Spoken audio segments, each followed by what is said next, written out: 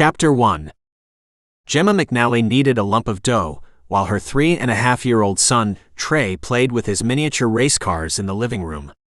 The lapping sound of waves hitting the rocky shore of Lake Michigan were audible through the French doors she'd opened to let in the balmy May breeze. She put a little more muscle into the dough, determined to push her worrisome thoughts aside to focus on recreating her grandma's Irish brown bread recipe from memory. She wanted to try it out before their first guests arrived the upcoming weekend. She and her twin sister Jaslyn were holding the grand opening of the McNally's B&B this upcoming Friday. Frankly, her stomach was knotted up at the thought of feeding a house full of strangers. Cooking had always relaxed her until now. Turning her hobby into a business was intimidating, to say the least. Especially since her ex-husband hadn't wanted her to work outside the home. After leaving him, she'd gone back to teaching, but this was a whole new adventure. Her experience in running a business was non-existent. And even after being divorced from her ex-husband, she could still hear Randall's voice in a tiny corner of her mind telling her she was stupid and useless. "Daddy." Her son's voice sliced through her like a knife. Yanking her hands from the dough, Gemma frantically raced into the living room, her gaze sweeping the area for any sign of her abusive ex-husband. "Trey?" Her gaze landed on the open French door, and she immediately rushed outside. Her 3-year-old son was scurrying toward the gazebo on chubby legs.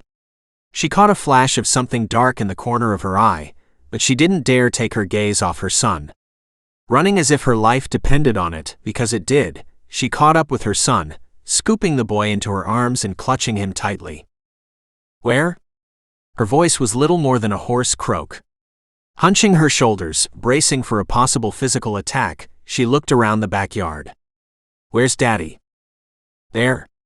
Trey pointed a stubby finger toward the lake. Off in the distance she could see a sailboat, but nothing else. She turned in a full circle, searching the entire area.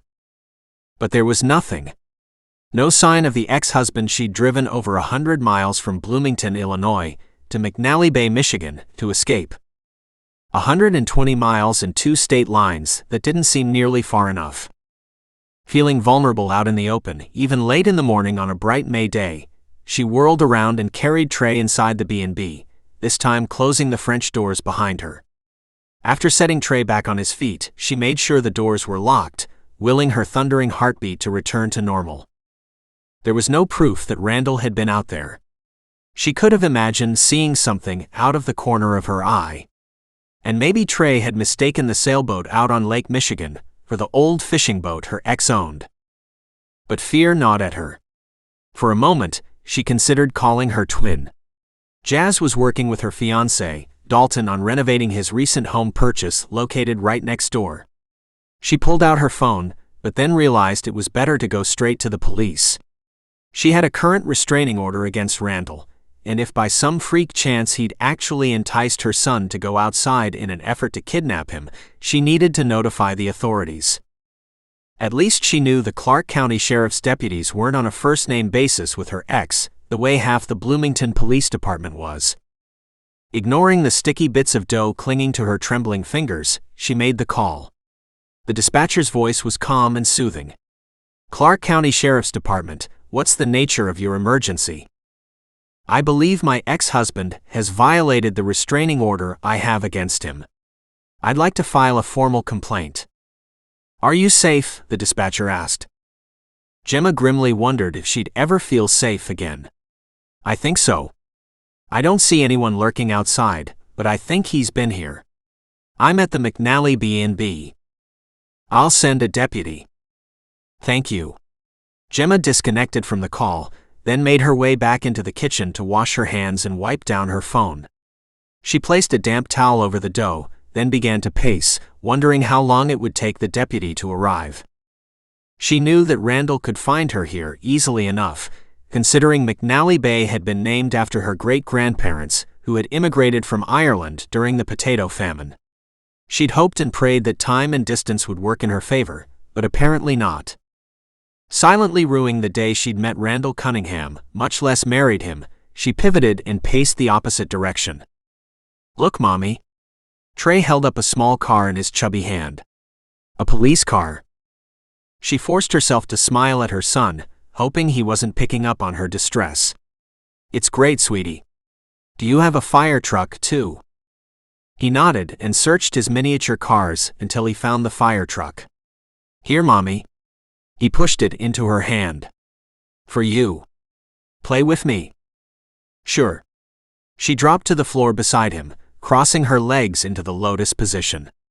She hadn't practiced any yoga since moving to McNally Bay, but maybe it was time to get back to it. Heaven knew she could use something to help her relax. This constant living in fear wasn't healthy. For her or for Trey. 10 minutes later, she heard the sound of a car engine. She stood and pulled a knife from the large butcher block before cautiously approaching the front door. She doubted Randall would be so stupid as to boldly approach the house, but she wasn't about to take any chances. A brown sedan pulled to a stop in front of the B&B, the words Clark County Sheriff's Department stenciled along the side. Breathing out a sigh of relief, she quickly opened the door. She inwardly groaned when Deputy Garth Lewis slid out from behind the wheel.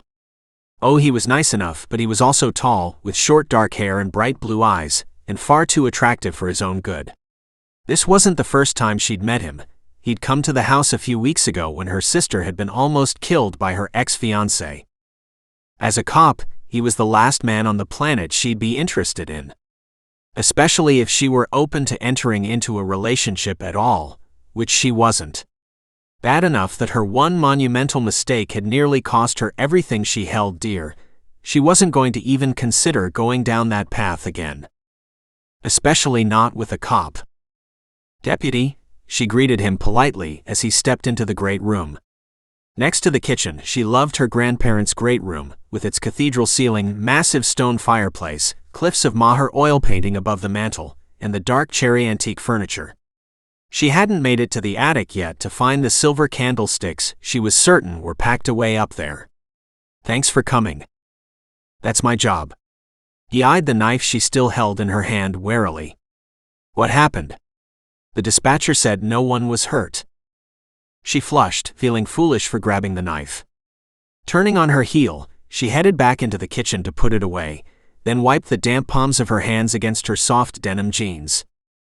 It's probably nothing, she began, but was interrupted by her son. Policeman.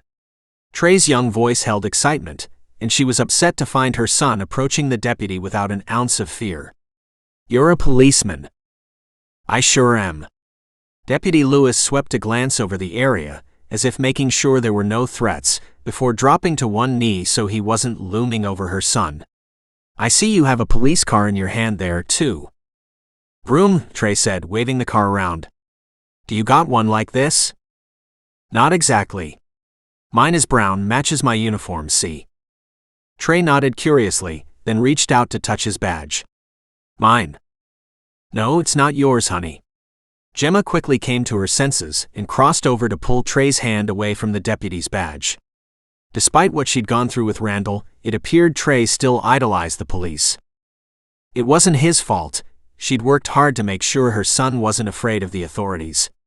Still, the possibility of Randall showing up in his uniform to secretly snatch Trey away haunted her. Trey's lower lip trembled. But I want a badge. How about this one? Gemma was surprised when Deputy Lewis pulled a shiny plastic badge out of his pocket. Her son's eyes lit up with delight. Thanks, policeman.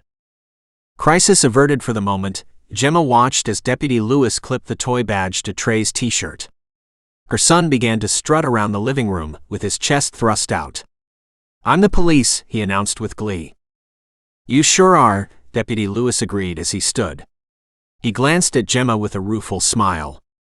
Hope you don't mind. Of course not. Her voice sounded strained even to her own ears.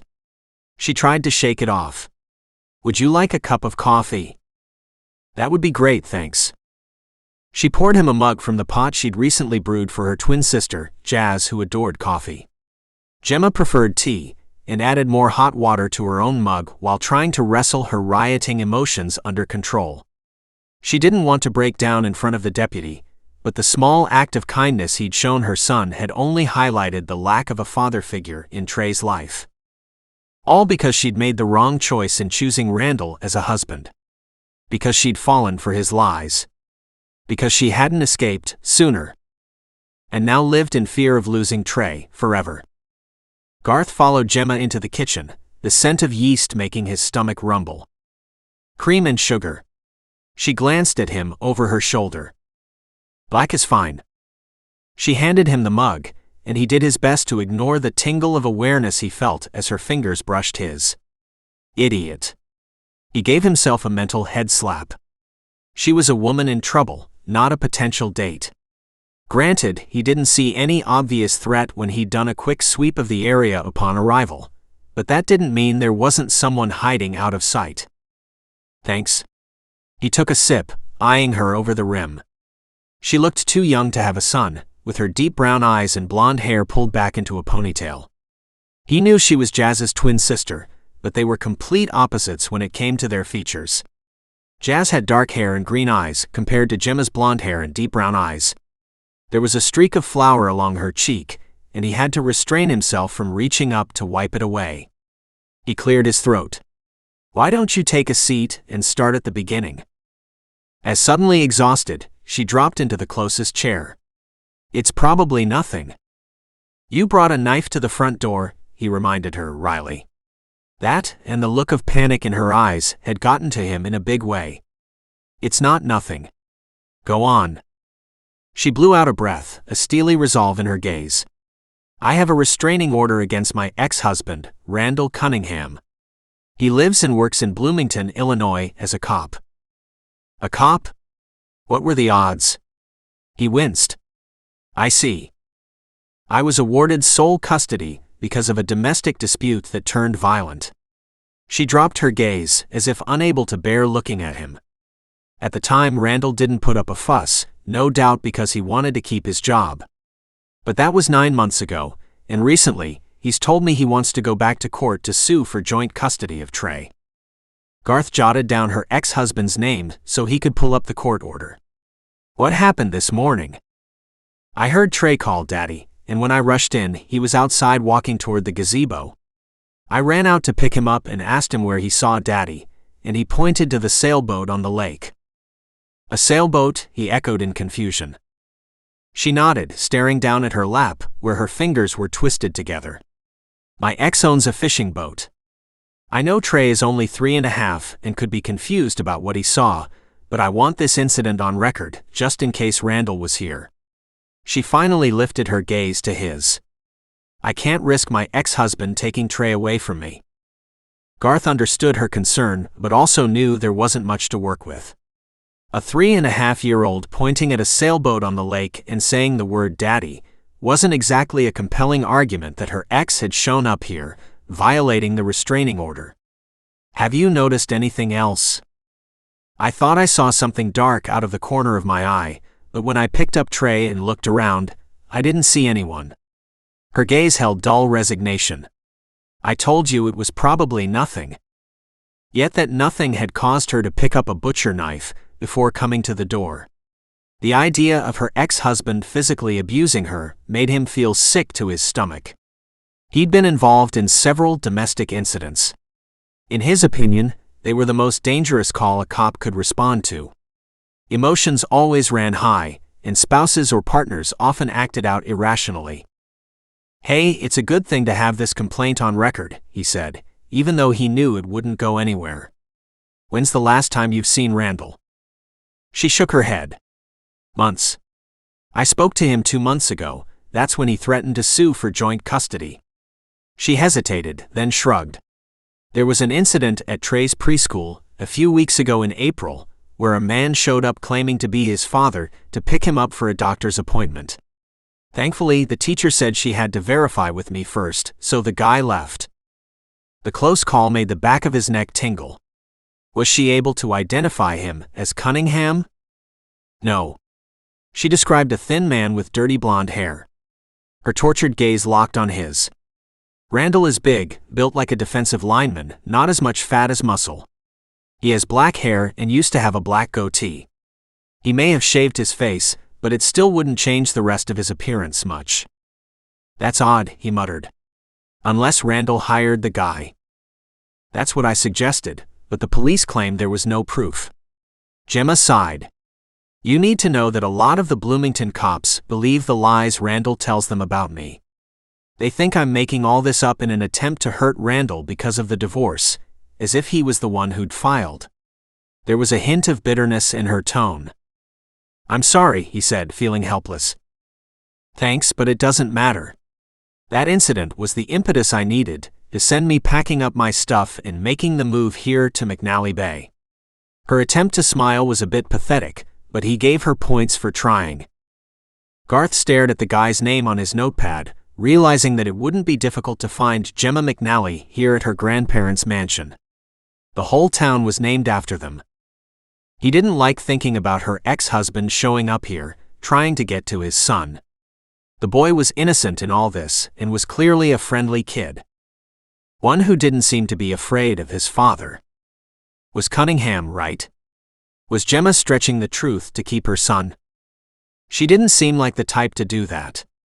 And she had picked up a butcher knife. He scowled and tightened his grip on his stubby pencil, not liking the situation one bit. Please. Gemma's soft voice pulled him from his thoughts. I need you to believe me. I need you to believe that Randall is capable of kidnapping his own son, and worse.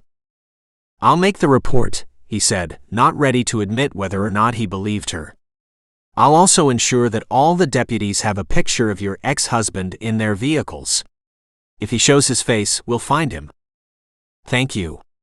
Gemma's tentative smile transformed her sweet features into stunning beauty. When she reached over to rest her hand on his arm, every muscle in his body went tense. She quickly pulled her hand away, as if she'd surprised herself with the gesture. He hastily swallowed the last of his coffee and stood, anxious to get out of there. He couldn't afford to let his attraction for Gemma get in the way of doing his job. That had happened once before with disastrous results. Kate's face and that of her 4-year-old daughter Sophie flashed in his mind for a moment before he ruthlessly shoved it away. No way. Wasn't happening. He wouldn't go down that painful path again. Gemma and her adorable son were better off remaining distant acquaintances that he needed to protect. He absolutely refused to open himself up to more heartache. Chapter 2. I'll take another look around outside, Deputy Lewis said abruptly. He set his coffee cup aside and strode through the living room, heading out through the French doors. Gemma sat for a moment, trying not to think about how empty the house felt without the deputy being there. Soon enough, the place wouldn't be empty at all. They'd have guests staying there too. At least on the weekends, when the majority of their reservations happened to be. She turned her attention to the Irish brown bread, but her heart wasn't in it. The very thought of Randall being anywhere near McNally Bay rattled her. Her ex-husband was capable of just about anything. And the fact that she'd managed to escape him seemed to have added fuel to the fire. It was as if he'd become obsessed with her. And Trey. When her phone rang, she startled so badly she knocked her elbow sharply on the edge of the counter. Wincing at the pain zinging down her arm, she told herself to get a grip as she answered Jazz's call. Hey, how's demolition going? Great, but what's up? Gemma frowned, wondering if her twin was experiencing another premonition. Once she'd assumed the shared empathy twins felt for each other was nothing but hooey, until the night Randall had attacked her. Jazz had called her from Chicago, instinctively knowing something was amiss. She forced lightness in her tone. What do you mean? Nothing is up. Then why is there a sheriff's deputy over there? Gemma let out her breath in a soundless sigh. She should have figured either Jazz or Dalton would see the squad car in the driveway, from their neighboring property to the west. Oh, it's fine. Just my overactive imagination. Randall. Trey called out the word Daddy and I freaked out, she finally admitted. But when I asked where Daddy was, he pointed to a sailboat out on the lake, so I figure he must have gotten confused. I'll be there in 2 minutes. No. Don't be ridiculous. I told you it's nothing. Deputy Lewis has already taken my statement and is right now looking around outside. There's nothing you can do here. Jazz didn't say anything for a long moment. The other reason I called is because we're breaking for lunch. Dalton is picking up pizza. We'll bring it over and share with you and Trey, okay? She normally made pizza from scratch, but wasn't up to that task at the moment. Sounds good. See you soon. Okay. Gemma disconnected from the call, wishing she wasn't such a burden to her twin. Over the past few weeks, she'd done nothing but lean on Jazz for support. There were times she wished Randall would violate his restraining order, just so that he'd be arrested. Maybe then he'd leave her and Trey alone. She forced herself to finish the dough, then placed it in the bread maker. Not exactly the way Grandma used to make it, since they didn't have bread makers back in Grandma's day, but she didn't care. Her guests probably wouldn't know the difference. Besides, the charm of baking like her grandma had worn off. 10 minutes later, Deputy Lewis returned, his expression thoughtful. She noticed he carried a clear plastic bag holding a small square card inside. Her blood went cold. Does Trey have baseball cards? He held it up for her to see. A wave of dizziness washed over her, as if all the oxygen had been sucked from the room. Not here, she finally managed. Deputy Lewis frowned. This isn't Trey's. She dropped into a chair, her thoughts whirling. She hadn't seen the pack of baseball cards that Randall had collected for Trey since the night of the attack, 9 months ago. After the assault, Jazz had come to get her and Trey. They'd gone straight to the police and from there into a safe house. All the toys Trey currently had here at the B&B, including the miniature cars, she'd bought herself. She hadn't purchased any baseball cards. For one thing, Trey was too young for them, but more so because that night she'd barely escaped. Randall had threatened to bash her head in with his baseball bat. Her husband was into baseball. A big Cubs fan. And he played on the Bloomington baseball team. Gemma? Deputy Lewis moved closer, his clear blue eyes full of concern. She did her best to pull herself together.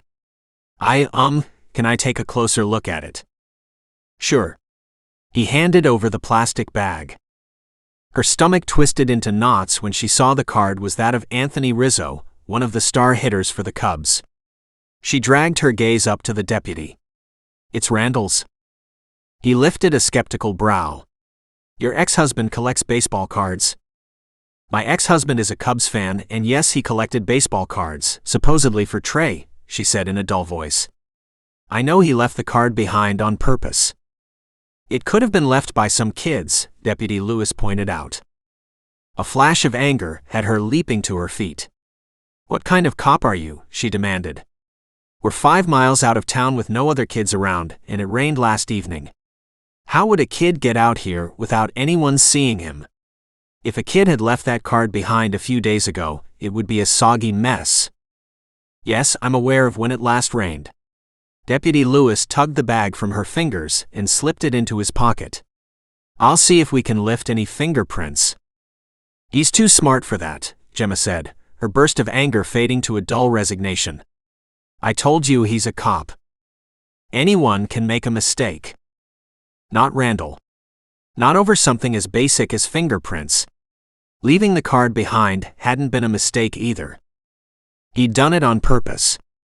His way of telling her he knew where she and Trey were living. Subtle cruelty was Randall's specialty.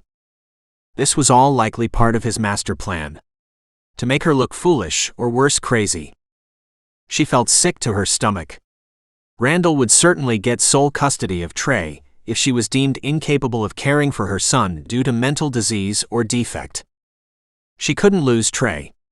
Randall didn't want his son. Hadn't really paid much attention to him while they were together. All Randall wanted was for her to suffer. And she secretly feared he wouldn't hesitate to do something to Trey as a way to hurt her. Garth hated seeing the stark despair on Gemma's face, but was helpless as to what he could do or say to make her feel better. The baseball card alone wasn't proof that Cunningham had violated his restraining order. But knowing the jerk was a cop who'd already attacked her once made him think that the card hadn't been left by accident.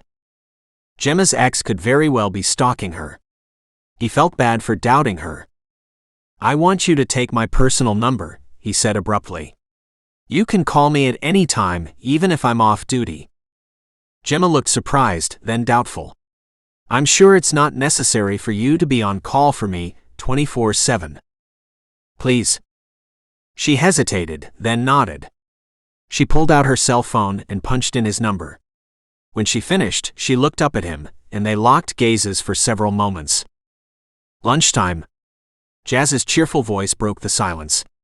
Gemma's twin carried in 2 boxes of pizza, followed by her twin's fiancé, Dalton O'Brien, who carried a gallon container of some sort of soft drink. Spicy tomato and pepperoni intermingled with the scent of homemade bread. His mouth watered as his stomach rumbled, but he told himself it was time to go. Hey Garth, why don't you join us for lunch? Dalton asked. We've got more than enough food here. Oh, I really shouldn't, he began, but Jazz was already nodding in agreement.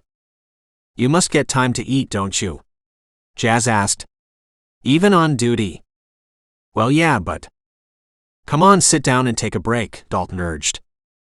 All efforts to leave were derailed when Trey came running into the kitchen, the plastic badge still prominently displayed on his small chest.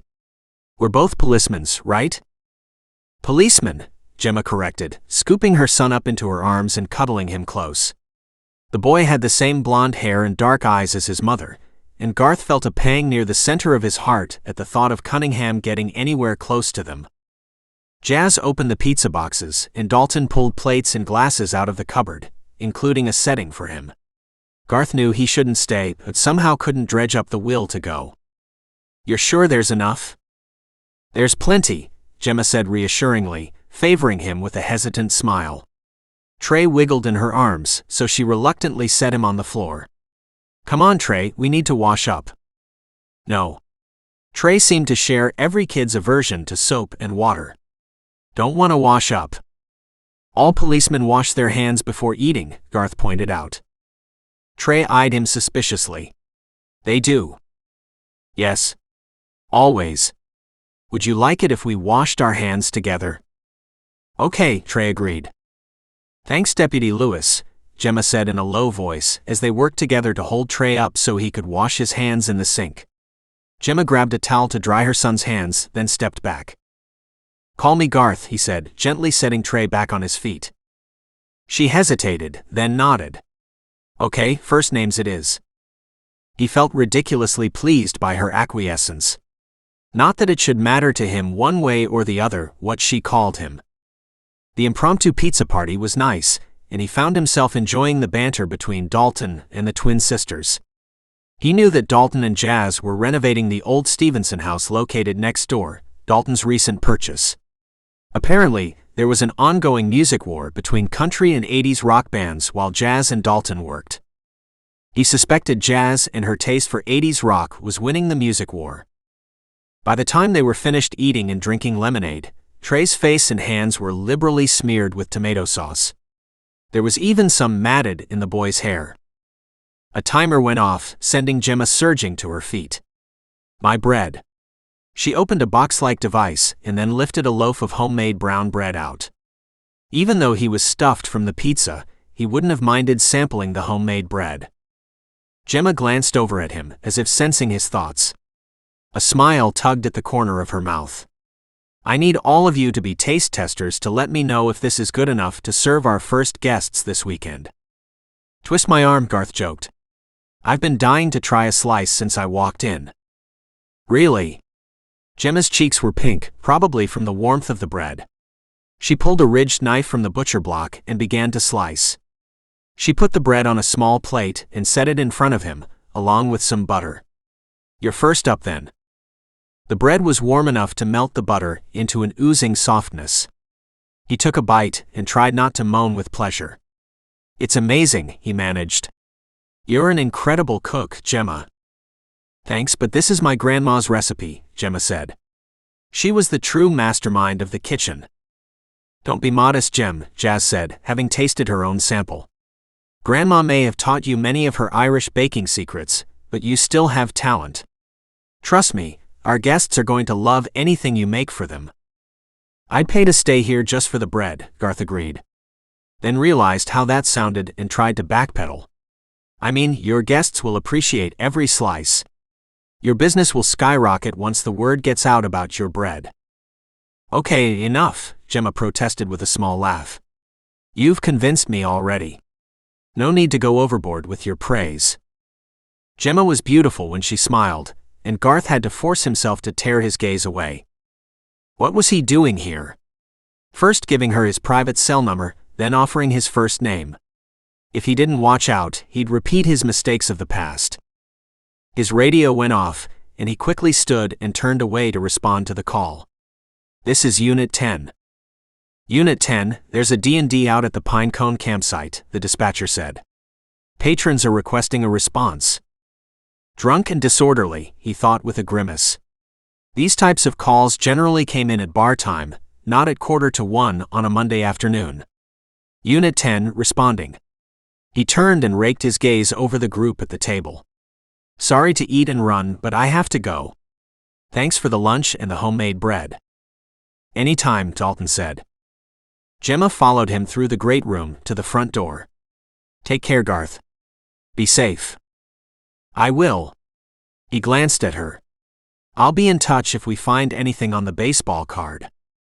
She nodded but didn't respond, and he knew she didn't harbor any false hopes. Leaving her standing in the doorway as he walked to his squad car wasn't easy. Every nerve in his body longed to stay near her side. To protect her, and maybe because he was drawn to the sense of home and family she represented. But he slid behind the wheel and quickly made a circle in the wide driveway before heading out to the highway. When he hit the highway, he flipped on his lights and sirens.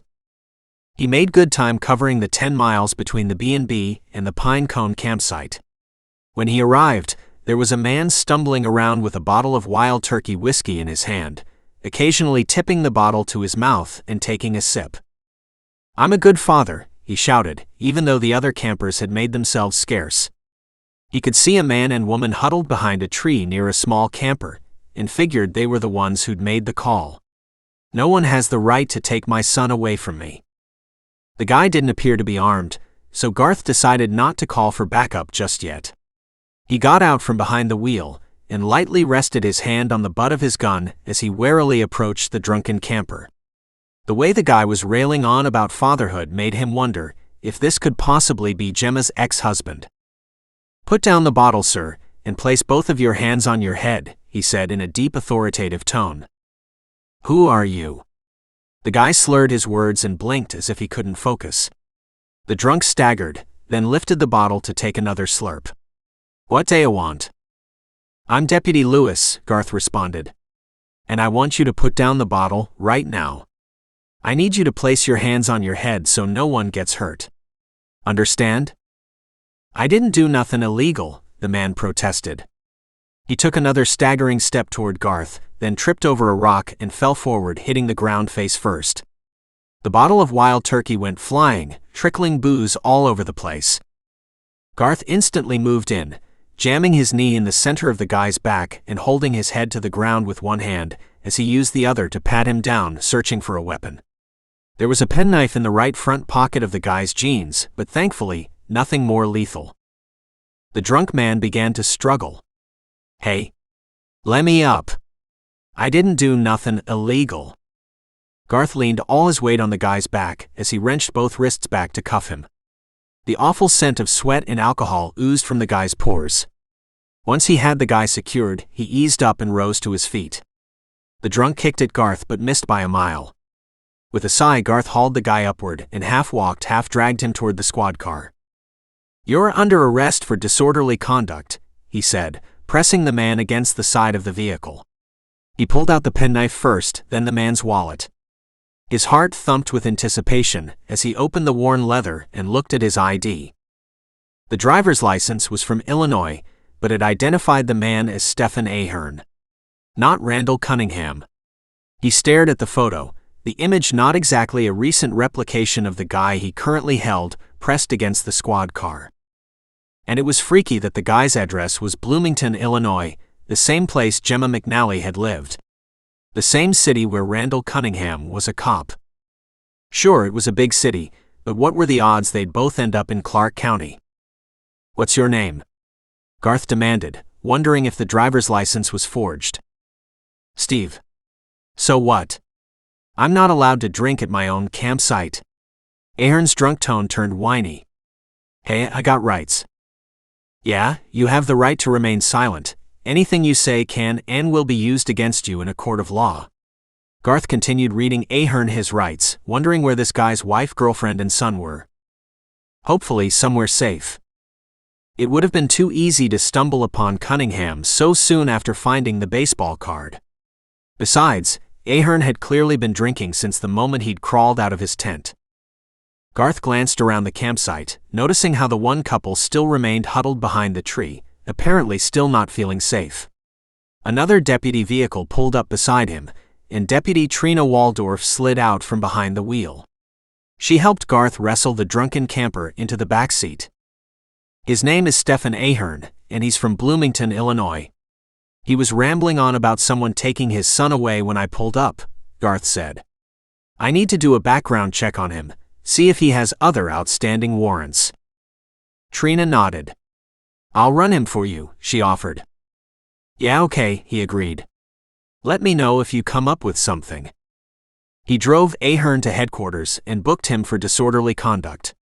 When he finished tossing the guy in jail, Trina called. No outstanding warrants, Trina said. But he does have a wife, Amy, and a 7-year-old son, Daniel. And they have a no-contact order against him. Thanks, Trina. He disconnected from the call. He didn't like that Ahern's situation was eerily similar to Gemma's. Enough. He gave himself a mental shake. He was beginning to become too entangled in Gemma's and Trey's lives. As an officer of the law, it was his duty to keep them safe.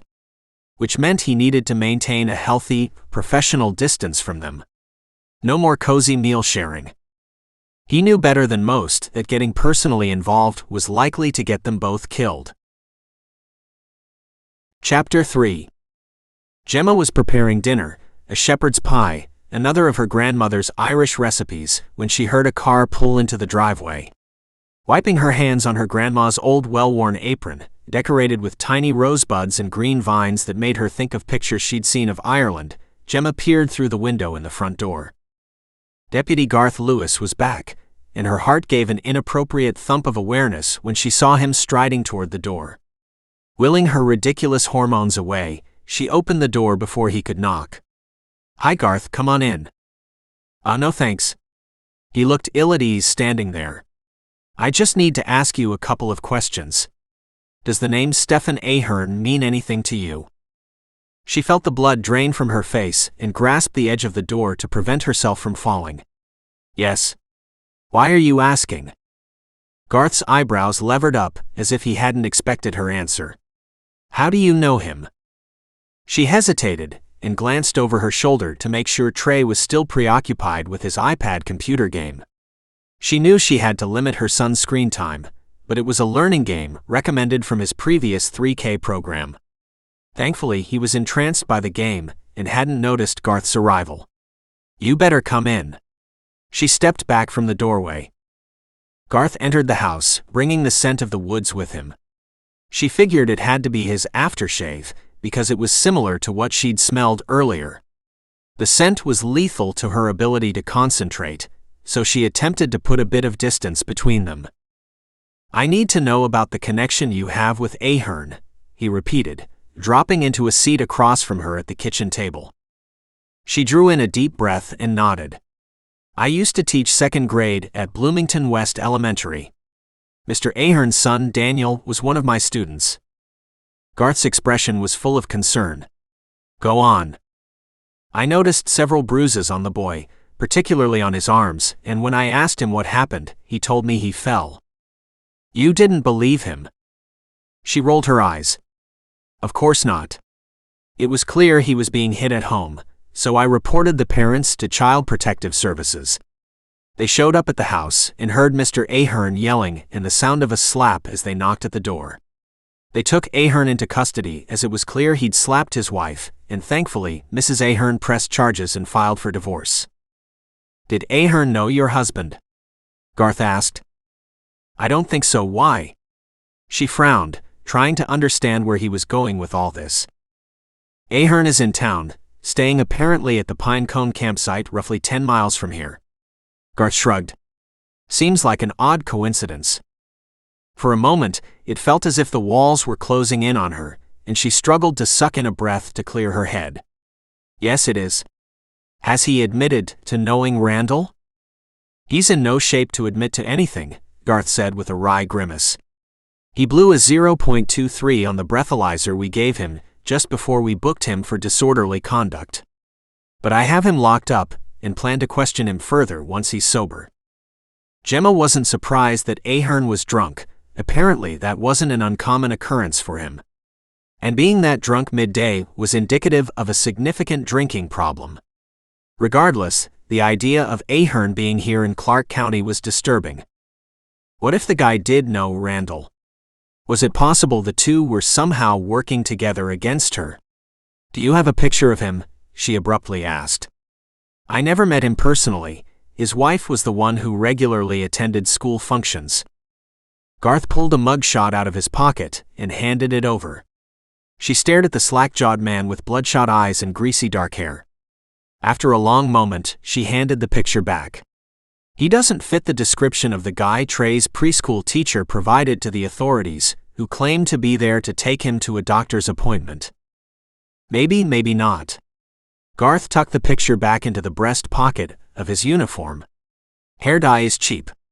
Could be he used to be a dirty blonde. She shivered despite the warmth of the kitchen. Remembering how pathetic Ahern looked in his mugshot made her shake her head. I don't know, it's hard to believe Randall would stoop so low as to hire this guy to take Trey. Garth didn't say anything for a long minute. I think it could be a cagey move on your ex's part, he argued softly. The guy already has a reason to hold a grudge against you. He was ranting and raving about losing custody of his son when I arrived. Ahern could blame you for making the call to CPS. She frowned. But he's hardly reliable. The fact that the guy has a serious drinking problem provides additional coverage. Cunningham can argue that the guy was working alone, not by his direction, and who would believe a drunk over a Bloomington cop? Put that way, Gemma could admit he had a point. She knew firsthand how well cops stood up for other cops, regardless of the circumstances. The chill intensified, sinking deep into her bones. Your theory could be right, she finally agreed. I guess it's pretty obvious Randall would do just about anything to get what he wants. Garth reached out to cup his hand over hers. Try not to worry about it, he said in a soothing tone. We have Ahern in custody, and I'm sure I can convince him to cooperate with the investigation. She savored the warmth of Garth's hand on hers for a moment until she realized something. If Ahern blew a 0.23, then he couldn't have been the one who dropped the baseball card. He gently squeezed her fingers, then removed his hand. The chill in her bones deepened as he nodded. Maybe, maybe not. He could have come by earlier and dropped it. Why, I'm not sure.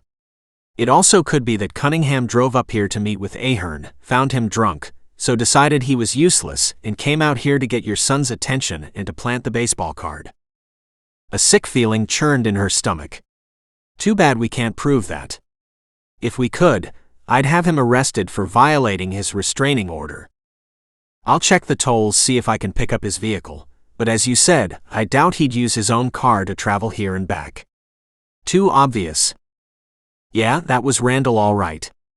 In her mind he was a snake, hiding and slithering around on the ground, stalking his prey, before striking out with his poisoned fangs. She hoped and prayed that Trey wasn't his intended victim. Better that Randall come after her, rather than their son. If anything happened to her, she felt certain Jazz would step in to raise Trey. Hey, it's okay. Garth apparently picked up on her distress. We'll keep an eye out for Cunningham. If he's around, we'll find him. She wanted desperately to believe him, and forced a tight smile. Thank you. Their gazes locked and held for several moments. His eyes were the same blue as Lake Michigan outside the window, and she couldn't help being drawn to the shimmering depths. But then he pulled his gaze away and abruptly jumped to his feet.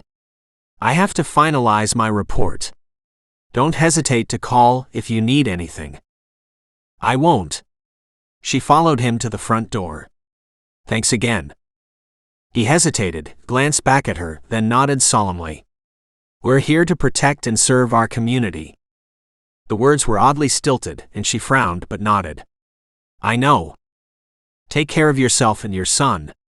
He opened the door and left, not once looking back. She stood in the threshold, watching as he backed up, then drove away. Randall hadn't held up his oath to protect and serve. He only cared about himself. She closed and locked the door, wishing for the zillionth time that she'd never accepted that first date or fallen for his fake charm. Enough. Her life had taken this path for a reason, even if she couldn't quite figure out what it was.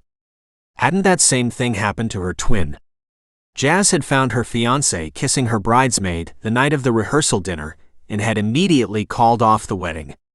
Jazz had been devastated, but it turned out better for her twin in the end. Jazz and Dalton were a great couple. A few weeks ago, Dalton had asked her to help him buy a ring.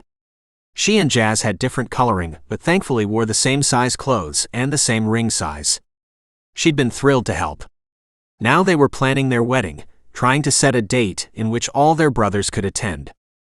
Gemma was truly happy for her twin, but there were times when she caught the look of adoration pass between them that she couldn't prevent a prick of envy.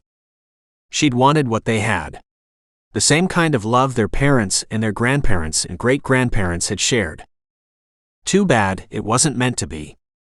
Garth spent hours trying to verify the whereabouts of Randall Cunningham, and when the Bloomington, Illinois Police Department Lieutenant Young had finally returned his call, Young claimed that Cunningham had been working the day shift starting at 07:00 in the morning and finishing by 15:30 in the afternoon.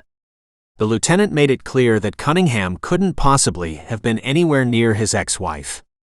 Garth could tell by the way Young had sneered when he said the word ex-wife that the lieutenant didn't respect Gemma one iota and probably didn't believe Cunningham had ever attacked her in the first place.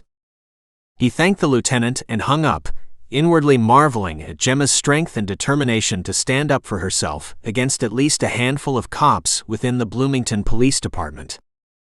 She'd said that many of them believed Cunningham's side of the story, and after a brief conversation with Lieutenant Young, he knew she was right. Good thing she had picked up her son and moved here to McNally Bay, Michigan. The farther she stayed from Bloomington, Illinois, the better. Before leaving for the day, Garth checked on Ahern. The guy was stretched out on his jail cell cot, snoring loud enough to rattle the ceiling tiles overhead.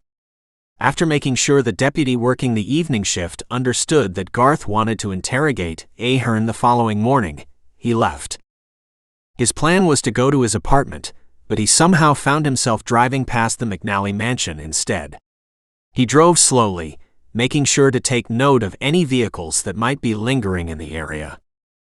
It was a stretch to think that Lieutenant Young would risk his own career to cover a subordinate, yet he couldn't help wondering if the lieutenant had been truthful about Cunningham's whereabouts that day. After logging the baseball card in as evidence, he'd requested it to be checked for fingerprints. Unfortunately, as Gemma predicted, the tech hadn't found anything. The card had been wiped clean, which was suspicious in and of itself. Any kid innocently losing a baseball card would have left at least one print, if not more. Garth parked off to the side of the road, just before the driveway leading to the McNally mansion. Actually, it was now the McNally's B&B, he thought with an odd sense of pride. He was happy to see the changes Gemma and Jazz had done to the place. As weird as it might sound, he'd thought the house looked lonely after the matriarch, Joan McNally, had passed away. Now that her grandchildren had returned to open a business, the place blossomed with life. An added bonus was that he didn't have to chase away teenagers who'd sneaked onto the property to party on the weekends. He sat in his car for almost 5 minutes before shifting into gear and heading toward home. He rented a 2-bedroom apartment near the center of town, with barely a sliver of a lakefront view. As he passed by Daisy's Diner, he decided to get a bite to eat. The place was crowded, but the server, Ashley, waved him over to an empty stool at the counter. "Saved it just for you, Deputy Lewis." "Thanks, Ash." He slid into the seat and glanced at the whiteboard listing of the specials.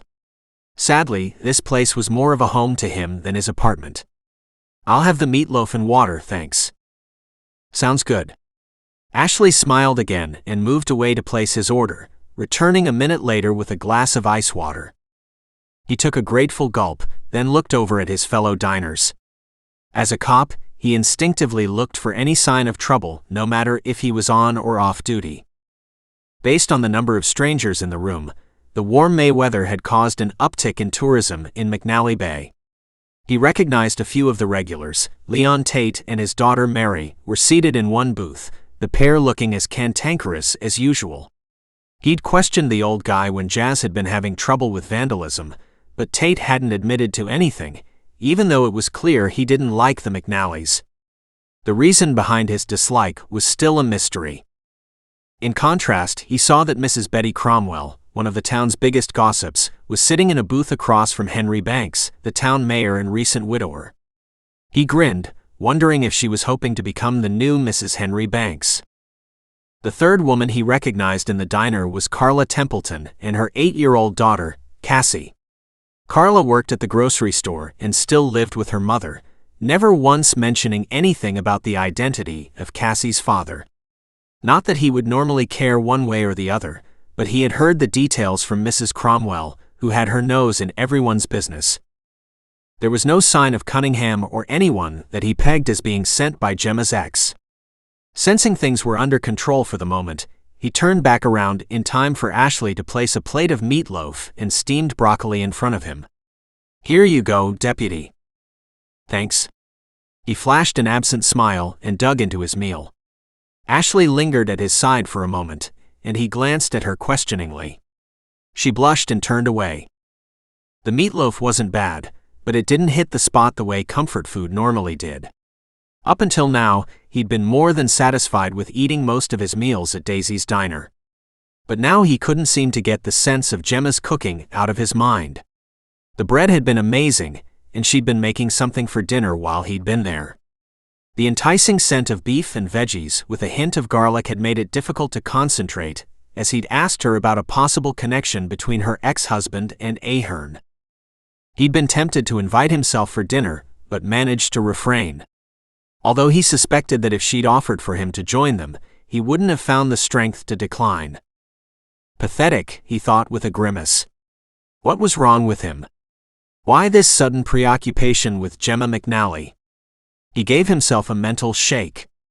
He'd grown up in a series of foster homes, until he'd landed with a nice couple who helped him stay on the right path.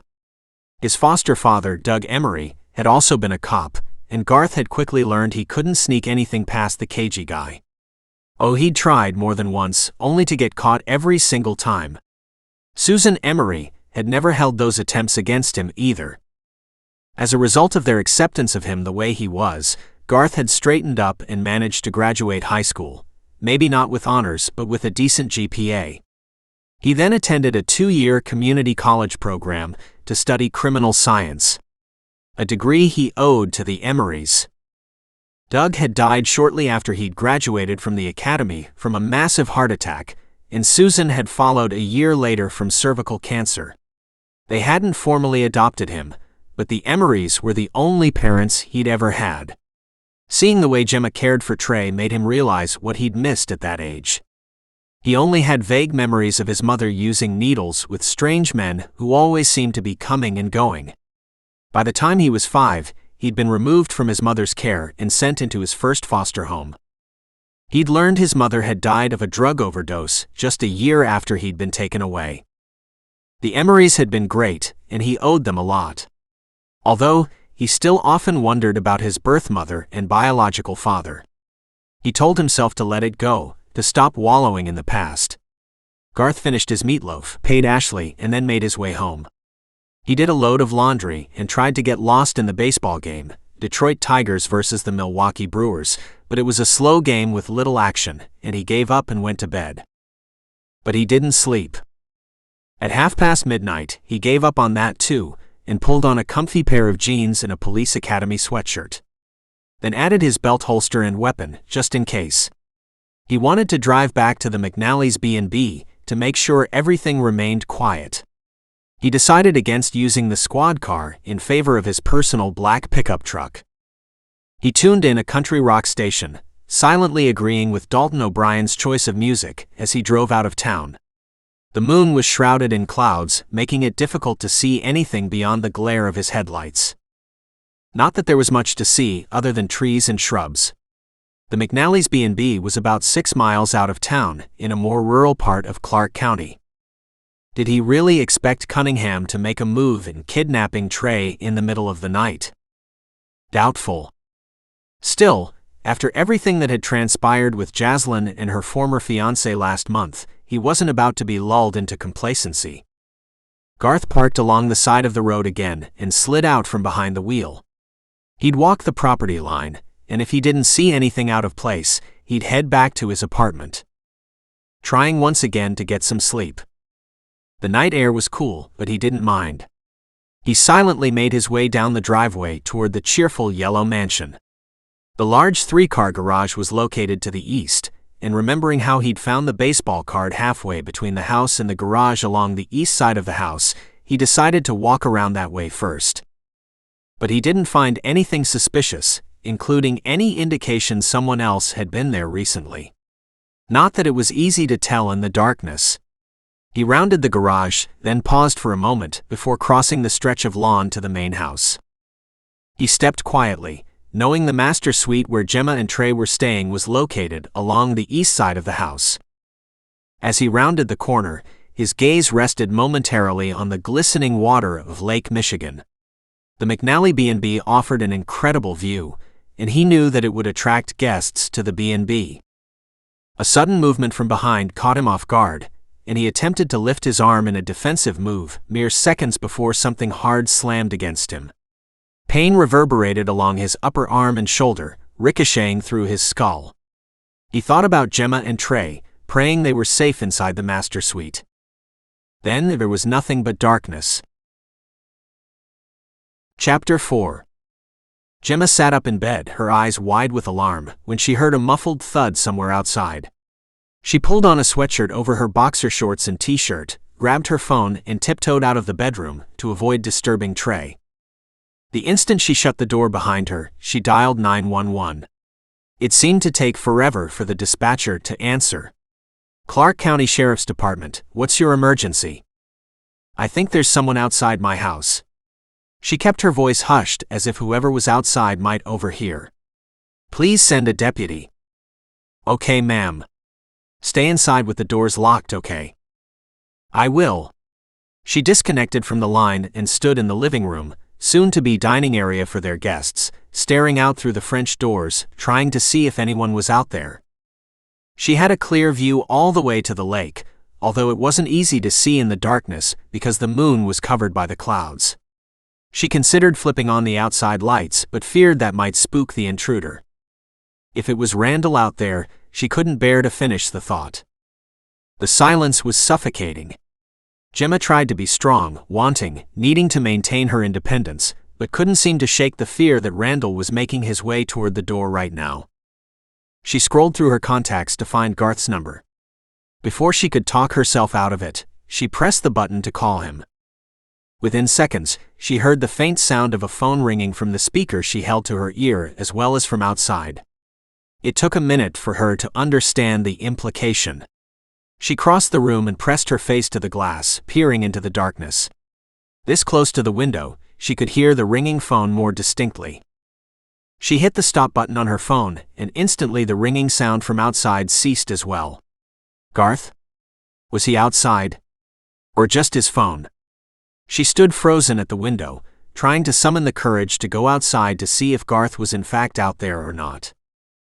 Not a good sign that he hadn't answered the phone. But what if he was hurt or worse? She'd hate herself if she didn't at least check. Arming herself with a knife, she eased open one of the French doors and cautiously slid the screen aside. The sound of the screen door sliding along its tracks was incredibly loud in the absolute silence. Her heart thundered in her chest. Every instinct told her to go back inside, but she stood where she was, convincing herself she could do this. She was smart and brave. She would not be a coward. Sucking in a breath, she slid through the narrow opening into the cool night. After crossing the concrete patio, her bare feet sank into soft, damp grass. She moved silently toward the corner of the house, the spot from where she'd heard the ringing phone. A low groan reached her ears. Her heart lodged in her throat as she carefully peered around the corner. At first, she didn't see anything, but then a dark shape and a flash of pale skin caught her eye. The lump on the ground moved again, and she finally realized that the man lying there was Garth. She hurried forward, dropping to her knees beside him. "Garth? What happened? Are you okay?" "Gemma?" His voice was low and husky. He winced and struggled to sit up. "Get back inside where it's safe." There was a part of her that longed to do exactly that, but she forced herself to ignore it. "I've called 911, a deputy is on the way." She spoke in a loud tone, hoping that anyone lurking nearby would hear it. "Good," he muttered. "But I still want you to go back inside." Staring at his face in the moonlight, she could see a dark bruise marring his right temple. She set the knife down to free up her hands. "Come on, let's get you up to your feet. We'll go in, together." He groaned and pushed himself up to his knees. Then he planted one hand against the side of the house, as if to steady himself. Placing her arm beneath his, she helped him stagger to his feet. "Go inside," he said again, leaning heavily against the house. "I'll be right behind you." "Together," she repeated, wrapping her arm around his waist for added support. "Ready?" "Yeah." With halting steps, they managed to get around to the corner to the French door that remained open. She mentally berated herself for being so stupid, and hoped that no one had sneaked inside while she'd been with Garth. She flipped on the lights and then helped Garth through the front living room to a kitchen chair. Once he was seated, she hurried back down the short hallway to the master suite, desperately needing to make sure Trey was still safe and asleep. He was. Thank goodness. Her shoulders slumped in relief. Whoever had hit Garth must be long gone. She hoped. Closing the door of the master suite behind her, she returned to the kitchen. Garth was still sitting in the chair, gingerly pressing his fingers to the bruise on his right temple. In the light, she could see some swelling about the size of a duck egg. "We need ice for that." She opened the freezer and pulled out a handful of small, rounded ice cubes. After wrapping them in a clean washcloth, she pressed it against the side of his head. He let out a low hiss of pain, but then brought his hand up to the ice pack. "Thanks. That helps." Before she could ask more about what had happened, the flash of headlights flickered through the window of the front door. "That must be the deputy." "Great." Garth's tone was dour. "Now everyone will hear about how I allowed some jerk to get the drop on me." "It could have happened to anyone," she protested as she walked through the great room to the front door. She was surprised to find a rather petite red-haired deputy climb out of the squad car. "Thanks for coming so quickly," Gemma said as she opened the door. "I'm Deputy Waldorf," the female officer said. "Just wanted you to know I'll be looking around outside." "You may want to speak with Deputy Lewis first," Gemma informed her. "Appears whoever was out there assaulted him." "What?" Deputy Waldorf's eyes widened in surprise, and she quickly pushed past Gemma to enter the house. As if she'd been in there before, she headed through the great room and into the kitchen. "Garth? What on earth happened?" "Trina," he acknowledged with a wince. "Keep your voice down a notch, my head is pounding." "Sorry." Trina's expression was full of concern as she examined Garth's injury, and Gemma had to squelch a flash of jealousy. What difference did it make if Garth and Trina had a thing going? She wasn't interested in traipsing down the relationship path again. Trey's health and well-being came first, followed by running a successful B&B. She needed to establish some independence. She'd started by returning to her career as a teacher and had now jumped into managing her own business. A man would only get in the way. "What happened?" Trina asked, planting her hands on her slim hips. "Why are you out here?" Garth winced and glanced at Gemma for a moment before answering. "I couldn't sleep, so I decided to take a quick look around, make sure things were safe and secure." "Apparently they weren't," Trina muttered, and Gemma shivered, realizing that it was entirely possible that Randall had been outside somewhere. "Yeah, well, I went around the garage first and didn't see anything. Then I came up along the east side of the house.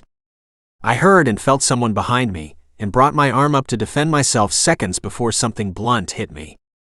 Gemma sucked in a harsh breath. A baseball bat? She asked in a hoarse whisper. I don't think so, Garth said quickly. My injury would be far worse if the weapon had been a baseball bat. And it felt short and blunt against my arm. His gaze dropped to the wide work belt around Trina's waist. He reached up and lightly touched the dangling baton. More like that. The blood drained from her face as she stared at the stout, blunt police baton. Randall had assaulted Garth. She knew, deep in her bones, there could be no other explanation. What would have happened if Garth hadn't come out to check on her tonight? She curled her fingers into helpless fists. With sick certainty, she knew the cruelty wouldn't stop until either Randall was locked up or she was dead. Desperately fearing he'd succeed in making it the latter. Garth couldn't believe he'd been so stupid as to get smacked in the head by a police baton. He wasn't a rookie, and had to silently acknowledge that his short-sighted stunt of coming out to the B&B alone while off duty could have ended much worse. Idiot. He deserved to get smacked in the head. The guy who attacked you is a cop? Trina asked, a hint of skepticism in her voice. My ex-husband Randall is a cop, yes, Gemma said, her expression full of fear and regret. I have reason to believe he's stalking me, waiting for a chance to grab our son. Trina's eyes widened, and she glanced between him and Gemma. Okay, I think I need to take a look around outside before I take you to the hospital. Not alone, he protested. There's a small wooded area between this place and the house to the east. He might still be hanging around. I'm not going to the hospital, I'm fine. I'm sure he's long gone by now, Trina said, waving a hand dismissively. Don't worry, I'll take extra precautions. And yes, you are going to the hospital. No. Garth removed the ice pack from his temple and set it on the table. If you won't call for backup, we'll go together. The way Gemma twisted her hands together betrayed the extent of her anxiety. He'd noticed she'd done that yesterday, the first time he'd responded to her call. 2 emergency calls in less than 24 hours. He was starting to believe she was right about her ex and understood they need to catch Cunningham in the act, and soon. Ignoring the ferocious pounding in his head wasn't easy, but he accompanied Trina outside, both carrying large flashlights. Of course they found nothing, aside from the knife Gemma left behind. Not even another baseball card, as he'd half expected. Guess the thunk on his head had been enough for Cunningham, he thought wryly, as they went back inside. Gemma had brewed a pot of coffee while waiting, although in her hands she cradled a cup with a tea bag floating inside. I made decaf, she offered. If you're interested. None for me, thanks, Trina said. I need to get back out on the road. Garth, I noticed your truck parked along the side of the road. Yeah, what about it? You shouldn't drive. In fact, I still think you should go to the hospital. Not happening. It's a measly bump on the head. Stubborn, Trina muttered. Are you sure you don't want a lift? I'm sure. He picked up the ice pack and pressed it against the lump on his temple. The coldness only numbed a fraction of the pain, but he was grateful for that much. Why are you on duty anyway? He belatedly realized she had been on first shift with him the day before. Nathan called in sick, so I'm pulling a double. I'm working with Alex. He winced again, realizing he'd have to make sure to report to work in the morning to help cover her open shift. Okay. Just make sure you and Alex take turns swinging by this place during the night. Gemma walked Trina to the front door, returning a few minutes later. She sat down beside him, sipping her tea. I wish you'd consider going to the hospital. I'm fine, he repeated. Honest. Her gaze was skeptical. Okay, would you be willing to stay here for the rest of the night? He lifted his eyebrow in surprise, glad that the small movement didn't add to his current pain level. Yeah. If that would make you feel better. But I don't want to cause you extra work. Gemma's smile was sad. I don't think I'll sleep a wink if you leave. Now that Dalton and Jazz are engaged, they've been staying at their new place so we can rent out as many rooms as possible. Her fingers twisted as she looked at him. I could ask them to come here, but I'd rather not disturb them. Logically, he knew that she had plenty of rooms available, at least until their first guests arrived. I don't mind. Thank you. Gemma took another sip of her tea, and then rose to her feet. You can choose whichever room you like. There are 7 of them upstairs, each with their own bathroom. Personally, he didn't care either way. One room was much like the other. Which is your favorite? The yellow room, she answered without hesitation. Jazz always preferred the green room, which was good because I called dibs on the yellow room when we came to visit Grandma and Grandpa. Sometimes had to share a room though, and in those cases we took turns. Her eyes softened when she talked about her siblings, especially her twin. He couldn't imagine what it must have been like for her to grow up with loving parents and older siblings. His childhood had been as different from hers as salt and pepper. Yellow room it is. Great.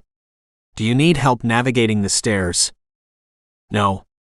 The word came out more forcefully than he intended. Go back to bed, try to get some sleep, okay? Okay. She carried her empty mug of tea to the sink, then turned back to face him. Good night, Garth. Good night, Gemma. Once she left the kitchen, he blew out a breath and tried not to think about what a huge mistake he was making by staying here in the B&B with Jemma and Trey. He wasn't supposed to get personally involved, remember? Why on earth had he agreed to sleep here, and worse, in her favorite room? Of all the idiotic ideas, this had to be the biggest one yet. He was going out on a limb here, putting his job in jeopardy, in order to protect Jemma and Trey. He added more ice to the makeshift cold pack, and wrapped it in a plastic bag so it wouldn't get the sheets wet. Then he made his way up the massive curved staircase to the second-floor bedrooms. The yellow room wasn't difficult to find, and he could swear he smelled daffodils as he washed up in the bathroom. The room was cute and homey, breezy yellow curtains covering the windows and several beautiful scenic oil paintings decorating the walls. It was nicer than his apartment by a mile. He gratefully crawled into bed. Placing the ice pack between his temple and the pillow, and despite the incessant headache, he fell asleep. At various points throughout the night, he dreamed Gemma was there, hovering over him, asking him questions. Each time he reached out for her, his fingers found nothing but air. The jarring sound of a ringing phone dragged him awake. Bright sunlight poured in through the windows, illuminating the yellow walls. It took a minute to remember he was in Gemma's favorite room of the B&B. His headache wasn't gone, but seemed more tolerable as he groped for his phone. It's right here. Gemma's voice from the doorway startled him. I'm sorry to wake you, but some guy is demanding to speak with you. What time is it? He asked, scrubbing his palm over his bristly chin. 8 o'clock, she admitted, her expression full of guilt. I know I should have woken you up earlier, but I think it's best for you to take the day off.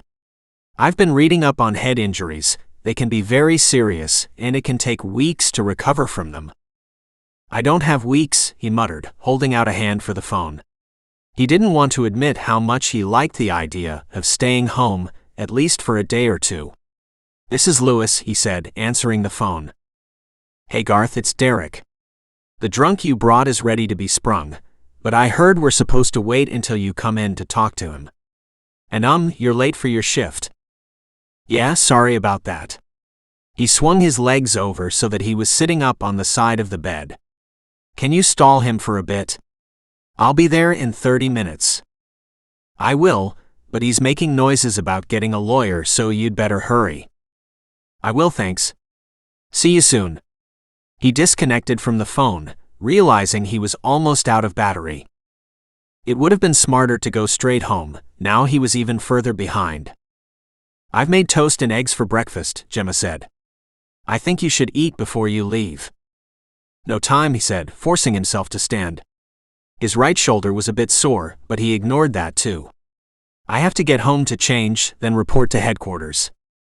I'll create a breakfast sandwich you can eat on the road. She disappeared, leaving him alone. He used the bathroom, noticing the fresh toothbrush and toothpaste sitting on the edge of the sink. He gladly used them both, wishing there was a razor as well, then headed down to the main level. "Hi, policeman," Trey said from his booster seat. The boy swung his legs back and forth, kicking beneath the table. "How come you're not wearing your badge?" "I left it at home, but I am going to get it now." He smiled at the boy and then turned to Gemma. "Sorry to leave so quickly like this." "It's fine, thanks again for staying. I made you breakfast to go." Gemma shoved a napkin-wrapped breakfast sandwich into his hand. He glanced down at the makeshift meal, fried egg, cheese, and a slice of ham on an English muffin. "Check back with me later, okay?" "I will," he rashly promised. "Bye, Trey, see you later." Walking down the driveway, he scanned the area for any sign of Cunningham. There was nothing, other than his truck sitting right where he'd left it, apparently unharmed. Gemma's sandwich tasted amazing, and he quickly ate as he drove back home. His stomach didn't rebel, which he considered a good sign. 20 minutes later, mostly because he'd decided against shaving, he walked into the sheriff's department headquarters. "You." Ahern's eyes were still bloodshot as he glared at Garth. "I demand to be released right now." "Okay." Garth approached the cell door but didn't unlock it. "But we need to talk before you leave." Ahern's gaze darted around the interior of the department as his lip curled. "About what?" "Jemma McNally." Ahern flinched in response to the name and took a step back, his eyes dropping to stare at the floor. "What about her?" "Come on, Ahern, be straight with me. You came here to talk to her, didn't you?" Ahern shook his head, but didn't meet his gaze. "No, I didn't know she was here." "You didn't know Jemma McNally lived in McNally Bay?" Garth's tone reflected his disbelief. "You need a better answer than that if you want to get out of here." There was a long pause, then Ahern sighed. "Okay, yeah. Maybe I considered talking to her. But she lives in that huge house that has guests staying there, so I chickened out." "Did you drop a baseball card?" "Nope." The guy avoided his gaze in a way that roused his suspicions. He wasn't a very good liar. "You're sure?" Garth wished he'd gotten fingerprints from the card. Ahern's tone turned whiny. "Let me go. I didn't do nothing wrong." "Randall Cunningham paid you to come here, didn't he?" "Huh?" Ahern's confusion looked real. "Who's that?" Garth stared at Ahern, his thoughts whirling in tandem to his throbbing headache. Was it really possible this was just a coincidence? That Ahern hadn't been sent by Cunningham after all? If that was the case, who was Cunningham working with? And how on earth would Garth find his mystery accomplice? Chapter 5. At the last minute, Gemma decided against telling Jazz and Dalton about the events from the previous night. The last thing they needed was to start worrying about her, more than they already were. Besides, she suspected that Garth's attack had been Randall's knee-jerk reaction to finding someone outside. Maybe now that he knew the cops were nearby, he'd move on. She wished Randall would just leave her alone. Her ex didn't really want to share custody of Trey. While they were married, Randall had avoided helping out with feeding and changing their son. It was all women's work. Jazz and Dalton discussed the ongoing renovation project as they ate. Gemma didn't say much, thinking about Garth's head injury as she cleaned Trey's face and hands before sending him off to play. She had set her alarm every 2 hours during the night to go up and check on him, worried that he'd end up going into some sort of coma. He'd always answered her questions accurately, but she could tell by the way he looked at her in confusion that he wasn't himself. Why had he decided to go into work? Would it be so bad to take a day or two off so that he could fully recover? Men were stubborn, pig-headed creatures, she decided as she scrubbed the counter. Never listening to basic common sense. "Gemma?" She belatedly glanced toward Jazz. "Sorry, what?" Her twin frowned. "Is something wrong? You seem preoccupied this morning. I asked about your plans for the day." "I'm fine." She pasted a smile on her face. "I was thinking about our grand opening in 3 days. I need to get up into the attic to go through a few things. I really want to find Grandma's silver candlesticks for the mantel above the fireplace, and then finalize the breakfast menu for both Saturday and Sunday." Your meals are great, nothing for you to worry about. Especially since our guests come for the view and the quaint atmosphere of the town as much as the meals. And I've been working on some new marketing strategies. I know. She appreciated Jazz's attempt to make her feel better. I was thinking we could play up our Irish heritage by offering a full Irish breakfast. Jazz's eyes brightened. That's a great idea. I thought I'd offer something else too, something special each weekend, but wanted the main staple to be the full Irish. Gemma grinned wryly. Do you think that will go over with our guests? Absolutely. The full Irish along with a breakfast special sounds perfect, Jazz said, nodding enthusiastically. I love all your recipes. Grandma's recipes, Gemma corrected with a wry smile. She was the genius in the kitchen. I'm a mere apprentice. Yeah, right, Dalton chimed in. I have to agree with Jazz on this one. You can cook for me any day, any time. Her smile widened, secretly pleased how well her soon-to-be brother-in-law fit into their family. Have you two decided on a wedding date yet? Jazz and Dalton exchanged a long look. Not yet. I'd really like to have Jonas attend, and so far he hasn't given us a specific date that he'll be returning stateside, other than to say soon. Jazz shrugged. I guess that's the army for you. Yeah, I understand. Gemma missed her brother too. They all did. She and Jazz had 4 older brothers, Jesse, Jeremy, Jake, and Jonas. Jonas had been stationed in Afghanistan for 12 months already, not even allowed to return for either of their grandparents' funerals. And while they could video chat and email, it wasn't the same. Hopefully, he'll be able to give us details in the next week or so. I hope so. Jazz's expression was troubled for a moment, then cleared. At least Jake agreed to come from Ireland, which is good news. Her twin's expression clouded. I only wish our parents were still alive. Gemma went over to give Jazz a quick hug. I know, I wish the same thing. Jazz returned her embrace, then subtly wiped her eyes and cleared her throat. Hey, I have an idea. Why don't you take a little time for yourself? Dalton and I will finish cleaning up here while keeping an eye on Trey. Her sister's offer was sweet and tempting. She loved Trey more than anything on this earth, but being a single parent wasn't easy. Thanks, Jazz. Go on. Jazz made a shooing motion with her hand. Leave the rest to us. Gemma draped the dishcloth over the faucet and wiped her hands on a towel. I'll be quick, she promised. Take your time, Jazz insisted. Gemma found herself relaxing in the hot shower, reveling in having a few minutes of peace and quiet. She lingered longer than she should have, then took more time to rub lotion over her skin. When she realized she was doing all this to look and smell nice for Garth, she inwardly winced. Reminding herself she didn't need additional complications in her life, she pulled on her oldest, most comfy pair of jeans in an old threadbare Chicago Blaze rugby shirt. Her first serious boyfriend, Clay Ryan, had played rugby. Personally, she'd thought the sport was ridiculously dangerous, but that didn't stop her from rooting for Clay from the sidelines. Idly, she wondered where Clay was now. They'd gone their separate ways after a year-long relationship. If things had worked out for them, she never would have ended up with Randall. Then again, that would also mean not having Trey. And giving birth to her son was something she'd never regret. But still, the rugby shirt reminded her of happier times, which is why she'd hung on to it for all these years. Gemma returned to the kitchen in a better mood, stopping abruptly when she saw Garth seated at the kitchen table, holding Trey in his lap. Gemma, we were just hearing about the events from last night, Jazz said in a brittle tone that betrayed her disappointment. Why didn't you tell us? I should have, Gemma admitted, wondering why she'd bothered to avoid the subject in the first place. She should have known the truth would come out eventually. I didn't want you to worry. I'm sure Garth being here last night took Randall by surprise and scared him off.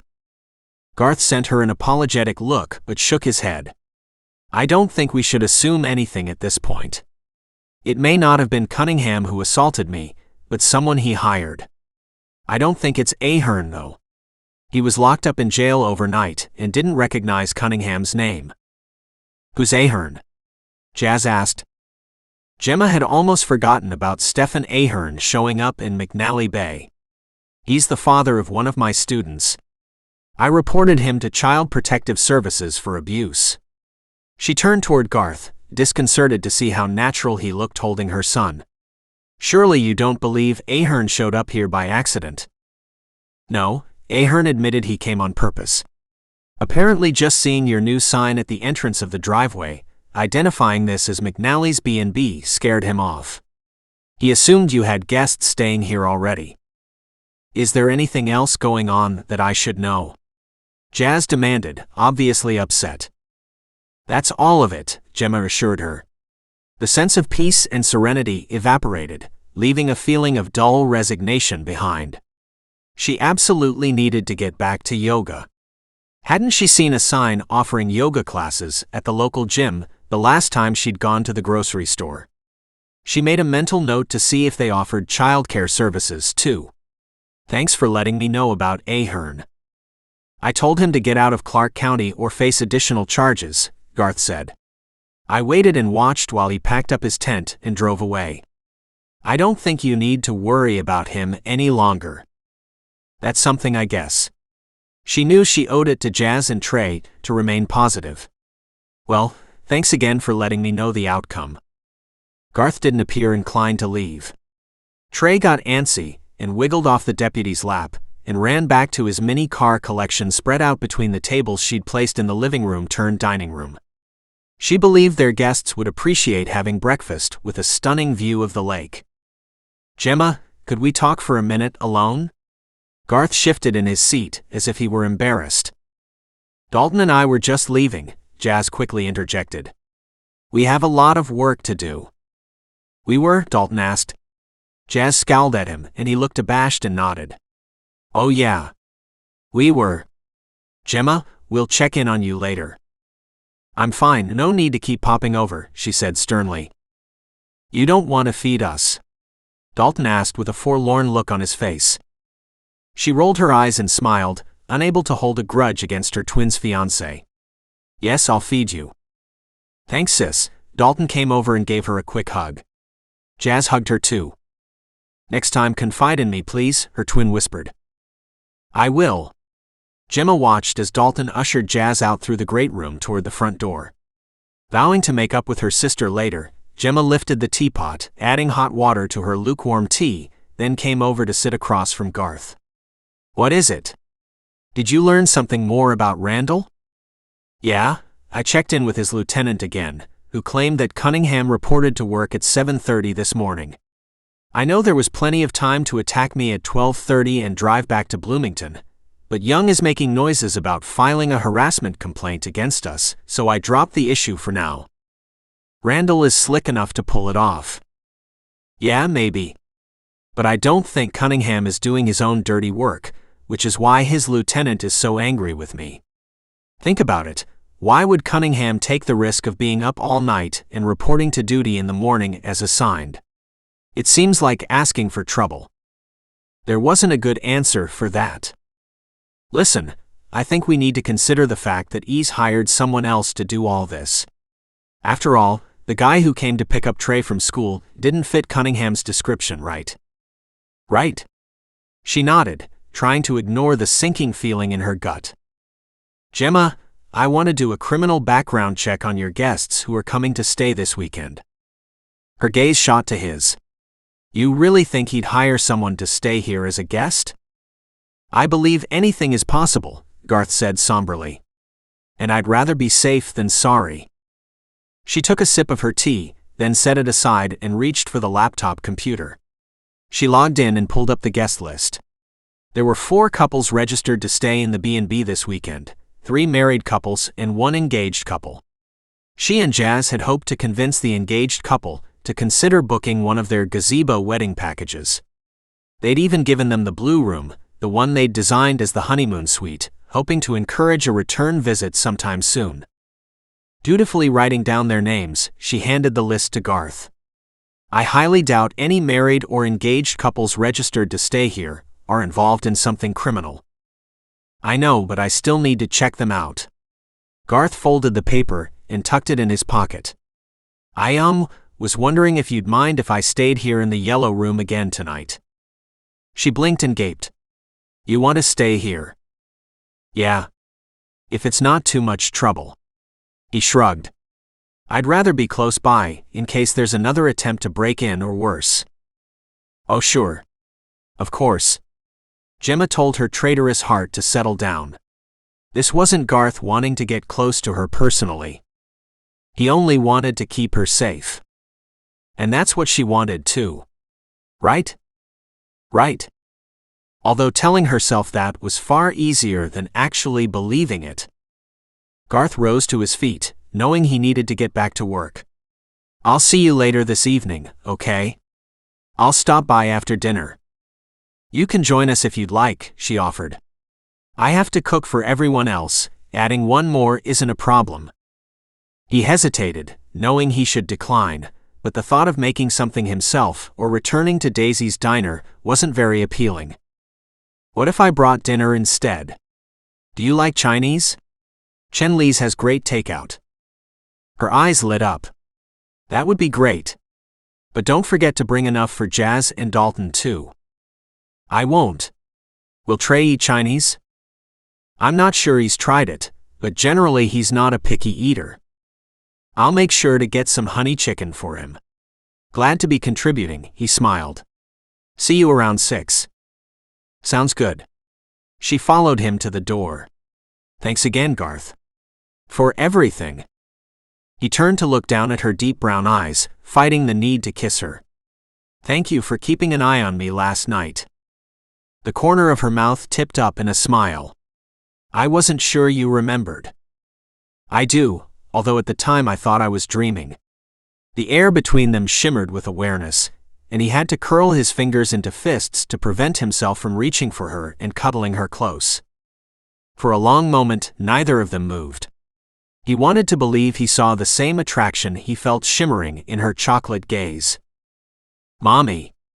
Come play with me. Trey's voice was like a bucket of cold water splashing in his face. Coming, Gemma called, taking a small step back. Her smile seemed sad. See you later, Garth. 6, he repeated, then forced himself to turn away. He could feel the heat of her gaze on his back as he strode to his squad car. But when he looked back at the doorway, Gemma was gone. Inwardly grimacing at his foolish imagination, he made a wide turn in the wide driveway and then headed out onto the highway. His head still hurt, but ignoring the pain was becoming second nature. He returned to the Pinecone campsite to make sure Ahern hadn't doubled back, and, after confirming the guy's vehicle was nowhere to be found, went on to scope the place out for a sign of anyone who looked as if they fit the description of the guy who'd tried to pick up Trey from preschool. No luck. At lunchtime, he picked up a fish sandwich to go and returned to his desk at headquarters. While he ate, he ran background checks on the 4 couples who had registered to stay at the McNally's B&B. They all came out clean, aside of a few speeding tickets and one 5-year-old DUI. He proceeded to run credit checks as well, but found no obvious signs of financial difficulties either. In fact, all 4 couples appeared, at least on paper, to be nice people looking for a weekend away. He downed a couple of ibuprofen for his headache and stared at the names Gemma had given him. Maybe he was being paranoid. It wouldn't be smart for Cunningham to hire someone to boldly register as a guest to get inside the B&B. Sitting back in his chair, he gently probed the swelling on his right temple. The skin was beginning to turn dark purple, but he sensed he was lucky the injury hadn't been worse. Assaulting a cop was a stupid, reckless move. He wanted to believe the jerk would continue to make mistakes. Since the radio was quiet, Garth spent another 30 minutes trying to identify Cunningham's friends. He knew the guy hung out with other cops, but maybe there was someone else he was friends with, not associated with law enforcement. But his search was futile. He'd need to find out from Gemma if there was anyone in particular from Cunningham's past who may be swayed into doing something as despicable as attempting to kidnap a kid, stalking a cop's ex-wife, and assaulting a cop. Seemed incredible that anyone would need money that badly to do something so drastic. Dejected, he stood and walked back out to his squad car. It was close to 3 in the afternoon, time to make another loop through town. He knew that just having law enforcement visible was enough to deter many a criminal act. Thankfully, Clark County wasn't a hotbed of illegal activity. Oh, they had the usual drug abuse issues that everyone else across the country struggled with, and the accompanying petty theft. But the closest thing to attempted murder he'd seen recently was when Jaslyn's ex-fiancé had tried to cut her throat. And now another McNally sibling was in trouble. Maybe he should be glad the McNally brothers hadn't shown up yet. He'd learned from Jazz last month there were a total of 4 McNally brothers, all older than the twins. If the brothers attracted as much trouble as the twins had, they'd need more police support. There were only a couple of deputies on duty at a time. Thinking of Jaslyn's case made him remember old Leon Tate and the animosity he held toward the McNallys. Maybe he should visit the Tates, see if he could convince them to come clean about whatever is bothering them. With a destination in mind, he drove through town and turned right on Maple Street. Leon Tate didn't live far from Betty Cromwell, and he liked to cruise past her Cape Cod on a regular basis too. Elderly residents were often viewed as easy targets by drug users, and as much as Betty drove him crazy with her non-stop gossip, he didn't want to see anything bad happen to her. He pulled into Leon Tate's driveway when a call came through his radio. Unit 10, there's a vandalism call outside the Friendly Fitness Center. Unit 10 responding. He threw the gear shift into reverse and backed out of Leon Tate's driveway. He hit the strobe lights and maneuvered through traffic to the Friendly Fitness Center, located on the opposite side of Main Street, a few blocks down from the grocery store. When he turned in, he was shocked to see Gemma standing in the doorway, holding Trey on her hip. Her face was pale, and there were damp tear tracks on her cheeks. He leaped from the car and rushed to her side, pulling her and Trey into his arms. "Gemma? Are you all right?" "Yes." Her voice was low and husky, muffled against his chest. Embracing her felt right, and he didn't want to let her go. But the van isn't. The van? Without releasing his hold, he glanced over his shoulder. It wasn't difficult to find the older model green Dodge van in a parking stall, several spaces down from the front door of the fitness center. A red haze of fury clouded his vision when he realized that all 4 tires had been slashed with a knife. Cunningham or his puppet had struck again. Chapter 6. Gemma couldn't help leaning on Garth, her knees weak and shaky. His woodsy scent and the reassuring comfort of his arms around her waist were exactly what she needed. This was what she thought she'd have with Randall. Strength. Support. Caring.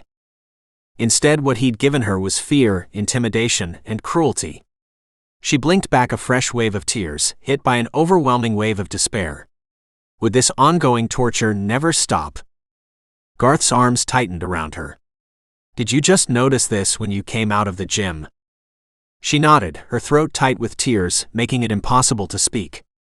The peaceful Zen feeling she'd managed to find after 45 minutes of yoga had vanished in an instant. The slashed tires had brought her back to cold, hard reality. "Okay, I need to do some interviews, see if one of the pedestrians happened to see anyone lurking around." She closed her eyes for a second, wishing she could stay with him like this indefinitely. But of course, she couldn't. Garth had a job to do, and she had a son to care for and protect. Gemma dragged in a deep breath and found the courage to lift her head and take a step backward. Since her knees still felt weak, she leaned back against the doorframe and subtly shifted Trey in her arms. Garth didn't leave right away but placed his index finger under her chin, lifting her face so he could look at her. "I'm going to take care of this, Gemma. Once I finish interviewing the staff, I'll drive you and Trey home." His gentle tone was nearly her undoing. She blinked away renewed tears and took a moment to clear her throat, finally finding her voice. "Thank you." He cupped her cheek with his hand and swiped the dampness away from her cheeks with the soft pad of his thumb. The gesture was surprisingly intimate, and it was all she could do not to throw herself back into his arms. Garth moved away, and she turned her attention to her son. The way he was sucking his thumb, a habit she'd thought they'd broken, it was obvious Trey had picked up on her emotional distress. "Guess what?" She forced a cheerful note in her tone. "We're going to get to ride in the police car." Won't that be fun? Trey blinked, then removed his thumb from his mouth. Will we hear the sirens? No, the police only use sirens when there's an emergency. Trey frowned and pointed at Garth's squad car. But the lights are on, does that mean there's emergency? No. Everything is fine. She hated the thought of her son being exposed to danger like this. The 4-slash tires had been a terrifying message, proof that either Randall himself or someone else was following her. How else would her ex have known about her trip to the fitness center? She'd only decided to attend shortly after lunch and hadn't told anyone. Not even Jazz and Dalton. She shivered and scanned the faces of the gaping onlookers that had gathered around when Garth had driven up in the Clark County Sheriff's Department vehicle. She didn't see anyone who looked guilty, although she noticed there was an old guy leaning on a cane who wore a smirk on his face. As if on cue, Garth approached the guy. She was too far away to hear their conversation, but the old man's smirk vanished, replaced by a deep scowl. After a few minutes of what appeared to be terse conversation, the old guy turned and slowly stumped away. Trey grew antsy, so she gently set him on his feet but held firmly onto his hand. Stay by mommy, she warned. He tugged on her hand. Want to see the police car?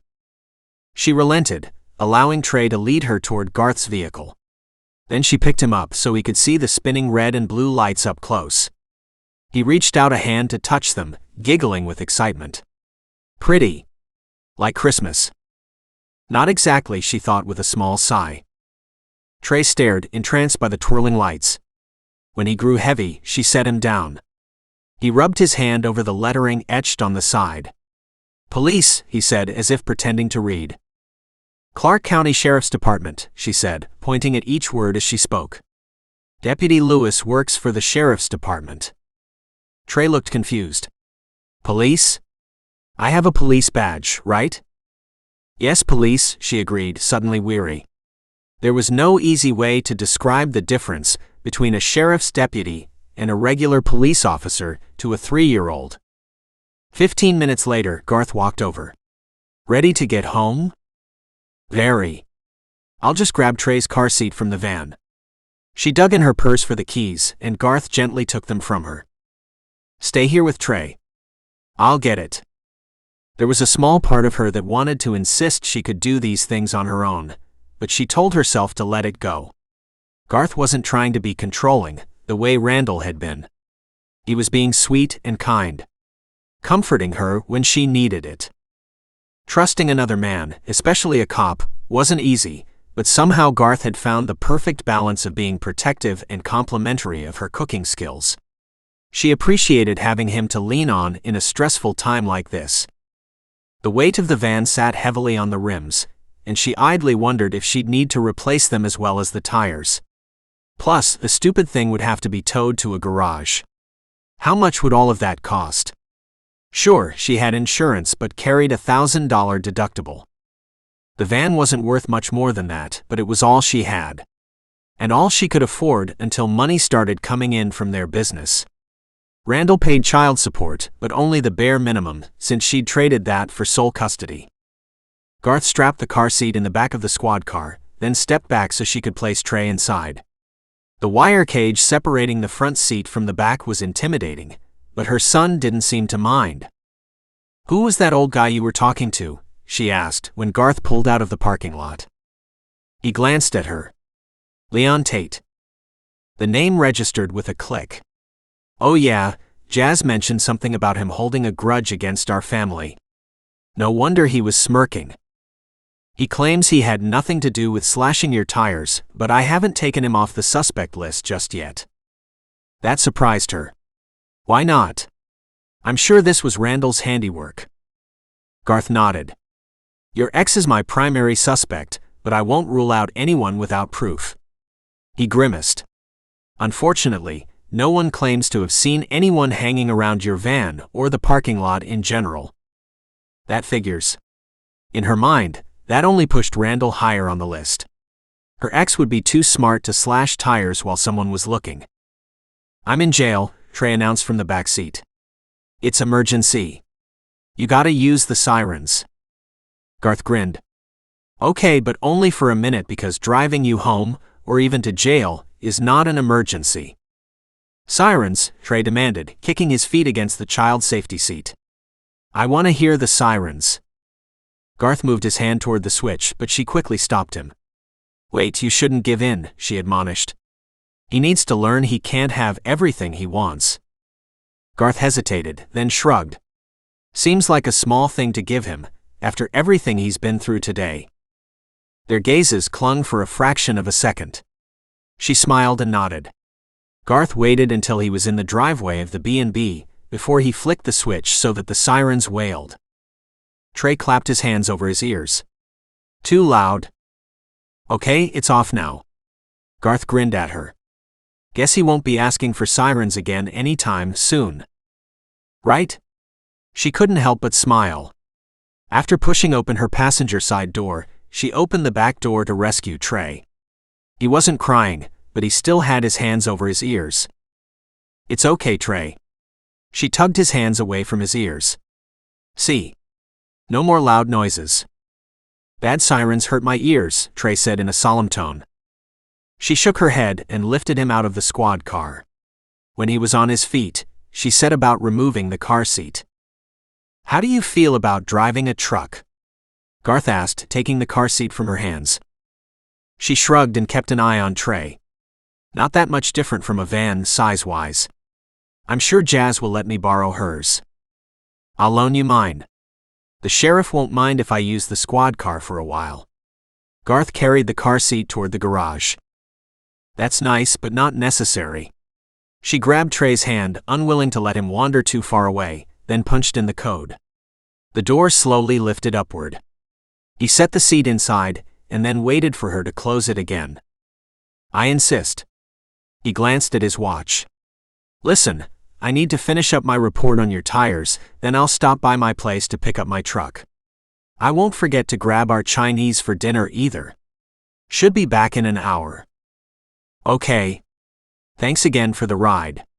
She decided to wait until later to argue with him about borrowing his truck.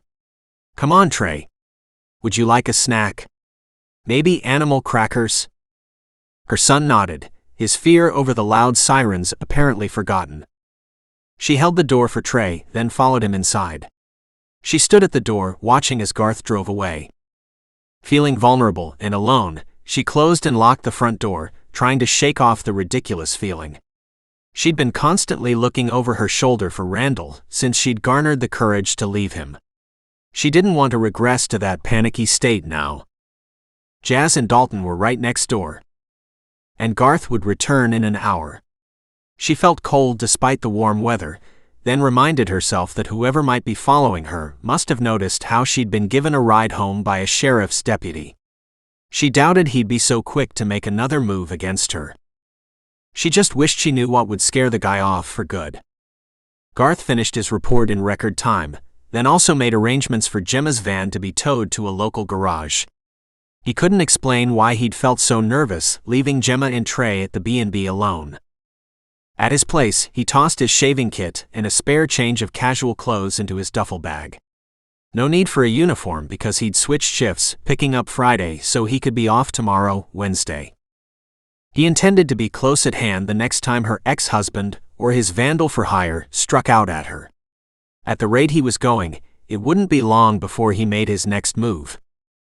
The scent of Chinese food filled the interior of his truck as he drove to the B&B. As he pulled into the driveway, he was struck by the odd feeling of coming home. Crazy, because the B&B was hardly a home. It was a place of business. He was only staying there temporarily. Yet he couldn't deny the yellow room called to him in a way his apartment never could. Whoa! What was he thinking? This couldn't ever be his home. He sat for a moment, reminding himself that he shouldn't get personally involved with Gemma and Trey. He needed some professional distance in order to protect them. Glancing at the duffel on the floor of the passenger seat, he realized it was too late. He'd already crossed the line. The image of Kate Bruno's face and that of her innocent daughter Sophie flashed in his mind, and his heart squeezed with dread. They'd both almost died on his watch. Because he'd gotten too close. Had let his feelings interfere with his duty. Had thought everything was fine when it clearly wasn't. He wouldn't do that again. He considered backing out of his request to stay overnight in the B&B, then decided he couldn't disappoint Gemma or risk leaving her and Trey alone and vulnerable. With an inward sigh, he slid out from behind the wheel, then went around to sling his duffel bag over his shoulder, then pulled out the large white bag of Chinese food. Jazz answered the front door. "Right on time," she said lightly, although her gaze remained serious. "Jem told us about her van, and I hear you took care of getting it towed, for which we are very grateful. Do you have any leads on who is behind all this?" He was relieved Gemma had mentioned the news herself. He'd felt bad ratting her out earlier. "Not yet." "It's her ex-husband," Jazz said firmly. "Probably," he agreed. "But I can't prove it. And his boss has provided an alibi." Jazz frowned. "That means he hired someone to do it." "That's my best guess." He remembered his intent to grill Gemma on who her ex was friendly with, outside of other cops on the Bloomington police force. "Again, not much I can do without some kind of evidence." "Something smells good," Dalton said as he came into the great room. "Chinese." Garth handed the bag to Dalton. "I hope there's enough," he joked. "I forgot I was feeding a small army." Dalton peered into the bag with a frown. "I don't know. I mean, this is good for me, but I don't know what the rest of you are going to eat." For a moment Garth froze, wondering if he was serious. Had he underestimated how much food they'd need? "Stop it," Jazz chided with a smile. "Garth isn't used to your warped sense of humor. I'm sure there's plenty for all of us."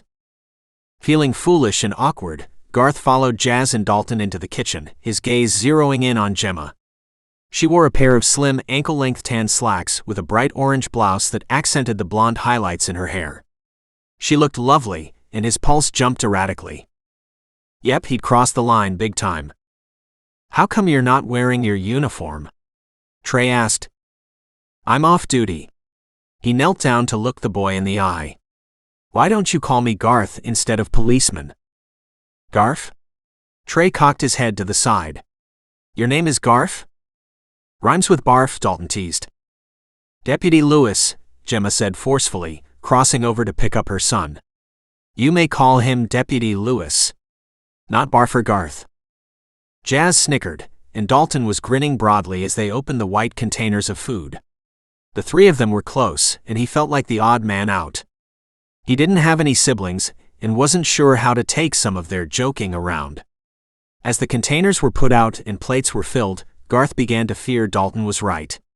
What if he hadn't bought enough food for everyone? At least Trey seemed to enjoy the honey chicken, asking for more. As they ate and talked, he relaxed when he realized he'd done okay. Sure, they'd put a serious dent in the meal, but there were still a couple of unopened containers. Dalton finally sat back with a low groan. "Enough. If I eat any more, I'll bust a gut." "Told you," Jazz said, poking a finger into his flat belly with a wide grin. "Better watch out or you'll get soft." "Never," Dalton vowed, giving her a quick kiss. Jazz wrapped her arms around his neck, kissing him back. Garth had to look away from the obvious love shimmering between them. His gaze clashed with Gemma's, and he found himself momentarily lost in the brown depths, searching for something he didn't dare name. "Kate Bruno," he reminded himself sternly. "Remember Kate." "Mommy. Can I have a cookie?" Trey's plaintive voice broke into his thoughts. "Only one," Gemma said, opening a container full of warm, gooey chocolate chip cookies. No one seemed disappointed to forego the crisp fortune cookies to have chocolate chip instead. Dalton reached for one before Jazz could good-naturedly slap his hand. "Yum. I thought you were going to bust a gut," Gemma asked, her gaze innocent. "There's always room for dessert, especially your baked goods," Dalton said, taking a big bite. Garth pushed away from the table and began piling the trash together. "I'll take care of it," Gemma insisted. He nodded, then backed away, once again feeling as if he didn't belong here. I need to make a few calls." He hightailed it out of the kitchen, scooping his duffel from the floor and heading up the wide staircase to the second floor. He was tempted to pick something other than the yellow room, but told himself he was being ridiculous. No reason to make more work for Gemma. It was too early for bed, but the nagging headache was bad enough that he downed another couple of ibuprofen and stretched out on the mattress. Closing his eyes, he relaxed and reveled in the darkness. He hadn't intended to fall asleep, but when he opened his eyes, he could see through the window that the sun had gone down. The time was close to 9 o'clock at night, which meant he'd slept for a few hours. Rolling off the bed, he stood, relieved that his headache had nearly vanished. He stretched his arm and shoulder, then padded to the door. At the top of the stairs, he listened for the sound of voices, indicating Jazz, Gemma, and Dalton were still in the kitchen, but all was quiet. Moving silently, he went down to the first level, double-checking that the doors were securely locked. Peering through the windows, he didn't see anything suspicious outside either.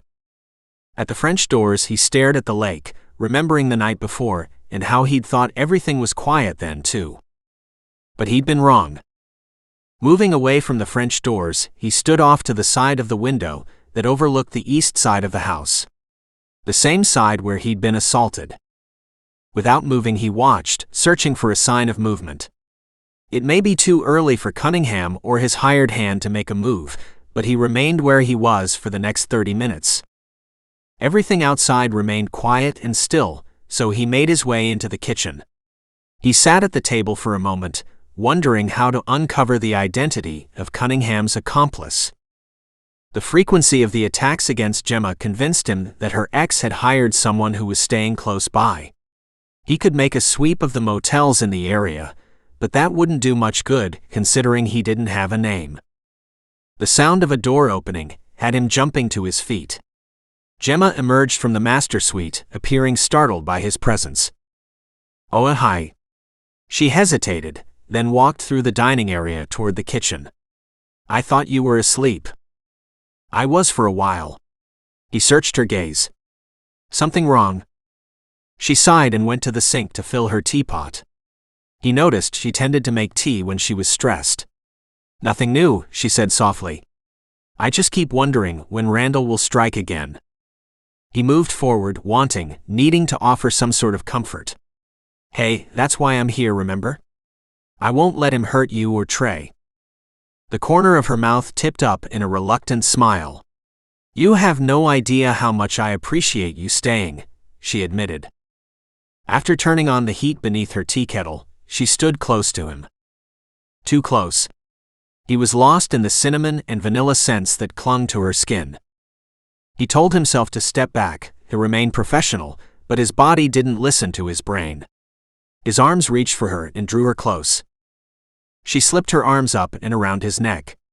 "Garth," she whispered, and his name had never sounded so good. He wasn't strong enough to resist the sweet temptation he held in his arms. He lowered his mouth to hers and captured her lips in a soul-shattering kiss. Chapter 7.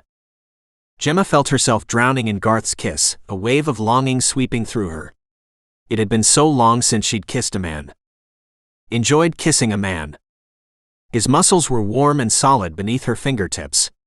He tasted of peppermint, and combined with his intoxicating, woodsy scent, proved to be a powerful aphrodisiac. He was sweet, gentle yet passionate in a way she hadn't experienced in a very long time. Garth broke off their kiss and took gulping breaths of air. That was nice, but I need to get some rest." She leaned back so she could see his face. "Nice," she repeated. "Is that your way of saying thanks but no thanks?" "Gemma?" The way he said her name in his low, husky voice sent tingles of awareness rippling across her skin. "I can't do this. I can't get romantically involved." "Can't? Or won't?" Her challenging tone surprised her because she normally didn't push like this. If a guy wasn't interested in her, fine. But Garth's kiss had gone from 0 to 160 in a heartbeat, and she sensed he was impacted by their embrace the same way she was. Same thing. He took a step back, his smile not reaching his eyes. "I didn't ask to stay here at the B&B for this. My only goal here is to keep you and Trey safe." Her earlier bravado melted away, leaving her feeling foolish and vulnerable. "I know you didn't ask to stay for this, but I thought we shared an emotional connection. My mistake. I really do appreciate your dedication to finding Randall." She turned away, wishing the floor would open up and swallow her. "Oh, and I'll pay you back the amount of the towing fee for my van as soon as possible. Good night." "Gemma, wait." The urgency in Garth's tone gave her pause, and she glanced at him over her shoulder. "For what? Could we talk for a minute?"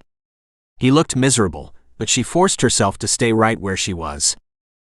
"There's nothing to talk about." She needed to get out of there before she made another massive error in judgment. "Truly, I understand where you're coming from, and I'm not upset or anything if that's what you're worried about. I'm glad. But I'm looking for information regarding Cunningham's closest friends or allies, or someone who might be indebted to him. Anyone you think he could lure into doing something like this." Mortified, she realized that her last comment only made the awkward situation worse. He hadn't wanted to talk about personal stuff, but about her ex. Time to pull herself together. "I don't know many of them by name," she finally said. "Let me think about it, okay? I'll see if I can come up with a list for you in the morning." "Yeah, sure." He cleared his throat loudly. "Thanks, Gemma. For everything. Good night." She quickly navigated between the tables in the dining room, so she could gratefully disappear into the master suite. After closing the door behind her, Gemma leaned against the solid frame, covered her face in her hands, and inwardly groaned at how badly she'd handled that. Not only had she initiated an apparently unwanted kiss, but she'd acted as if he should be falling all over himself to date her. Honestly, what in the world had happened to her common sense? Garth could have any woman he wanted. Why would he choose to be saddled with a single mom hiding from an abusive ex-husband? Quite clearly, he wouldn't. She lifted her head and blew out a silent breath. Okay then, no more late-night rendezvous with Garth. The explosive kiss they'd shared hadn't impacted him the same way it had gutted her. Fine. Dandy. That was her problem, not his. She should be happy that he was willing to offer his protection. What more did she need? Nothing. Having him here was more than enough. Although after the way she'd acted tonight, she wouldn't be surprised if he decided to move on in the morning. To head home, wherever that was. She tossed and turned for the rest of the night, her brain jumping from Garth to Randall, to her ex's friends and then back to Garth. The sun was bright when she woke up, and she looked around the room in confusion. Usually Trey woke her up, but her son wasn't here. Instantly she bolted out of bed and rushed to the door, throwing it open. She raked her gaze over the dining area. "Trey?" "Here, Mommy." Her son waved at her through the doorway between the dining room and kitchen. He was in his booster seat at the table. Her panicked heart rate slowed, and she stood for a moment, gaping at the picture Garth made wearing her grandmother's rosebud apron and wielding a spatula. "What are you doing?" He lifted a brow. "Making breakfast." He flipped the burner on under her tea kettle and gestured to the pancakes on the griddle. "I may not be the cook you are, but I can manage simple stuff. These are almost ready if you want to join us." Abruptly self-conscious, she smoothed a hand over her messy hair and tugged at the hem of the baggy t-shirt she used to sleep in over her boxer shorts. Yes. That would be great. Give me a few minutes." She ducked inside the bedroom and quickly brushed her teeth, pulled her hair back into a ponytail, and changed her clothes. Emerging from the suite a few minutes later, she tried not to be too impressed with the way Garth had taken over the kitchen and had cared for her son. "Smells delicious," she said, dropping into a seat beside Trey.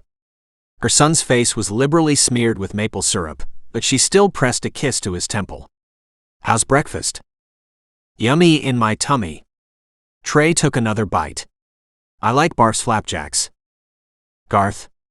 "I mean Deputy Lewis," she corrected. The tea kettle whistled. Garth set a package of tea bags and a mug next to her. Feeling pampered, she pulled out a tea bag and placed it in the mug. Garth poured steaming hot water in her cup, then turned back to the stove. "How many flapjacks would you like?" "2 is fine, although here in the Midwest we call them pancakes." Same difference. He slid a plate with 2 pancakes in front of her. My foster mother always called them flapjacks, so that's how I think of them. And yeah, okay, you're right. Susan grew up in Louisiana. Told you, she said with a laugh. Then her smile faded as she realized that Garth had grown up in foster care. Losing her parents and grandparents had been bad enough, but not having her siblings was incomprehensible. She couldn't imagine not having any family, and wondered if Garth knew anything about his. What's the matter? Are you afraid to try them? Of course not. Using the edge of her fork, she cut into her pancakes and took a bite. These are incredible. Your foster mother taught you well. Yes, she did. There was an underlying note of seriousness to his tone. It was on the tip of her tongue to ask more about his past, but told herself not to be nosy. Can I go fishin'? Trey asked. She hid a grimace. Worms, yuck. Oh, I don't think we have a fishing pole or anything to use as bait. But that's a good idea, Trey. I'll look into getting those things sometime soon. I have a fishing pole, Garth offered. And I'm off work today, so I don't mind taking him fishing. Really? She eyed him curiously over her tea. You like to fish? He shrugged. Why not? I can't say I'm a professional or anything, but I should be able to keep him out of your hair for a while. If you'd like some time alone to get things done. She thought about her desire to get into the attic to find the candlesticks. I would like that very much. Thank you. He waved her off. No need to thank me, it will be fun. His idea of fun was different from hers, but whatever. She wasn't about to argue. Maybe you could write out that list for me while we're down at the lake, he said, digging into his pancakes. That way I can work on it this afternoon. She suppressed a sigh and nodded. It's not a long list, she warned. I came up with 3 names. That's better than nothing. Gemma finished her breakfast and poured herself another cup of tea. She took a moment to jot down the 3 names of Randall's friends and a brief description of how they knew each other. Kevin Rhymes, his current partner on the Bloomington police force, Ben Scooble, his former partner who was recently promoted into a detective role, and Peter Dunn, an old college roommate. There were likely others, but Randall had kept her at arm's length from his personal life, telling her she needed to stay home with the baby rather than join him in going out on Friday or Saturday nights. She loved Trey, so taking care of him was no hardship, but she'd resented the way Randall had treated her as the little woman who needed to stay at home. Especially when he'd come home drunk and mean more often than not. Until things had escalated that fateful night. Thank goodness for Jazz dropping everything to come to pick up her and Trey. She hadn't maintained any friendships, but family was forever. Something Garth may not completely understand. Placing the list in front of Garth, she turned her attention to cleaning up. I'll do the dishes, Garth protested. I've been told I'm a messy cook. I'm grateful you bothered to cook at all, she told him honestly. I can't tell you the last time a man did that for me. He stared at her for so long she felt herself blush. She turned to fill the sink with sudsy water. Friends, remember? Nothing more. Kitchen cleanup duty didn't take long, and Garth asked if she minded if he took Trey along with him to pick up his fishing pole and bait. Letting her son out of her sight wasn't easy, but she told herself that wrapping Trey in a blanket of fear wouldn't do him any favors. Of course, have fun. I'll be up in the attic if you need something. Sounds good. Come on, Trey. Let's go for a ride. Garth lifted her son into his arms and strode toward the door. The sight of them together made her breath catch in her throat. It was good for Trey to have a positive male role model in his life. Someone to look up to. So why was she longing for more? Enough. She had no idea how long Trey would be satisfied with his fishing expedition, so there was no time to waste. There was a passageway into the attic from the ceiling in the hallway between the green and yellow rooms. Using a stepladder, she grasped the cord and carefully pulled the foldaway staircase down. A cloud of dust accompanied it. She coughed and waved it away. There was a light at the top of the stairs, a dim bulb that didn't illuminate the entire area. There were other bulbs strategically placed along the way, and she walked through the boxes and broken furniture to turn them on. Propping her hand on her hips, she looked around in dismay. The stuff up here looked to be in worse shape than she remembered. Searching for the silver candlesticks might be a futile effort, but she had to try. When she and Jazz were kids, they loved playing up here. They'd hang sheets from one nail to another, creating two forts where they could pretend to be living in their own apartments as neighbors. Unfortunately, their lives had taken different paths. Jazz hadn't found a job to complement her marketing degree, so she'd gone into real estate. Gemma had become a schoolteacher, married Randall, and had given birth to Trey.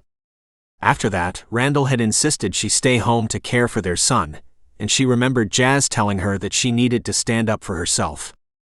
But at the time, she hadn't listened. Until Jazz had been forced to come to her rescue. After leaving Randall, she'd gone back to teaching second grade. Until the incident with Trey had sent her moving on to McNally Bay. She and Jazz were still close, more so now that they were living in the same place and kicking off a new business together. But she often wondered what her life would have been like if they hadn't drifted apart after college.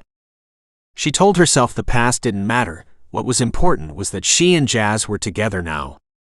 Hopefully, their 4 older brothers would make good on their promise to come and visit this summer as well. The B&B was a joint investment, with Gemma and Jazz getting a larger cut for doing the work. Jazz was going to help serve guests and clean rooms, while doing the marketing and the financials. Gemma would do all the cooking, as well as helping out with the other tasks. A true partnership. Gemma reached for the closest box. Those silver candlesticks had to be in here somewhere. The first box was filled with old clothes from what looked like her grandmother's early days. Gemma pulled out an old sequined flapper dress in surprisingly decent shape. There were a few small holes that probably could be fixed. She frowned, trying to envision what her grandmother had looked like wearing the dress. Maybe there were old photographs somewhere. Then again, maybe the dress hadn't belonged to her grandmother but to someone else. Grandma had died in her mid-80s, which meant she would have been born in the early 30s, not the roaring 20s. Gram had a few sisters though. Old enough to have worn the dress. Maybe. Either way, she couldn't bear to put the dress back in the box, so she carefully set it aside. There had to be something on the internet that would explain the best way to preserve antique clothing. The next few boxes weren't much help either, no silver candlesticks. Moving deeper into the attic, she found a very old large trunk. Maybe from when her great-grandparents immigrated here from Ireland. Her fingers itched to see what treasures might be inside, but a large furry spider abruptly dropped down mere inches in front of her face.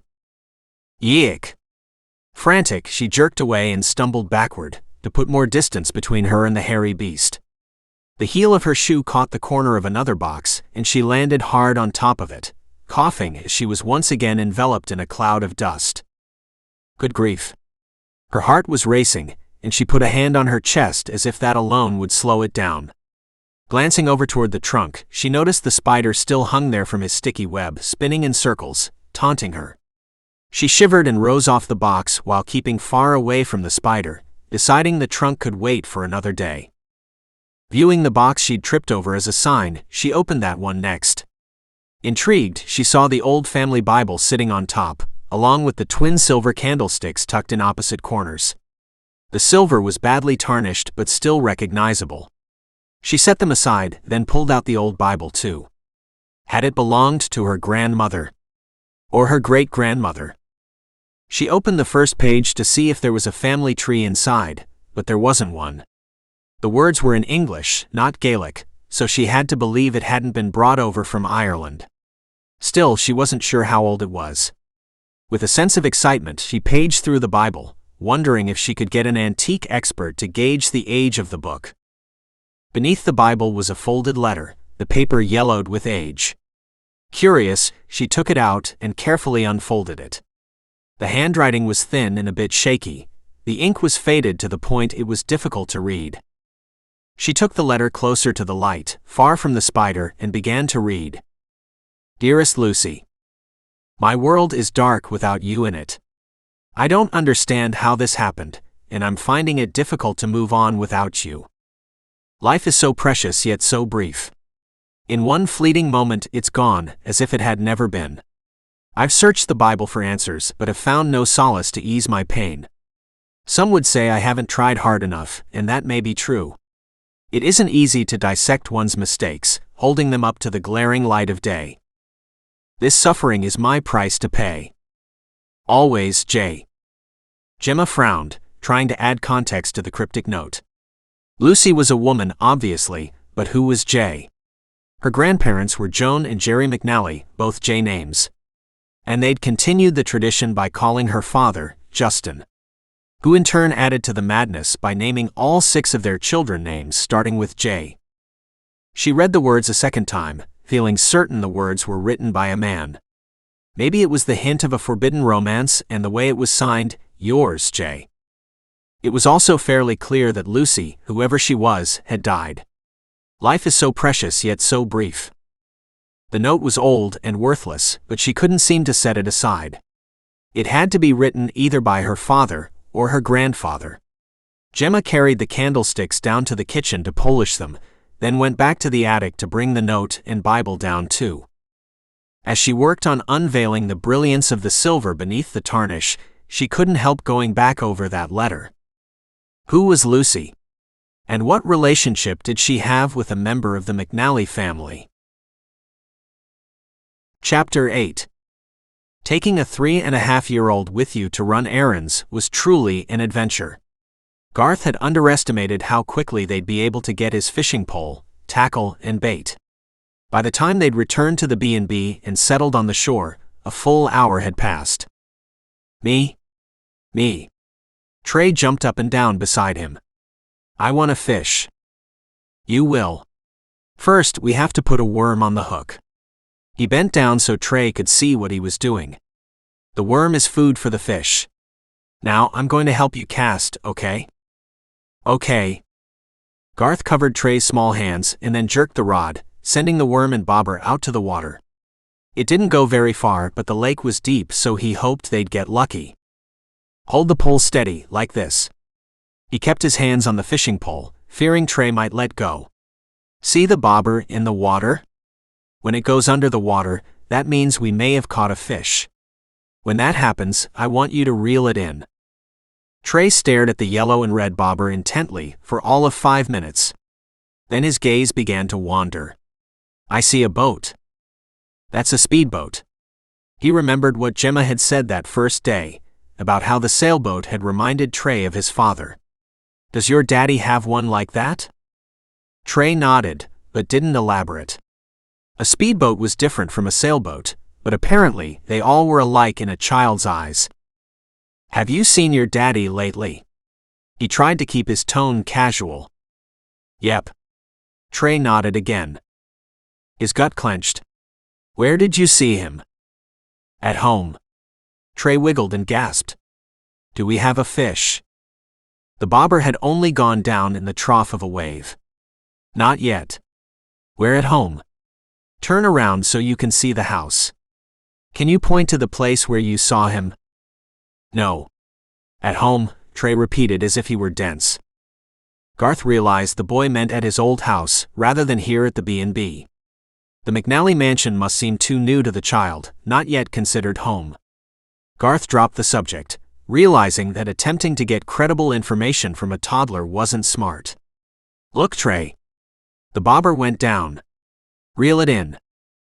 Trey let go of the fishing pole so he could turn the reel.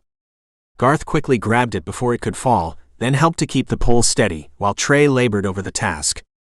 Garth feared the fish had gotten away, but when he lifted the tip out of the water, a tiny carp dangled from the end of the line. A fish. A fish. Trey jumped up and down again, full of excited energy. I caught one. You sure did. He finished reeling in the carp. He held the end of the line. Can you hold it like this so I can take a picture?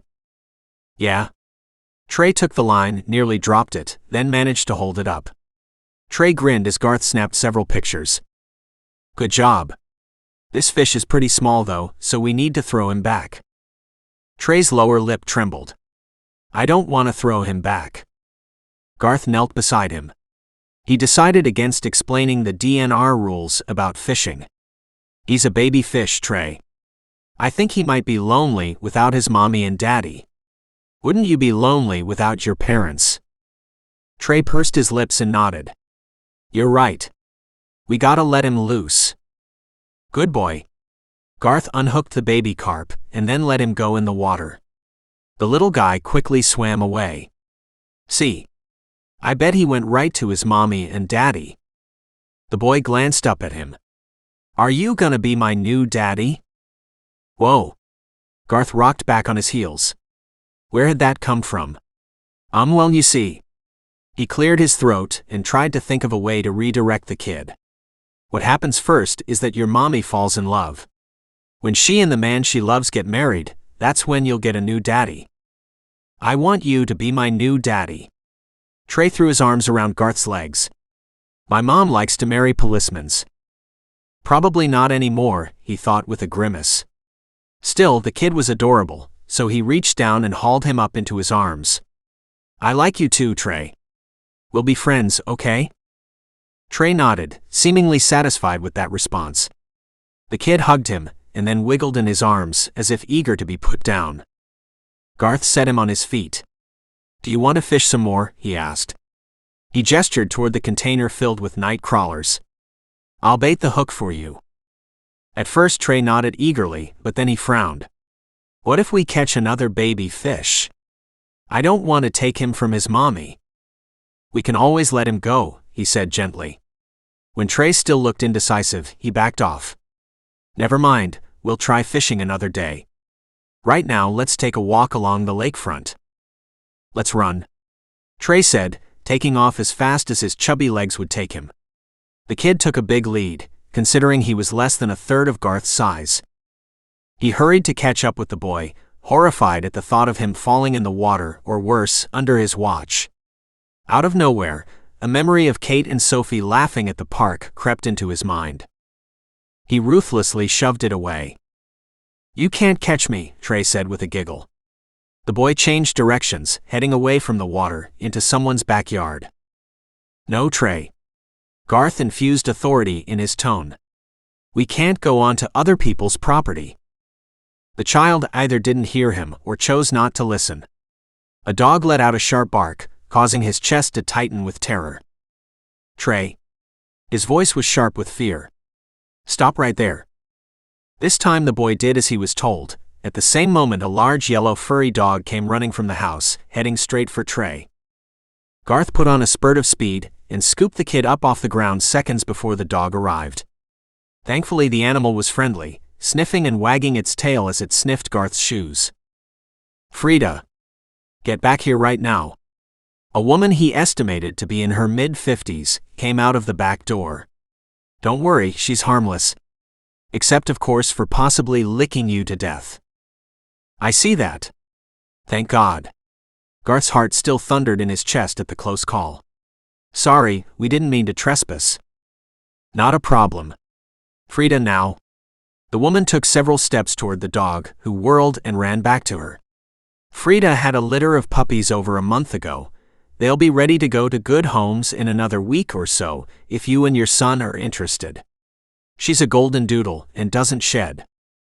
The hopeful tone in the woman's voice made him smile. He recognized her from being around town, but had never responded to any calls to her home, which was probably a good thing. Trey isn't my son, so it's not my decision. I'll let his mom know, okay? Great. My name is Erica Tang. I have male and female puppies to choose from. I'm Garth Lewis, and this is Trey McNally. His mom owns the B&B. Oh? Erica's expression fell. I'm not sure a puppy would be welcome in a B&B. Garth realized she was right. Probably not, but it can't hurt to ask. Erica nodded, but didn't look happy when she turned to take Frida back inside. Garth turned and carried Trey back to the lakeshore. Despite the fact that he'd only been with the boy for a couple of hours, he was suddenly exhausted. How did single parents do it? How did Gemma manage, day in and day out? He had no idea. She deserved a medal. especially considering she rarely let Trey's rambunctious and sometimes trying behavior get to her. "Where are we going?" Trey asked. "Home." He remembered Trey's earlier confusion and added, "To your new home. The big yellow house you now live in with your mom." "Okay." This time Trey seemed content to be carried, resting his head on Garth's shoulder. "Will mommy let me have a puppy?" Puppy? Oh boy. He was in trouble. Big trouble. He never should have had that conversation in front of Mr. Big Ears. "I don't know, she's already pretty busy taking care of you. She might not have time for a puppy." "My mom can do anything," Trey said with confidence. Yeah, Garth thought. Gemma could do anything since she was practically Wonder Woman, but he sensed what she was going to do was give him a stern lecture about raising a small child's hopes up about getting a dog. After that, she'd probably throw him out on his backside, refusing to speak to him ever again.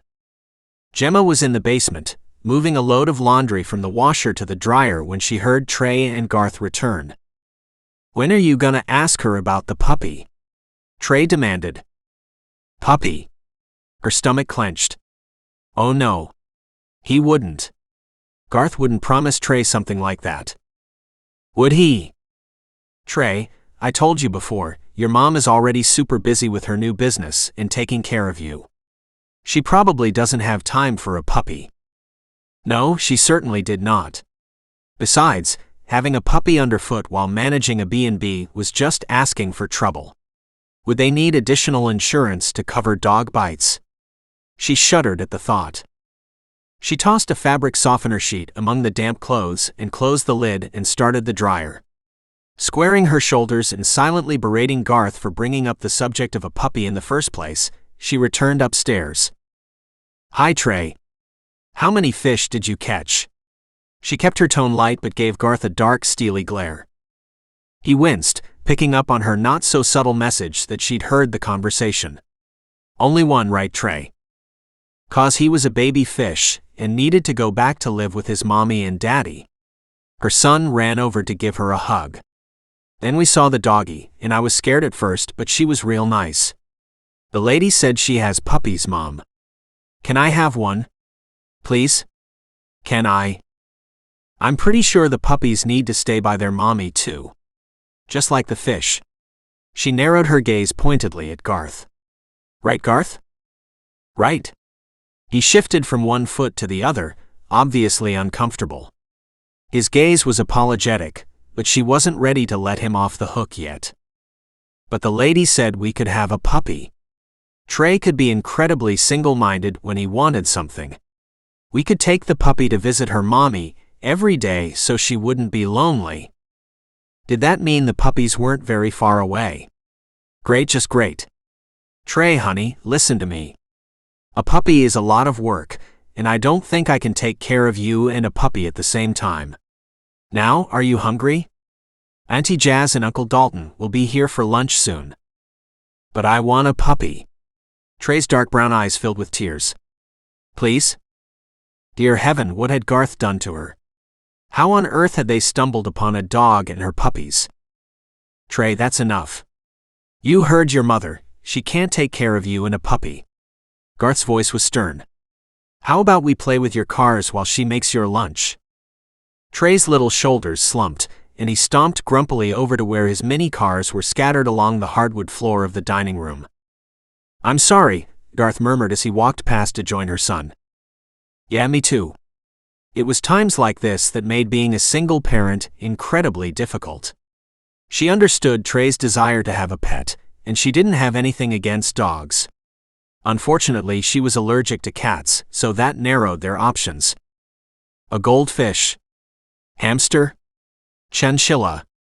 She wasn't fond of rodent types of pets, but those options were better considering they would have guests staying here.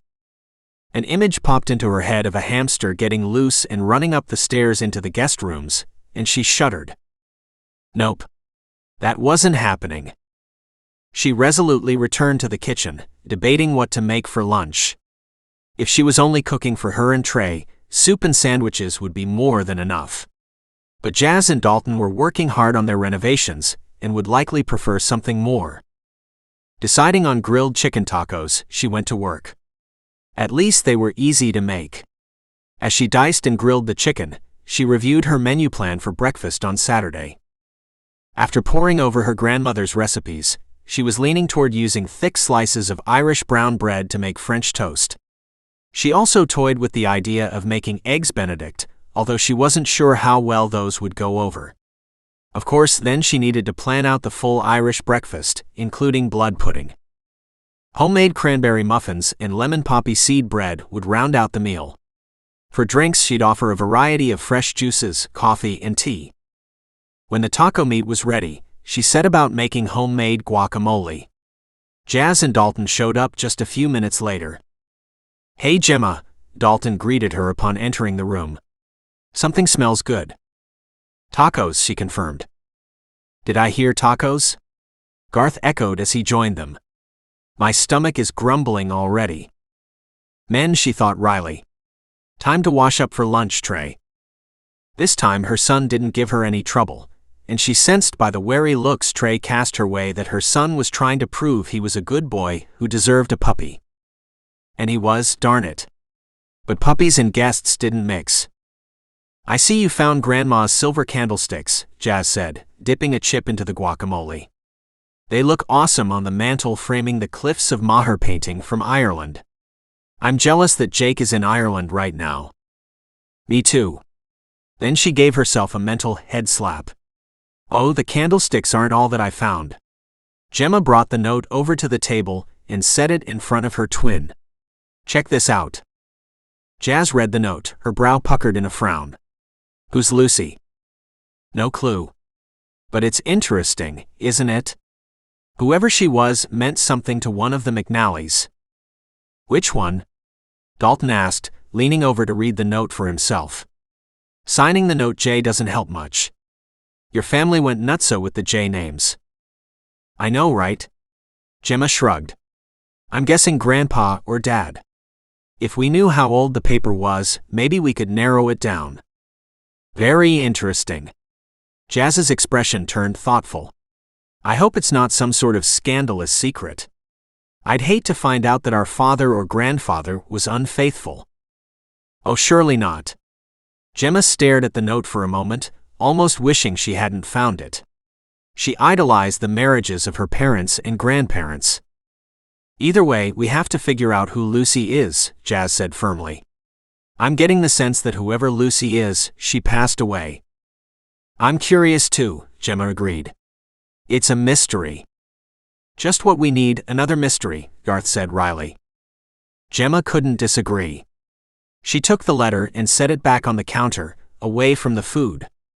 "Maybe we should go to the library, see if we can find anything in the old archives about a woman named Lucy connected to the McNallys."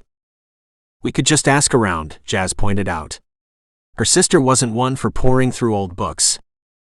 "Yeah, I'm sure people like Leon Tate will be happy to fill in our curiosity." The guy smirked as if he were happy to see my slashed tires. "Betty Cromwell might know something," Dalton piped up. "She's been living here a long time." "That's not a bad idea," Gemma agreed. "I'll see if I can get in touch with her early next week. After our grand opening."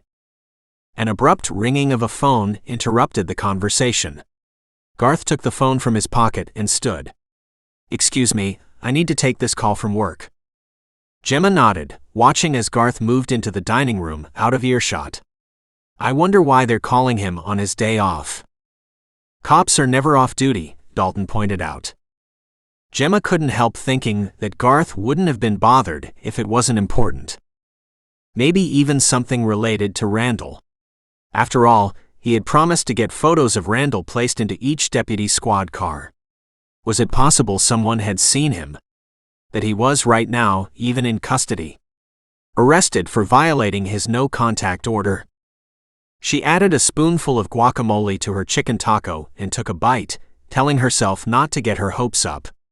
Randall was too smart to get caught so easily. Garth returned moments later, his expression grim. Her gut clenched and she rose from her seat. "What's wrong? Did something happen?" "Not exactly." Garth looked indecisive for a moment, then looked her directly in the eye. Cunningham is waiting to talk to me at headquarters. What? Her knees went rubbery, and she braced herself with her hands on the table. Here. He's here in McNally Bay. Does this mean you can arrest him? No, unfortunately quite the opposite. Garth carried his plate of half-eaten food to the counter. He's here to file a formal harassment complaint against me. You? She stared in shock. Why? I've called to check on him several times, even after his boss told me he was on duty. Garth shook his head. I'm sure it's nothing more than a bluff, but I have to go. And since I haven't picked up my squad car yet, I'll need to use my truck. She swallowed hard, grappling with the news. For one thing, she detested the idea of Randall being in town, even this close to her and Trey. Secondly, she didn't trust her ex one bit. There was more to this little fiasco, she was sure of it. Garth was at the front door when she called out, "Wait!" He turned and glanced at her. She rushed over. Garth, please be careful. Randall, deep down, there's something wrong with him. I'm afraid he'll try to hurt you. Better me than you. She sighed. Don't say that. I don't want anything to happen to you. The corner of his mouth quirked in a half-smile. Don't worry. I'm sure this is just a scare tactic on his part. But stay inside, okay? We will. It was a beautiful day out, but she had no intention of exposing her son to the remote possibility of being seen by his father, even from a distance. She knew from personal experience that any time Randall acted sweet and innocent, he was at his most dangerous. Chapter 9. Garth didn't like knowing Cunningham was here in McNally Bay. In fact, he wouldn't be surprised if this meeting was nothing more than a front, while someone he'd hired took another shot at getting Trey. What better way to provide an alibi than to be at the Clark County Sheriff's Department while the crime took place? Yeah, he didn't like this at all.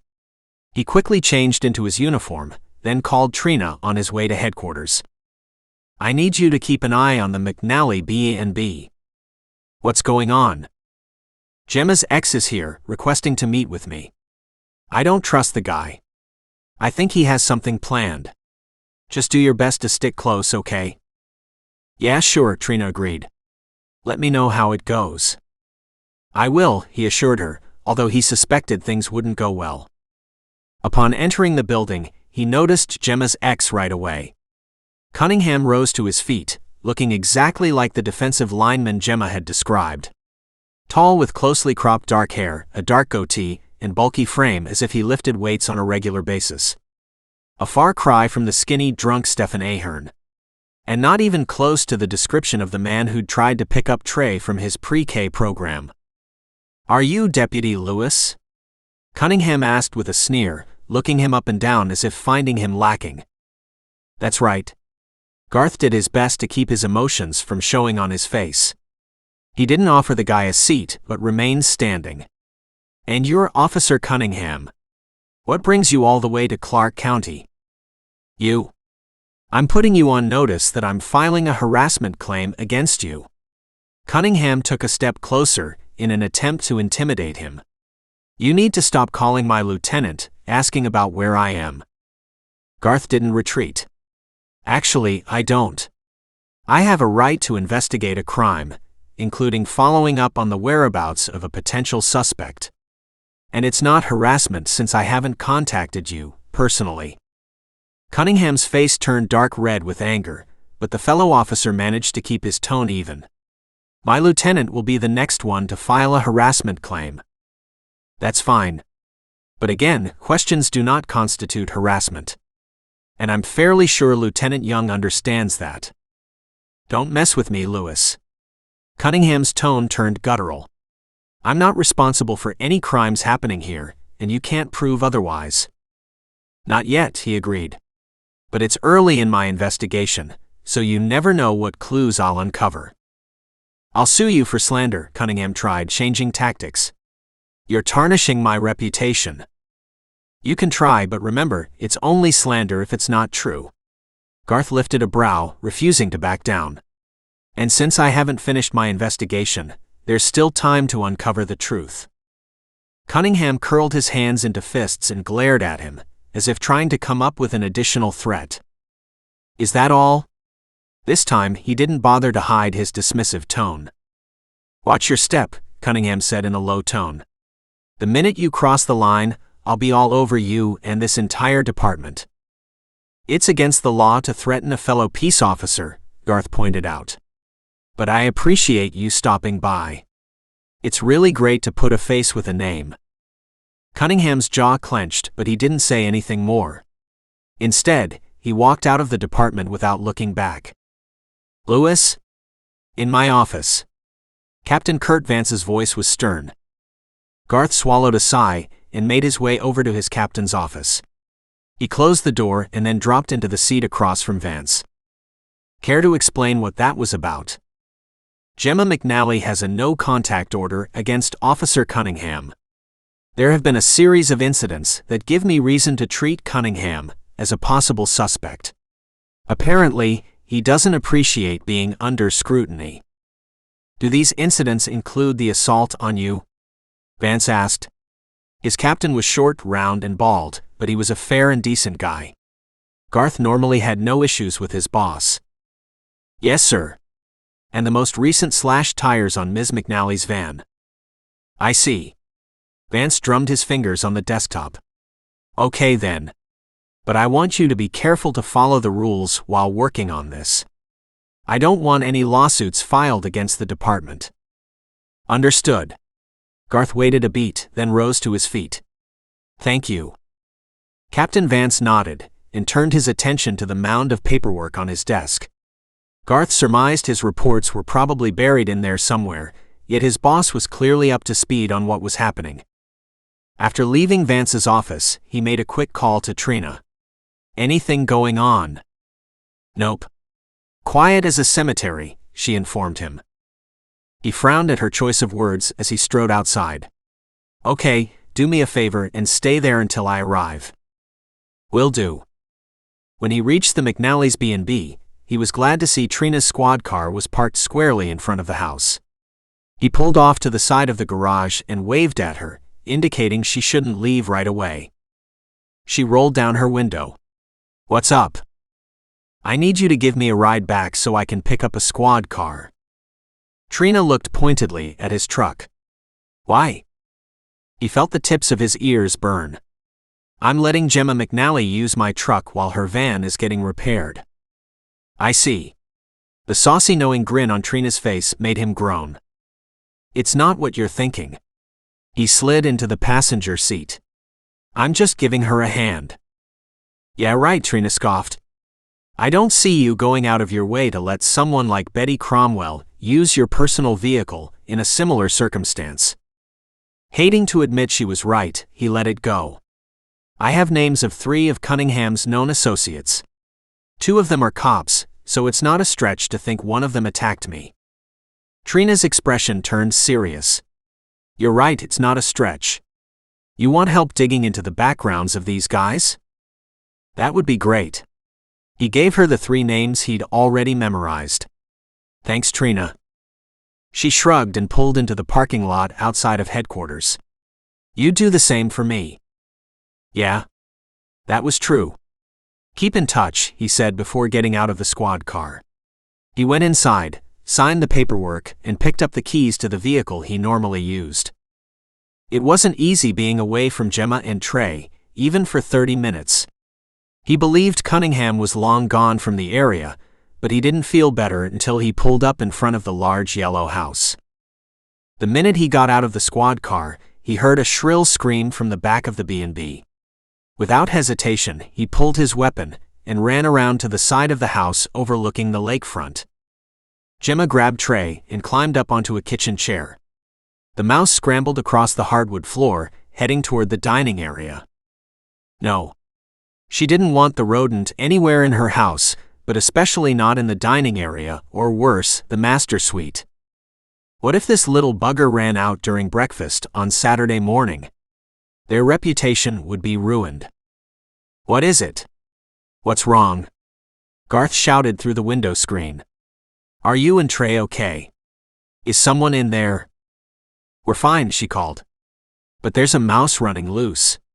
I need you to help me catch it. A mouse? The incredulous tone made her feel bad for making such a fuss. Garth clearly had been worried about her being in danger, rather than scared silly.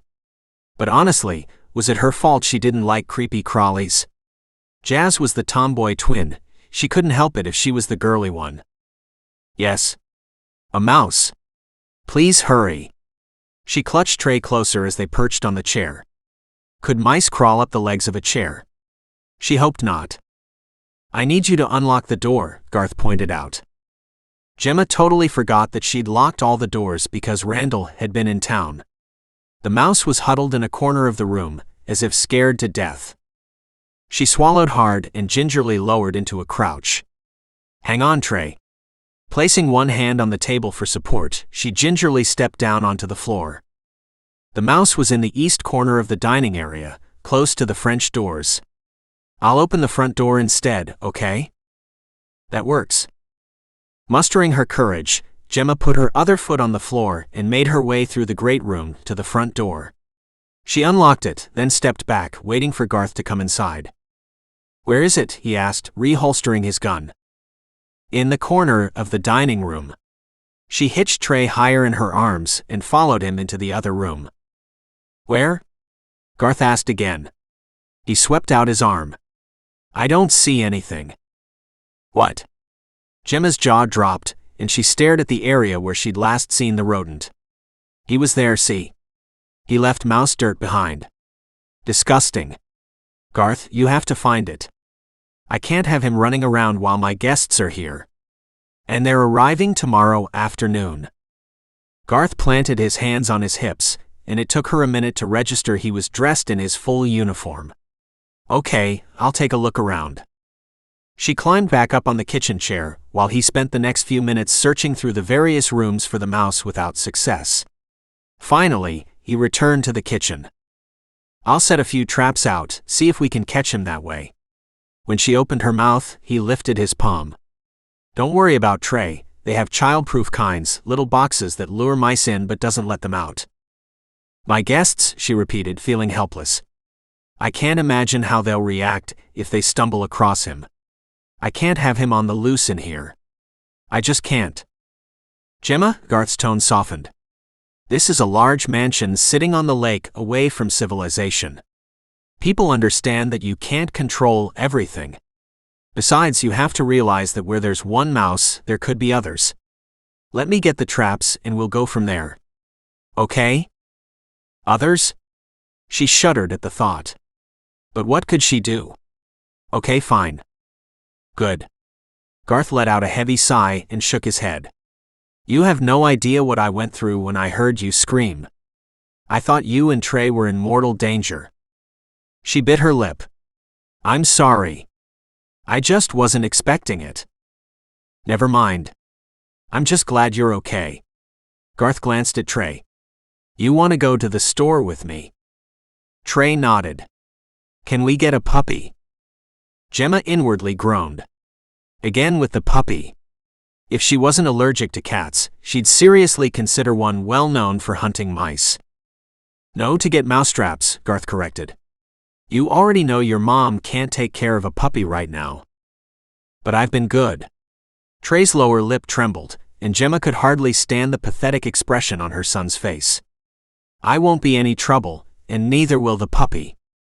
Let's go for a ride, Garth repeated. Come upstairs with me while I change my clothes. No. Don't wanna. Trey sniffled, and big fat tears rolled down his cheeks. You're mean. Enough, Gemma said sharply. You need to take a time out. Sit at the kitchen table. Trey shook his head. She picked him up and plunked him down in the chair. Instantly, he began to wail. If you can pull yourself together, you can go with Deputy Lewis to the store. She raised her voice to be heard over his crying. If not, then you can stay in your room for the next hour. Your choice. Trey put his head down on the table and continued sobbing. When Garth took a step toward him, she shook her head, warning him away. Trey had been acting out like this on occasion over the past few months, either because he's in his terrible threes stage or because it's his way of coping with the loss of his father and their abrupt move. Likely both. But she needed to be strong, to set some guidelines, and wanted Garth to support her in that. Garth reluctantly nodded and headed upstairs to change his clothes. She returned to her cookbook, looking at the roasted pork loin recipe of her grandmother's that she'd decided to make for dinner. Many of her grandma's recipes were Irish, but not all of them. The roasted pork loin happened to be one of her favorites. The recipe called for garlic, rosemary, and other herbs. Checking the cupboards, she was pleased to see she had everything she needed. Trey's wails slowly quieted to soft, hiccuping sobs, which were harder to listen to than his loud crying had been. Terrible threes, she reminded herself. The other teachers at school with small children had often mentioned how difficult it was to deal with 3-year-olds. And those were kids who hadn't lost their father from divorce and a move. Trey would be 4 in October, which at the moment seemed really far away. She pulled several pork loins out of the fridge, turning to face her son when she heard Garth coming down the stairs. "Trey? Are you finished crying?" He nodded, but didn't look at her. "Are you sure?" He nodded again, this time raising his tear-streaked face to look at her. "Okay then." She took a tissue and went over to wipe his face. "Since you're better now, you can go to the store with Deputy Garth." "'Kay." Trey slid to the ground and ran over toward Garth, who lifted her son into his arms. The two of them looked so natural together, she had to force herself to look away. Garth had been the one to break off from their kiss, remember? Probably because he wasn't interested in a ready-made family. Despite the fact that he clearly had a way with kids. "We'll be back shortly," Garth promised. "Okay." Her smile faded, her chest tight with emotion as they left the house together. It wasn't healthy to long for something you couldn't have, so she turned back to her grandmother's recipe. It was a slow cooker meal that would take several hours, so she quickly got to work, keeping a sharp eye out for the mouse that could be hiding somewhere nearby. She measured the garlic and rosemary, rubbing the spices along the outer portions of the pork loins. Then she browned them in a pan, before transferring them to the slow cooker. When she finished with the pork loins, she began chopping broccoli and cauliflower, seasoning them with dill and setting them aside to cook later. Lastly, she scrubbed some small red potatoes and set them aside to be cut and broiled. True to his word, Garth and Trey returned in less than 45 minutes. "How many traps did you get?" she asked, eyeing the large bag curiously. "6. Figured we'd put 4 down here, then a couple upstairs to be safe." The traps were larger than she'd expected, round in shape and dark so you couldn't see inside. Trey kicked off his shoes and ran over to pick up his favorite mini car, the police cruiser. "You're sure those are safe to use around kids?" "Absolutely." Garth began setting them up, Trey watching with wide, curious eyes. She wrinkled her nose and tried to imagine how the mouse had gotten inside in the first place. Maybe a few days ago when Trey had left the French doors open, when she'd caught him heading toward the gazebo. Garth set up the traps and placed them in various spots around the house. She was horrified at the bits of mouse dirt he'd found and went a little crazy with bleach, cleaning every last nook and cranny. When that was finished, Garth set up his laptop computer on the kitchen table.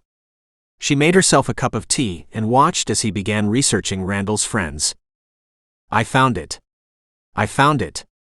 Trey's high-pitched screech had her jumping around in shock. "What?" Gemma stared in horror as the mouse darted out of her son's discarded shoe and ran straight toward the mousetrap located in the corner.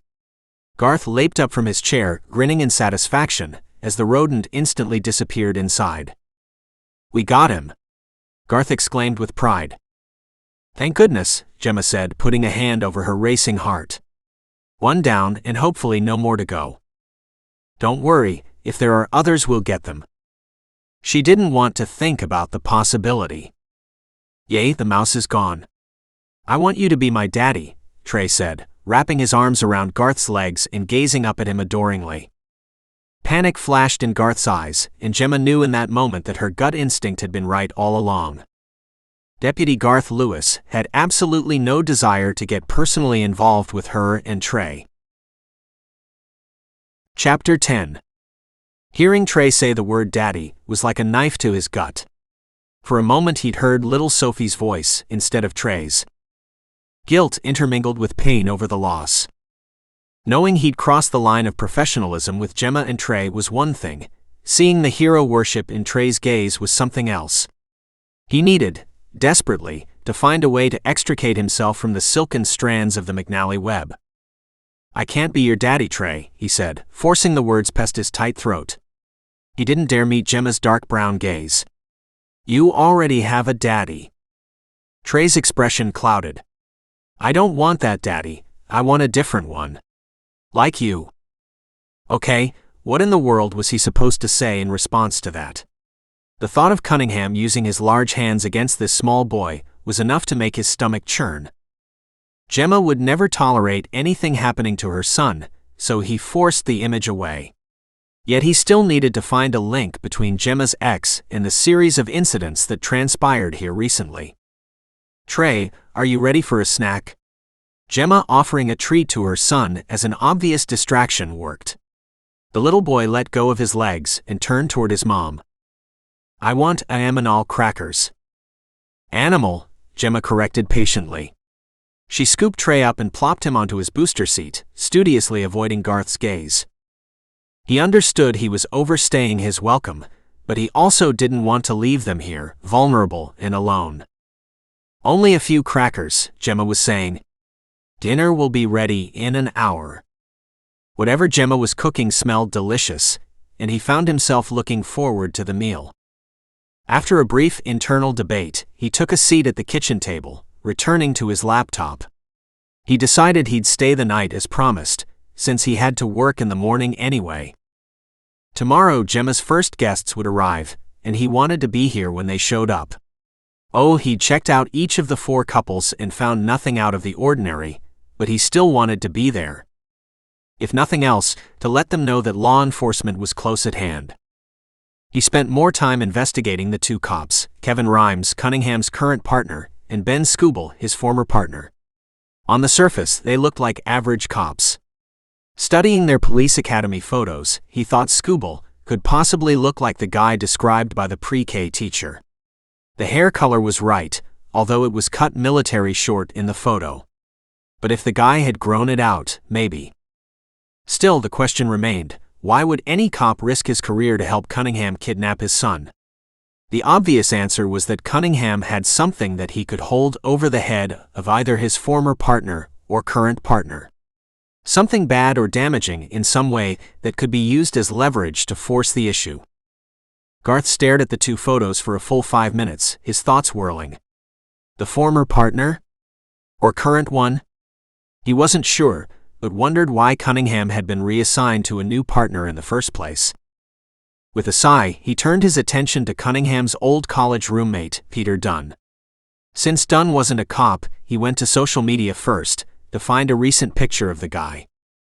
The photo that bloomed on the screen sent a burst of adrenaline through his system. Dunn had long, greasy, dirty blonde hair and had a vacant look in his eyes, as if he might be on something. The description was very close, but the fact that the guy was obviously on either drugs or alcohol gave him pause. People with substance abuse issues weren't exactly known to be reliable.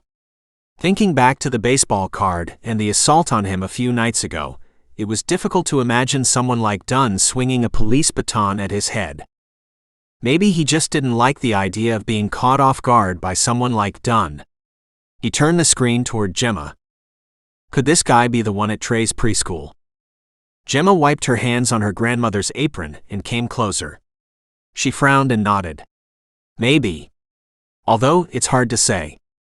Isn't that Pete Dunn? Yeah. Garth turned the computer back toward him. His last known address is Chicago. I think I'll give him a call, see what he has to say for himself. Seems, I don't know, like he's not smart enough to do all this. Gemma waved a hand encompassing the B&B. Maybe I could see him slashing the tires on my van, but dropping the baseball card. Pretending to be Randall? Assaulting a cop? She shook her head. Doesn't seem likely. My thoughts exactly. However, Don't you think your ex-husband could be smart enough to use several people in his scheme? Maybe once Dunn was nearly caught at the preschool, Cunningham dumped him and moved on to someone else. Gemma nodded thoughtfully. You're absolutely right.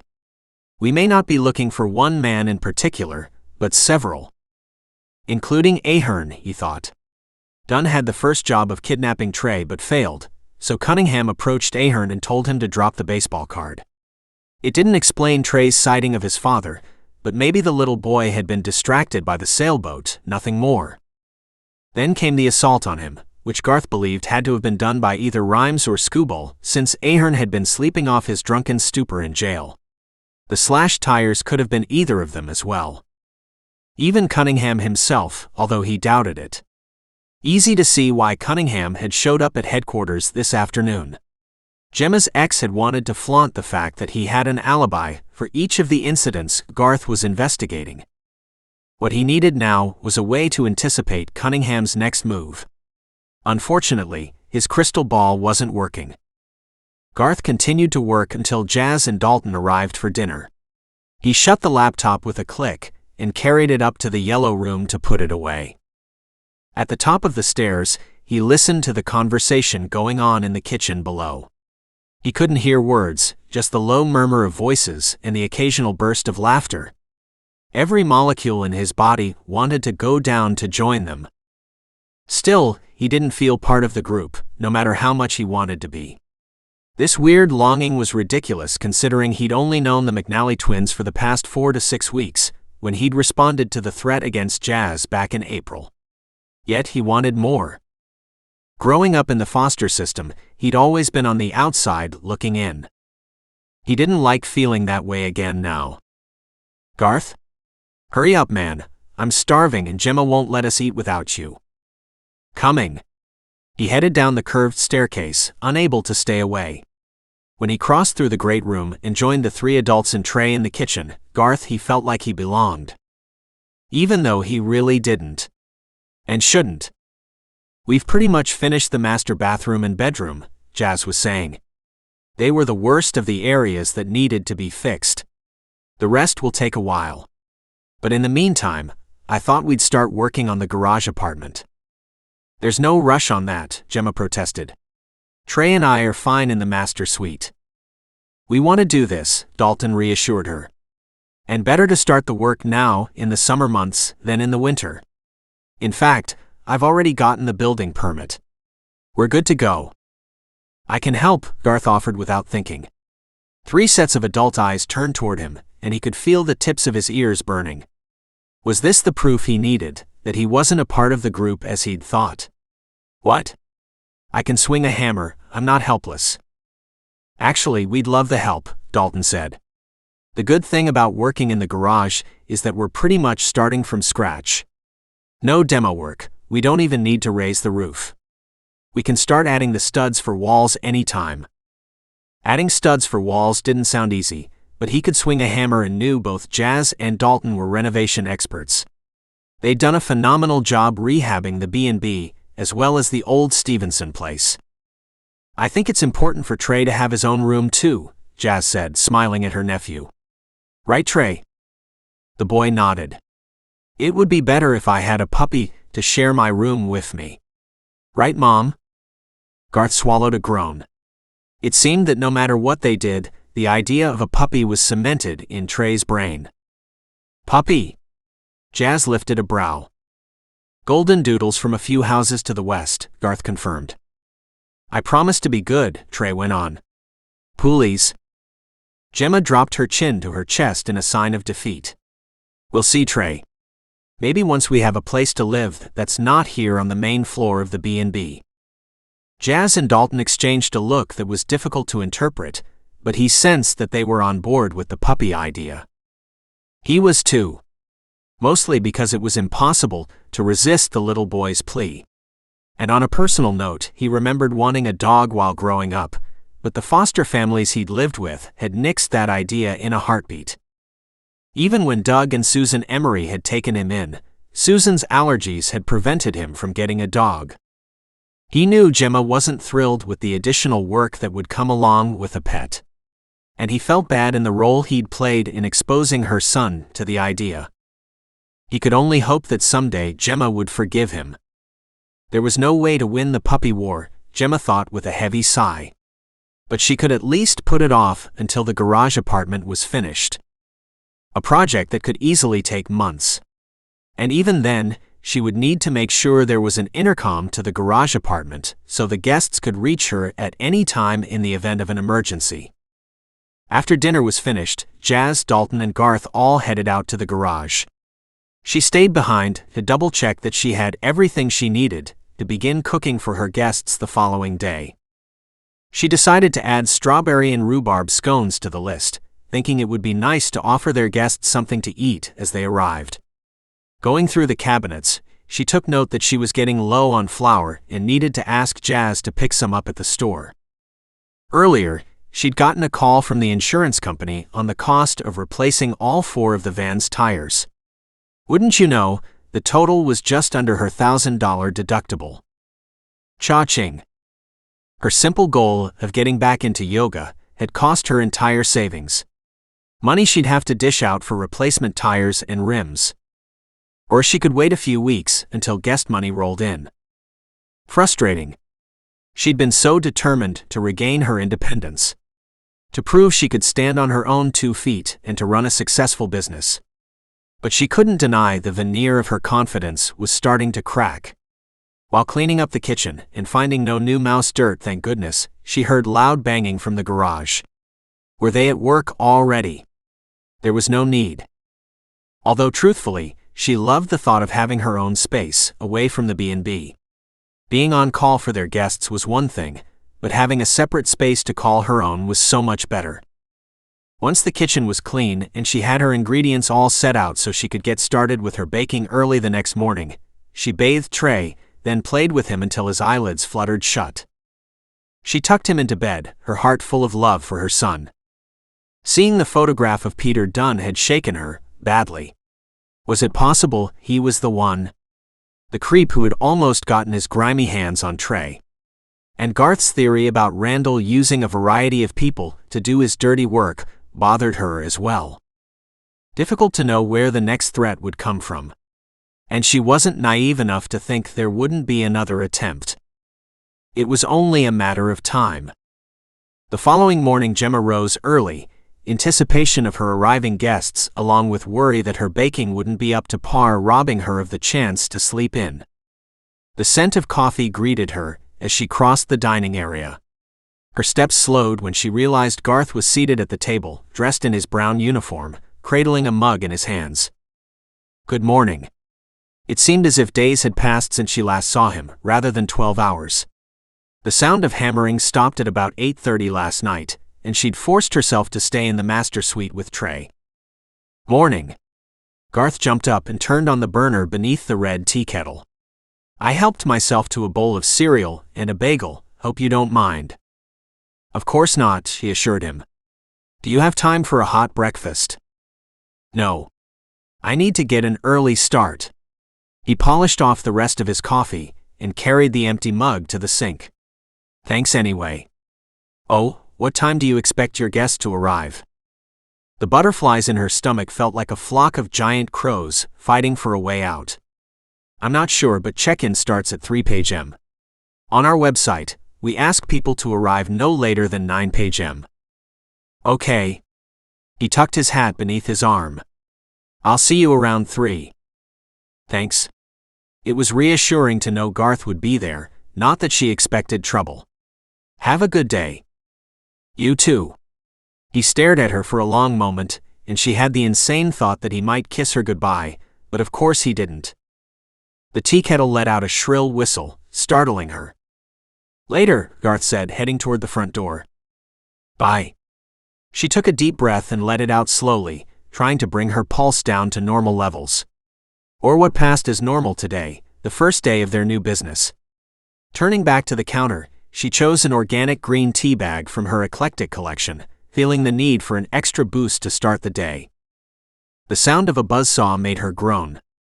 No way, Jazz and Dalton wouldn't start working on the garage again today of all days, would they?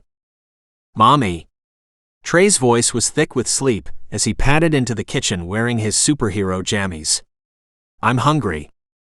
Cold cereal and bagels seemed the way to go, especially since she'd be making a large breakfast tomorrow and Sunday. She picked up her son, nuzzled him for a moment, then set him in his booster chair. What are you in the mood for? Wheaties or Raisin Bran? Wheaties. The noise from the garage grew louder as they ate. The sawing in particular began to grate on her nerves. Didn't her twin realize how important today was for them? They needed great guest reviews to get noticed. Offering the gazebo wedding package was a good marketing tool, but no one would care if the reviews related to the accommodations sucked. She began making her grandmother's strawberry rhubarb scones, doing her best to ignore the noise. Surely Jazz and Dalton would come in looking for breakfast. No doubt, they'd be disappointed to find cold cereal and bagels. Morning, Jazz said, entering the kitchen. Gemma rounded on her twin. What in the world are you doing out there? This is hardly the best day to start working on the garage apartment. Jazz looked shocked at her outburst. We have until 3, right? That gives us almost 8 hours, plenty of time. Are you crazy? Why start today when you can't work on it over the weekend? Our guests are coming for peace and quiet, not the cacophony of saws and hammers. To her utter astonishment, tears pricked her eyes. Whoa, Jem, what's wrong? Jazz hurried over to envelop her in a big hug. I'm sorry if the noise bothered you. I guess we got a little carried away. Gemma grabbed onto Jazz, soaking up her twin's strength. It's not that. I'm a nervous wreck, she confessed. What if they hate my cooking? What if this first weekend ends up being a huge flop? What if they get bored here without anything to do? What if? Stop right there. Jazz's tone was sharp with exasperation. First of all, we can't please everyone. Second, you're an amazing cook, so no worries about the food. And lastly, they're here to spend the night and have a good breakfast. It's not our job to entertain them. The town has plenty of boats to rent and other lake activities going on. We don't have to specifically offer things for them to do here. Now I want you to sit down and have another cup of tea. Gemma clung to her twin for another minute before reluctantly letting go. She collapsed into the closest chair and put her head in her hands. You're starting to scare me, Jazz said, placing a mug of tea in front of her.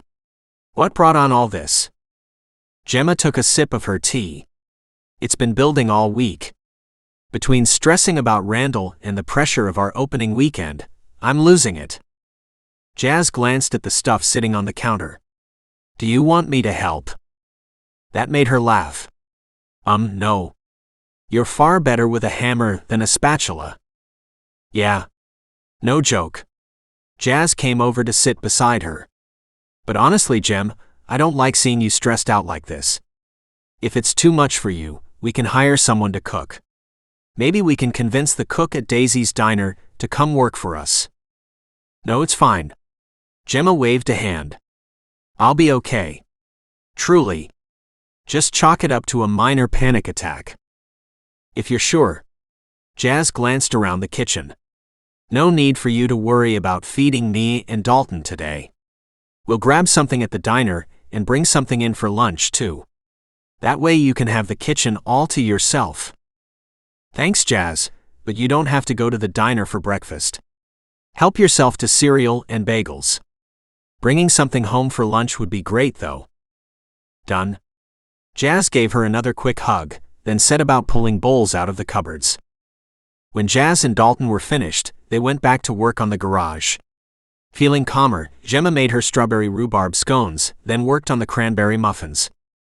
She taste-tested a strawberry rhubarb scone, relieved when it melted in her mouth. Perfect.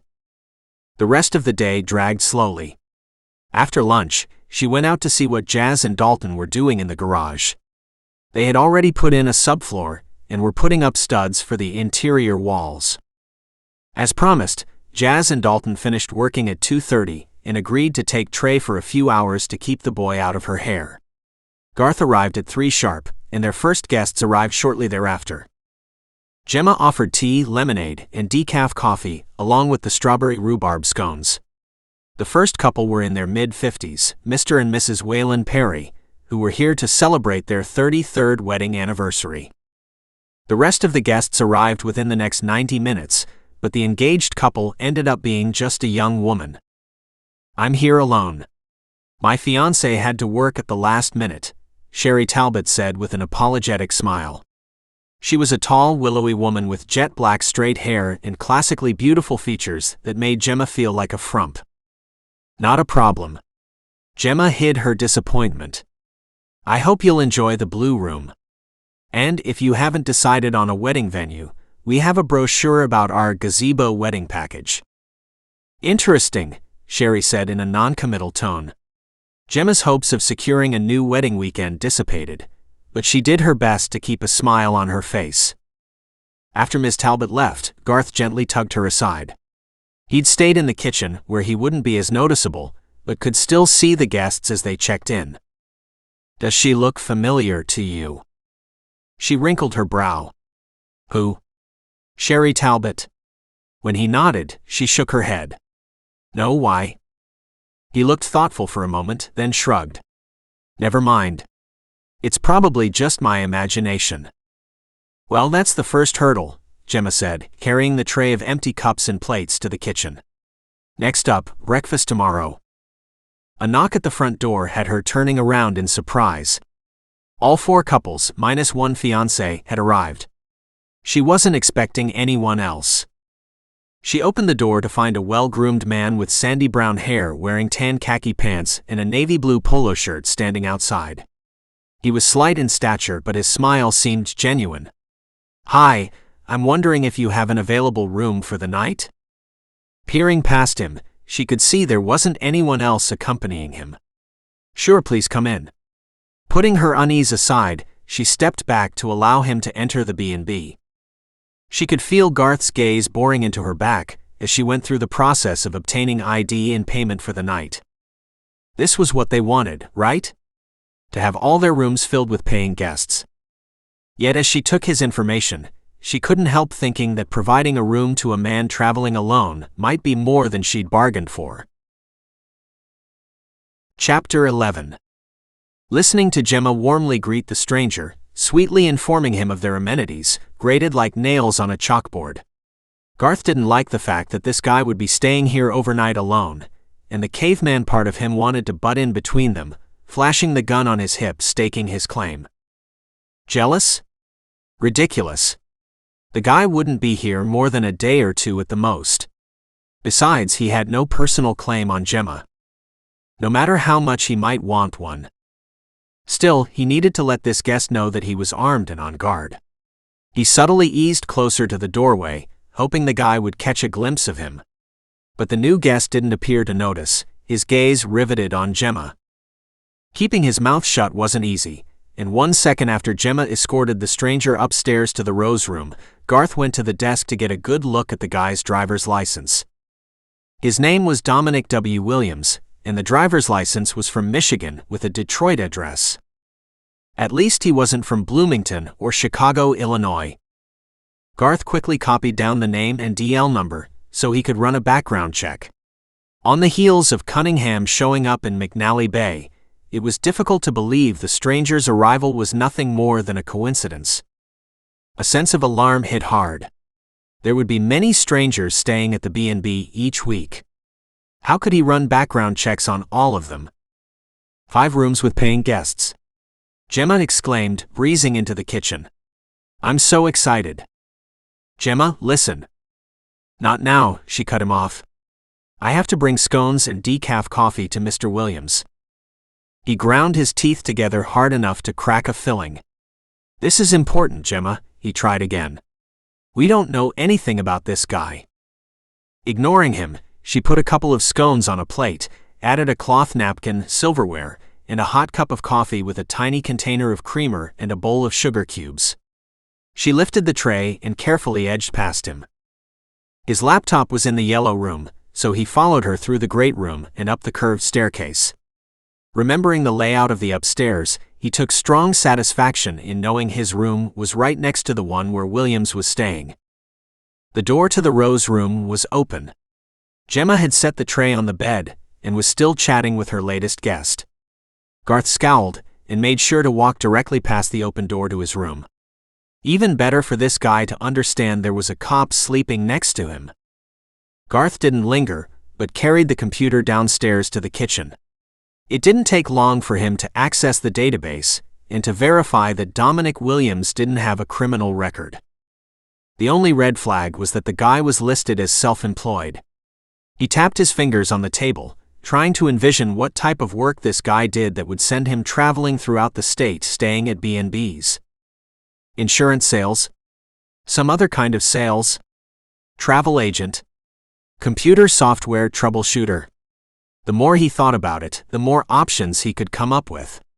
He made a mental note to sit near Williams at breakfast the next morning. Gemma returned to the kitchen and flopped into the chair across from him. I did it. Everyone is settled in, and Jazz and I don't have anything more to do until early tomorrow morning. Yeah, you're a natural, Gemma. His earlier annoyance had evaporated, and he was proud of what she'd accomplished. I did a background check on Williams, no criminal record. No financial issues either. Her smile vanished, and she gave him the evil eye. You can't keep doing this, Garth. You can't screen every guest we have throughout the year. I know. He leaned forward, propping his elbows on the table. But considering what's been going on around here, don't you think this is the best approach? You have no way of knowing if that same guy was the one who slashed your tires because Cunningham asked him to. She made a PHFFT noise and waved her hand. He's a nice guy, clean-cut and well-mannered. Not the type to slash a woman's tires. Yeah, just like Ted Bundy was an all-around great guy. He didn't bother to hide his sarcasm as his frustration began to build. Gemma, as a single mother you have Trey to protect. You can't afford to be so trusting of strangers. Her brown eyes darkened and she jumped to her feet. How dare you insinuate I'm putting my son in harm's way by running a B&B? I'm the one who called you with concerns over Randall being here, remember? I know very well that I need to be careful. But that doesn't mean I'm going to turn away a paying guest. Fighting wasn't going to solve anything, so he did his best to corral his emotions. I'm sorry. I didn't mean to say you weren't being careful. I'm only trying to point out that doing background checks on your guests is a small price to pay for some peace of mind. For your peace of mind? Or mine? Frankly, we need the money, or doesn't that matter? Don't you care about what I'm going through? Of course I do. He was puzzled by her sudden outburst. The money reference was probably related to her tires, and he wanted to offer to take care of it, but sensed that would only cause her to become more upset. Gemma abruptly sighed and dropped her chin to her chest. I'm sorry. She shook her head and looked up at him. I don't know what my problem is today. I lashed out at Jazz earlier, and now I'm doing the same with you. He stood and crossed over to her. I'm sorry too. I shouldn't add to your stress level on your first official day of business. He drew her close for a brief hug. Forgive me. She buried her face against his chest and nodded. He cradled her close, offering comfort. Her arms crept up around his neck, and the way she clung to him set his blood humming. Being with her like this felt so right. He liked her and wanted her with a passion he hadn't felt in years. He knew Trey was temporarily staying with Jazz and Dalton, so he gently lifted Gemma's chin, threaded his fingers through her silky hair, and captured her mouth with his. Gemma readily and willingly lost herself in Garth's kiss. He tasted sweet from the strawberry in her scones, and his passion made her blood surge with want and need. It had been so long since she'd been treated like a lovely, desirable woman. And now that she had the sensation within her reach, she never wanted to let it go. Mom! Trey's excited voice, followed by the sound of a door slamming shut, had her pulling abruptly out of Garth's embrace. She took a wobbly step backward and tried to smooth her hair. Auntie Jazz got a puppy. But I get to name her. I picked Goldie. Puppy. Huh? She struggled to pull herself together enough to follow her son's logic. I told you, we can't have a puppy while there are guests staying here. It's our puppy, Jazz said, coming in behind Trey. Her twin lifted an eyebrow and glanced between her and Garth in a way that convinced Gemma that her sister knew exactly what they'd been doing before she'd interrupted. "We're going to keep her at our place, but we're going to share her with Trey." "Goldie is so pretty, Mom," Trey added, hopping from one foot to the other. "You have to come see her. Hurry." "We'll watch the puppy," Jazz reiterated, seeing the skeptical expression in Gemma's eyes.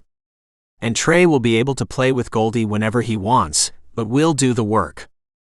It seemed too good to be true, and probably was, but she decided it was the best compromise she'd get. "Okay then, introduce me to Goldie." Trey grabbed her hand and pulled her toward the door. "You're gonna love her, Mom." Gemma wasn't so sure, but when the little fluff of blonde curls began running in circles around her, wagging her tail with excitement, she melted. "Isn't she amazing?" Trey asked, taking the puppy from her arms and holding her against his chest.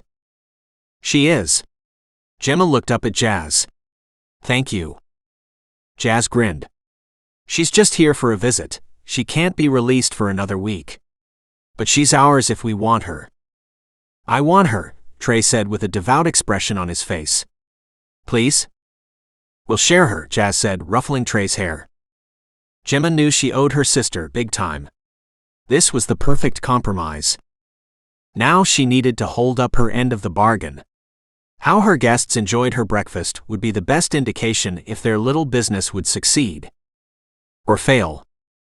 Inwardly reeling from the impact of Gemma's kiss, Garth tried to focus on Trey and Gemma interacting with Goldie. He had to give Jazz credit for coming up with the optimal solution to the puppy problem. His pulse still hadn't settled into a normal rhythm in the aftermath of their kiss, and he wondered if it ever would. His attraction to Gemma was growing stronger each day. Telling himself he needed to remain professional wasn't working. Even forcing himself to remember Kate and Sophie didn't help. Somehow, Gemma and Trey had wiggled their way into his heart. "Okay, Trey. Time for Goldie to go back to her mom," Jazz said. "No," Trey protested. "Trey." Gemma's tone held a stern warning. "Aunt Jazz told you that Goldie isn't old enough yet. She still needs her mommy." "Just like you do," Garth added. "Come on, Trey." Trey reluctantly released the puppy into Jazz's care. "Gemma, we're bringing over dinner tonight," Dalton spoke up. "We'll drive the puppy back, and then pick up a couple of large trays of lasagna from the local Italian restaurant. Sound okay?" "Absolutely," Gemma said with a smile. "Gino's right? Their food is awesome." Jazz suddenly snapped her fingers. "Oh, that reminds me.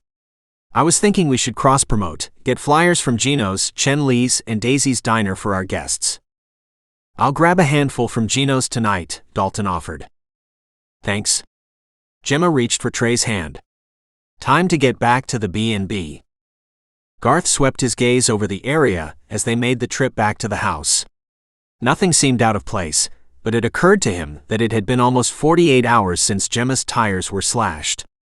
Granted, Cunningham had shown up at headquarters earlier in the day, but Garth still sensed that another attempt against Gemma and/or Trey wasn't too far off.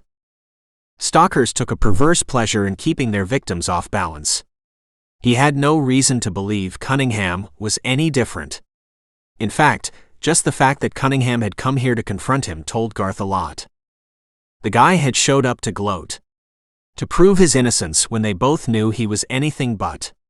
Based on Garth's expert opinion, he knew Cunningham was paying someone to assist him in stalking Gemma and Trey. If not for the attempt to pick up Trey at his preschool, he'd think her ex only cared about hurting her. But Trey was also in danger, maybe more. The more he thought about it, the more he grew convinced that Gemma's most recent guest, Dominic Williams, was the guy to watch. Good thing his room was right next door. If Williams made a move, Garth would be ready. Their dinner was delicious. Jazz and Gemma's guests left to find their own dinner, and when the nice couple celebrating their 33rd wedding anniversary came down, exclaiming that something smelled good, Gemma gave them Gino's flyer. "We need to find a way to offer discounts." Gemma returned to the kitchen table, her expression thoughtful. "That's a wonderful idea," Jazz chimed in. "I'll make the rounds to the local restaurants tomorrow after breakfast, See if anyone is interested in co-marketing. We can offer a discount here too, for their guests and vice versa. I like it. Gemma's eyes lit up with excitement. We're all catering to the same tourist crowd, right? Absolutely, Jazz agreed. I should have thought of it before. Marketing was supposed to be my thing to do. I'm pretty sure you were distracted by a certain handsome architect, Gemma teased, winking at Dalton. Garth smiled as the twin sisters continued to plan. He had no doubt that they would make this B&B a success, especially with Gemma's amazing cooking. He helped her clean up the kitchen after Dalton and Jazz left. The way Gemma avoided his direct gaze made him wonder if she regretted their kiss. Trey? She wiped her hands on a dish towel and turned to look for her son. It's almost bath time. I'll finish up here, he told her. Thanks. Gemma took Trey's hand and led him into the master suite.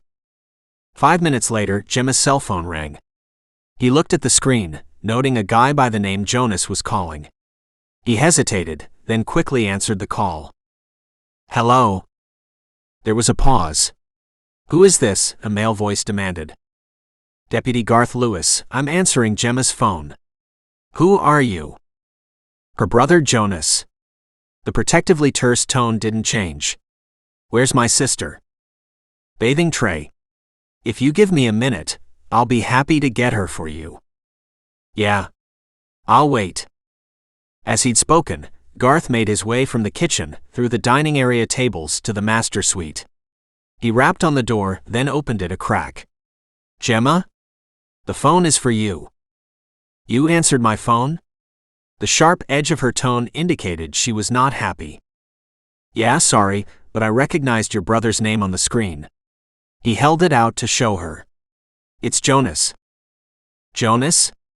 Her irksome expression faded, and her eyes lit up with excitement. Come in, Garth. Watch Trey for me, would you? He entered the suite and followed the splashing sounds to the bathroom. Trey was surrounded by bubbles, laughing. Garth handed her the phone, and she eagerly grabbed it. Jonas? I'm so glad you called. Are you finally coming home? Kneeling beside the tub to keep a close eye on Trey, he listened to Gemma's side of the conversation. Her initial excitement morphed into concern. The hospital. When? Are you okay? He knew Jazz and Gemma had 4 older brothers, Jeremy, Jonas, Jacob, and Jesse. No clue what their birth order was, but it seemed as if Jonas and Gemma were close. Okay, listen. I want you to come here to the B&B the moment you're discharged from the hospital. You hear me? Jazz and I will take good care of you. And there's a VA hospital in Battle Creek, Michigan, which isn't far from here, so I'm sure we can make it work out. That didn't sound good. Trey began to shiver, so he decided bath time was over. He picked up a towel. Time to get out, Trey. No, the boy instantly protested. His chattering teeth told a different story, and it didn't take long for the boy to try to stand. I've got you. Garth lifted him out and set him on the bath mat. He wrapped the towel around Trey and began rubbing him dry. Better? Trey nodded. I'll talk to you soon, Jonas, Gemma said, bringing the conversation with her brother to a close. Love you. Everything okay? She gave a tiny shake of her head. Not really. Jonas was injured in the line of duty, but won't tell me specifics about what has happened. Just claims he'll be home within a week or 2. Which seems odd, as the government loves to tie everything up in red tape. Makes me wonder if he's been in the hospital for longer than he let on. Military. When she nodded, he asked, where was he stationed? Afghanistan. Gemma slid her phone into the back pocket of her jeans. I'm sorry I snapped at you for answering my phone. It made me think about how Randall used to monitor my calls. But I would have been really upset to have missed Jonas's call. No problem. He could tell she was worried about her brother, and wished there was something he could do to make it better. I'll take over from here. She reached for Trey. Time to get into your pajamas. Would you like Superman? Or Pokemon? Superman, Trey answered. Garth retreated from the master suite, giving Gemma and Trey their privacy. He lingered in the kitchen, but she didn't return. He heard several guests arriving back after being out and realized that even if they were innocent, the fact that Gemma had to leave the door open for them created problems. Randall could easily get in and out while guests were mingling about. Dominic Williams was the last one to return to the B&B, giving Garth a nod of acknowledgement before heading up the stairs to the Rose Room. Garth tried to take some satisfaction in the fact that Williams knew a cop was staying there. He went to his own room to finally change out of his uniform, donning comfy jeans and his police academy sweatshirt. He remained quiet, straining to listen, but couldn't hear Williams moving around. Either the walls were unusually thick, or the guy was tucked in for the night. He wanted to head back downstairs to be with Gemma, but forced himself to stay where he was. Offering her comfort wasn't nearly as important as keeping her safe. That was the lesson he'd learned the hard way with Kate and Sophie. Better to stay close to Williams, his main suspect. Garth stretched out on his bed and crossed his hands behind his head. If the guy was innocent, then fine. But he wasn't going to make a mistake. He dozed on and off for several hours when the creak of a floorboard sent him bolt upright. Williams. Garth rushed across the room, pulling open his door, trying to peer through the darkness. Williams's door was open a crack, confirming his suspicions. The guy was on the move. Garth grabbed his weapon from the bedside table and descended the stairs, stepping to the far right on the third step from the top, the one that he knew squeaked under a man's weight. His heart thudded when he couldn't see Williams. Had he lost him? The sound of a door opening caught his attention, and he quickly moved through the kitchen toward the French doors. There. A dark shadow moved outside toward the lake. Tightening his grip on the gun, he followed Williams outside. If the guy was up to something, he wouldn't hesitate to stop him. Using force if necessary. Chapter 12. After tossing and turning for what seemed like several nights instead of hours, Gemma slid out of bed and went into the kitchen to make some herbal tea. Stressing over her upcoming breakfast wasn't going to help. How could she cook a decent meal if she didn't get a good night's sleep? Seeing the French doors standing ajar brought her to an abrupt halt. Randall! She hurried over to close them in time to hear someone shouting, "Stop! Put your hands where I can see them." What in the world? The voice sounded like it belonged to Garth, but she couldn't see the two men outside clearly enough to say for sure. And who else was out there? Randall! She pulled the door open. Garth? Is that you? Should I call 911? Hey man, what's your problem? Can't a guy stand in the gazebo to make a phone call? The second voice definitely didn't sound like Randall's, but still she hesitated. What if the guy out there was someone Randall had hired to harm her? Oh sure, he could say he was just standing in the gazebo to make a phone call, but he was still trespassing on private property. I'm calling 911 now, she said loudly, even though she didn't have her phone handy. Go ahead, the strange voice said, sounding exasperated. Some B&B you're running here, lady. A cop pulls a gun on a guest for no reason. What? A guest? Gemma felt as if she'd been punched in the stomach. No. Garth wouldn't have followed one of her guests out here, would he? The instant the question formed in her mind, she knew the answer. Of course he would. Who's out there? She asked. Is that you, Mr. Williams? Get inside, Williams. Now? Garth said in a no-nonsense tone. Garth, stop it. You're overreacting. She couldn't believe this was happening. Talk about a public relations nightmare. The two men came inside. Her guest, Mr. Williams, crossed the threshold first, followed by Garth, who still held his service weapon. What was wrong with Garth? This was insane. She did her best to make amends. Mr. Williams, I'm so sorry. Please allow me to make it up to you. I'll be happy to give you your money back. Not until you tell me what you were doing outside in the middle of the night, Garth interrupted. This is a B&B, not a hotel. She wanted to grab Garth and shake some sense into him. This wasn't how you treated a guest. Stop it, Garth. As a guest, he has every right to go outside to the gazebo or down to the lakefront. In the middle of the night? Garth asked. Yes? She kept her tone firm. Listen, I'm sorry, Dominic Williams said, holding his hands up in a gesture of surrender. I didn't mean to cause an alarm, but I couldn't sleep. I could see the gazebo from my window and thought listening to the waves would help me relax. Why didn't you just open your window? Garth countered. Hey, I wish I had, Dominic said, glaring at Garth, then at his gun. I didn't know a trigger-happy cop would follow me outside. Earlier you said you went outside to make a phone call, Garth challenged. Which is it? Phone call or couldn't sleep? I couldn't sleep, so I was going to get some air, listen to the waves, and make a phone call. Her guest looked genuinely confused. Is there a law against that? No, of course not. Garth, I need you to stop right now. Gemma hoped her tone wasn't loud enough to wake Trey. Mr. Williams, please accept my sincere apology for what happened here tonight. I'll be happy to refund your payment. Hold on, Gemma. You're being stalked by your ex-husband. I think that trumps B&B rules. Garth turned toward her guest.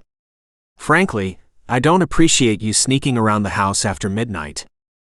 Gemma lifted her gaze to the ceiling, forcing herself to count to 10. She was close to losing her temper in a big way. She only made it to 5 before stabbing Garth with a steely glare. Garth, Mr. Williams doesn't need to know about my personal troubles, she managed between clenched teeth. She turned to her guest.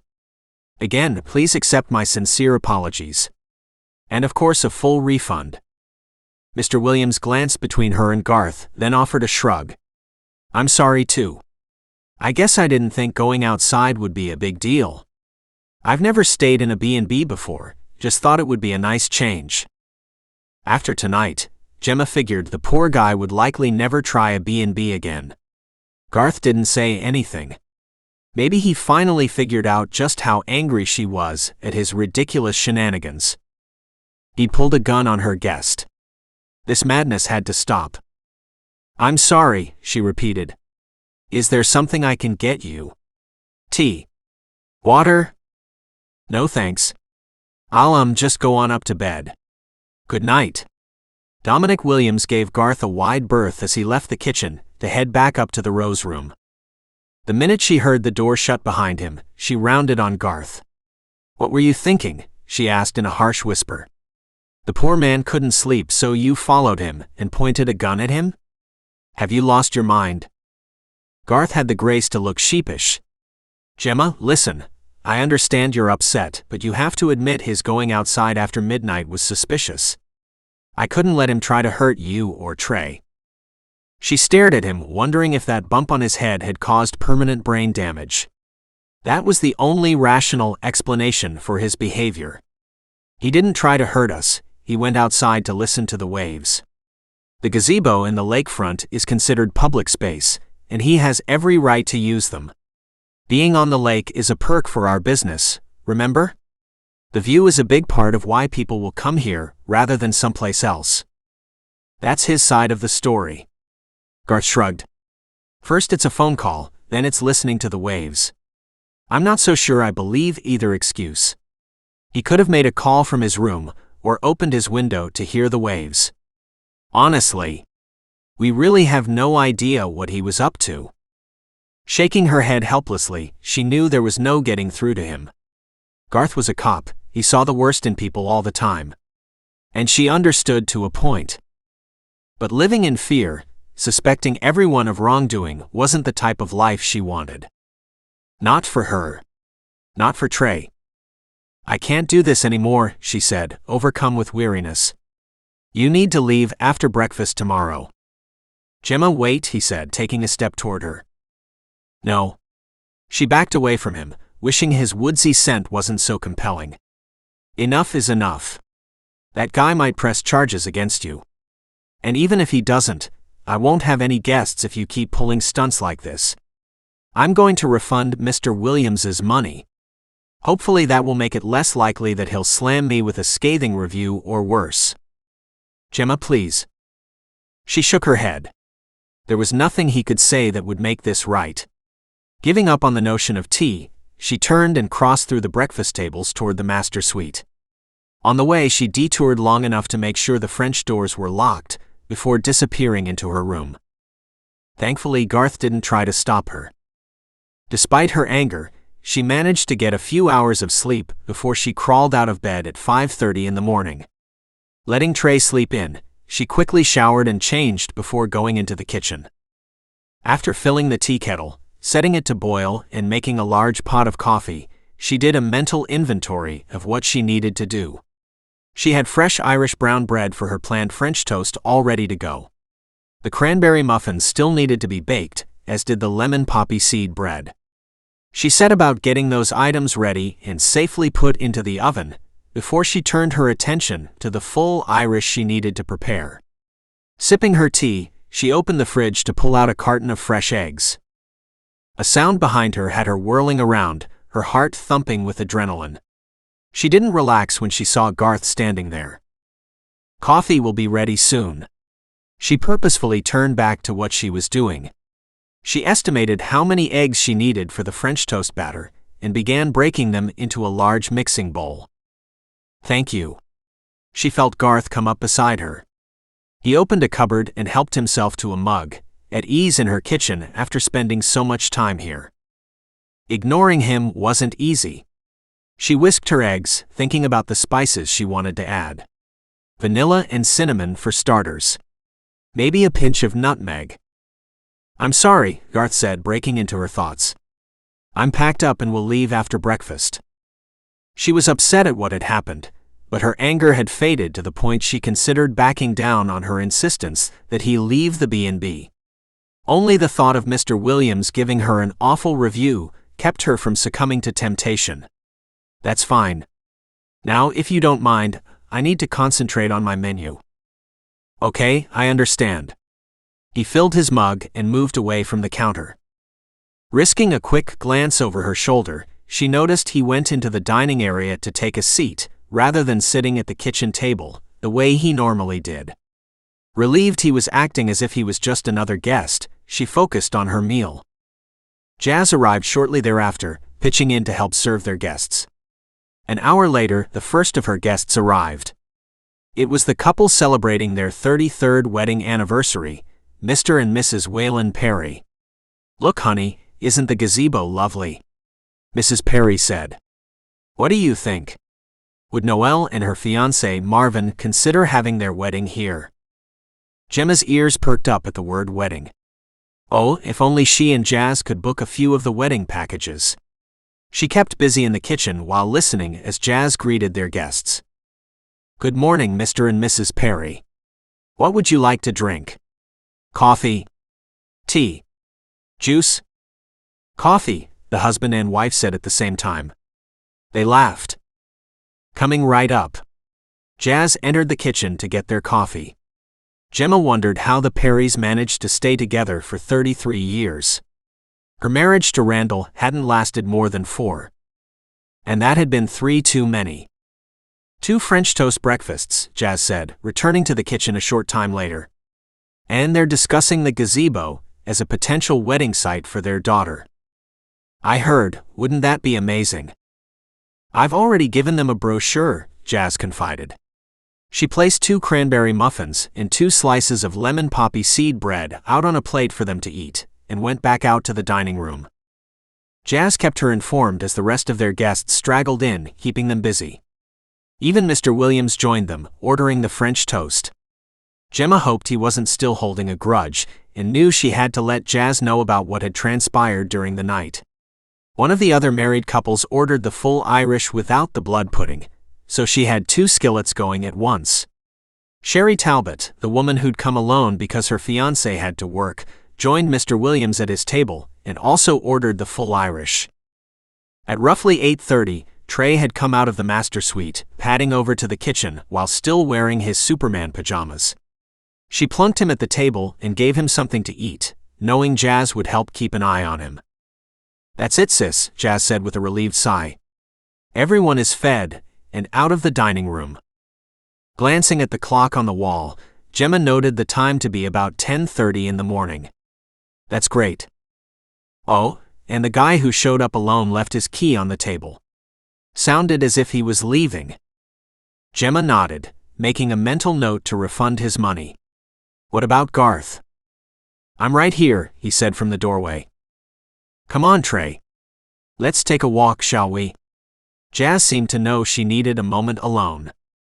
When the door shut behind Jazz and Trey, a heavy silence fell between them. I'm sorry about last night, he said, placing his empty coffee cup on the kitchen counter. Please call if you need anything, okay? I will. She forced a smile. Everyone finished their meal. I hope that means they liked it. It was delicious, he told her. I heard a lot of praise from your guests.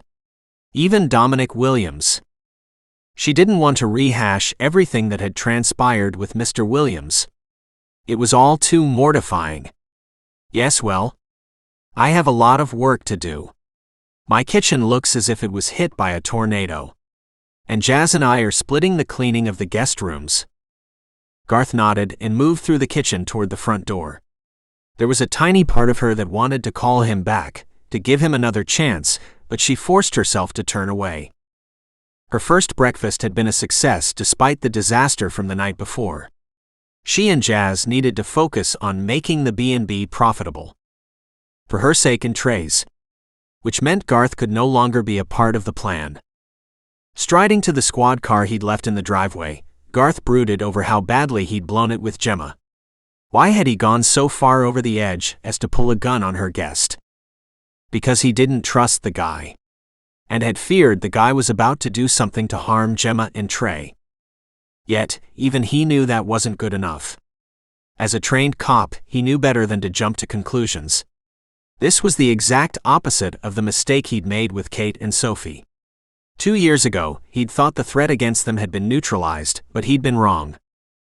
This time with Jemma and Trey, he'd imagined a threat that didn't exist. The guy might file a complaint against him with his boss, but he didn't care. He deserved it.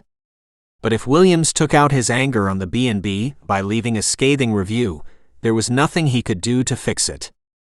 The guy's excuses for going outside on a chilly May evening were lame, but not completely unbelievable. Yet looking back, Garth still couldn't shake the thought that something was off about the guy.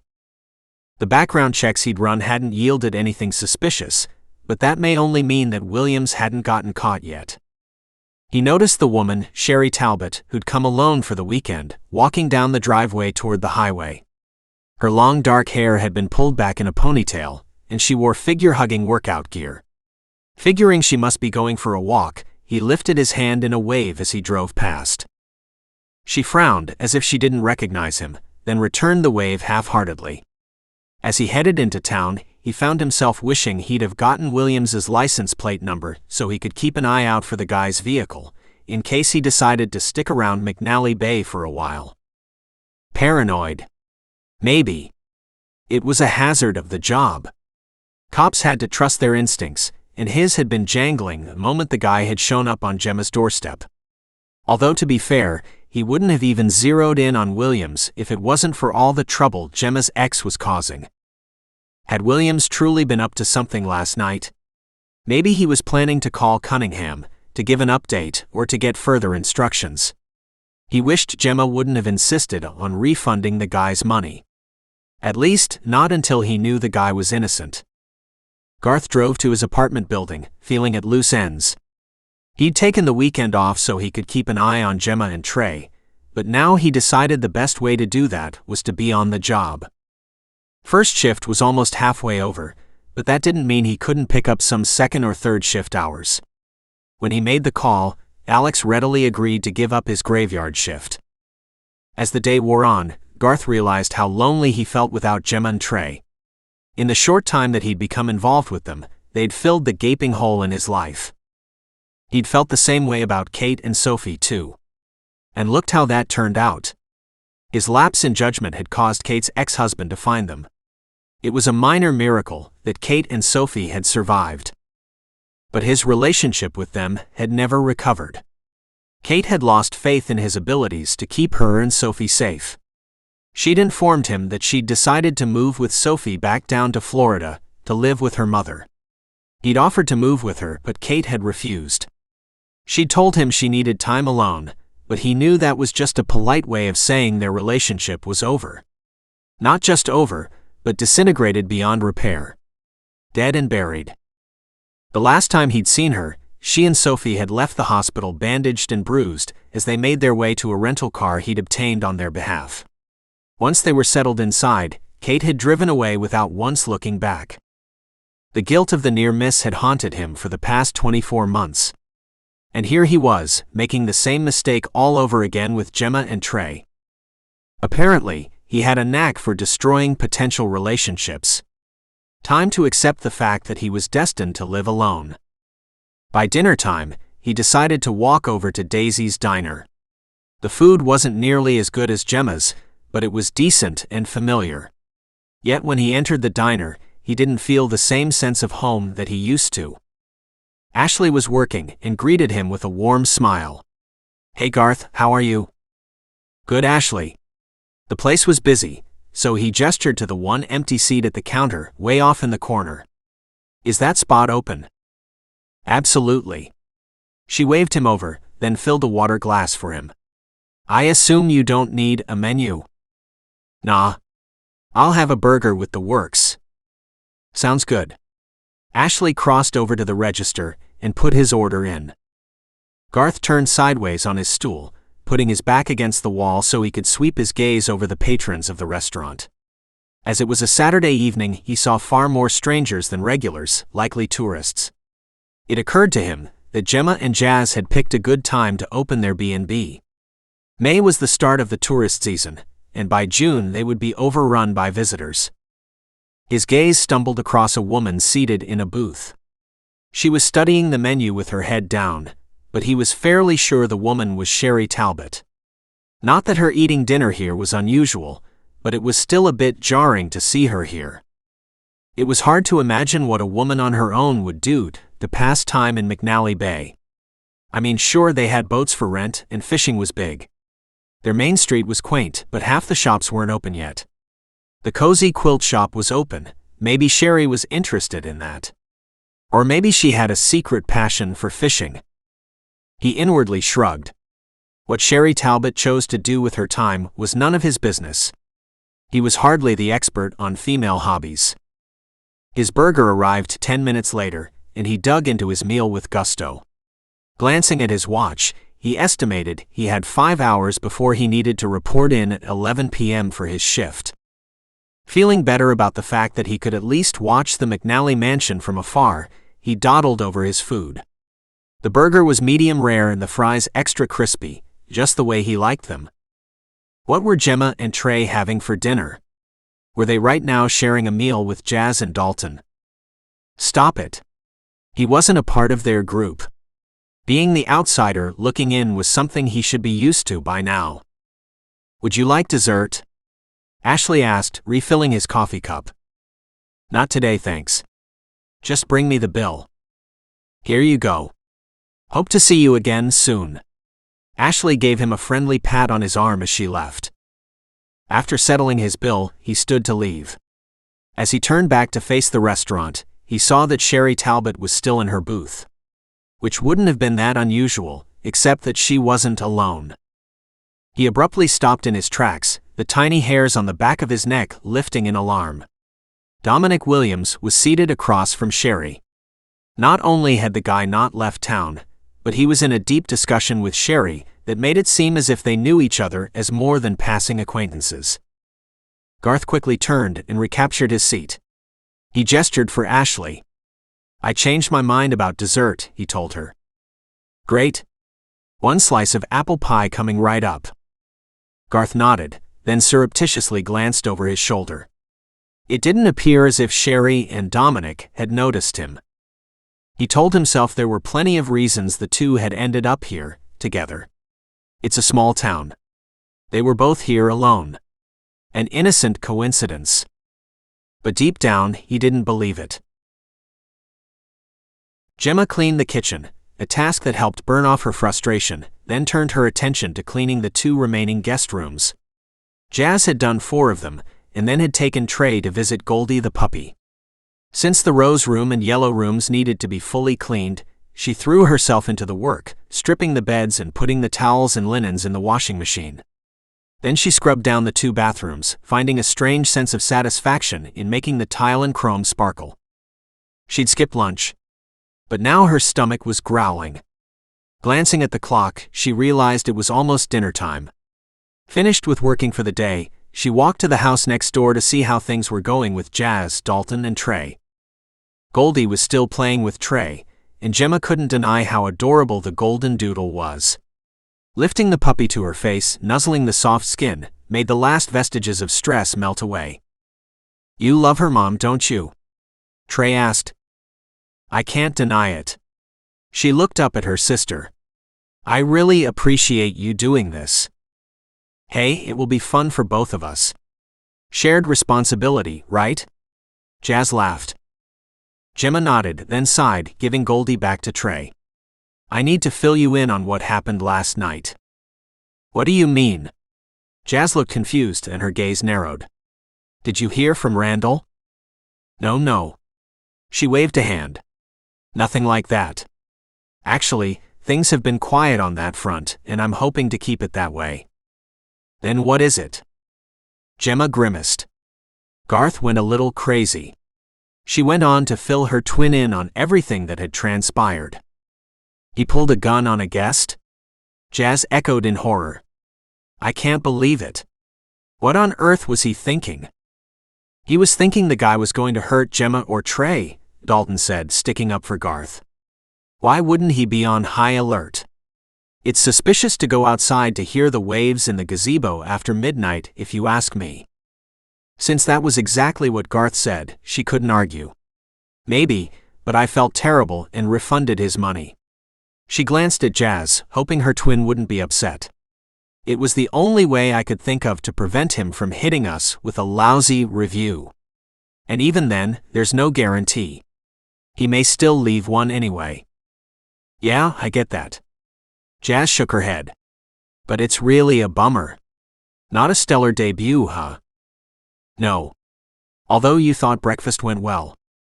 Gemma tried to focus on the bright side. "It did. They raved about the food, Gemma. Truly."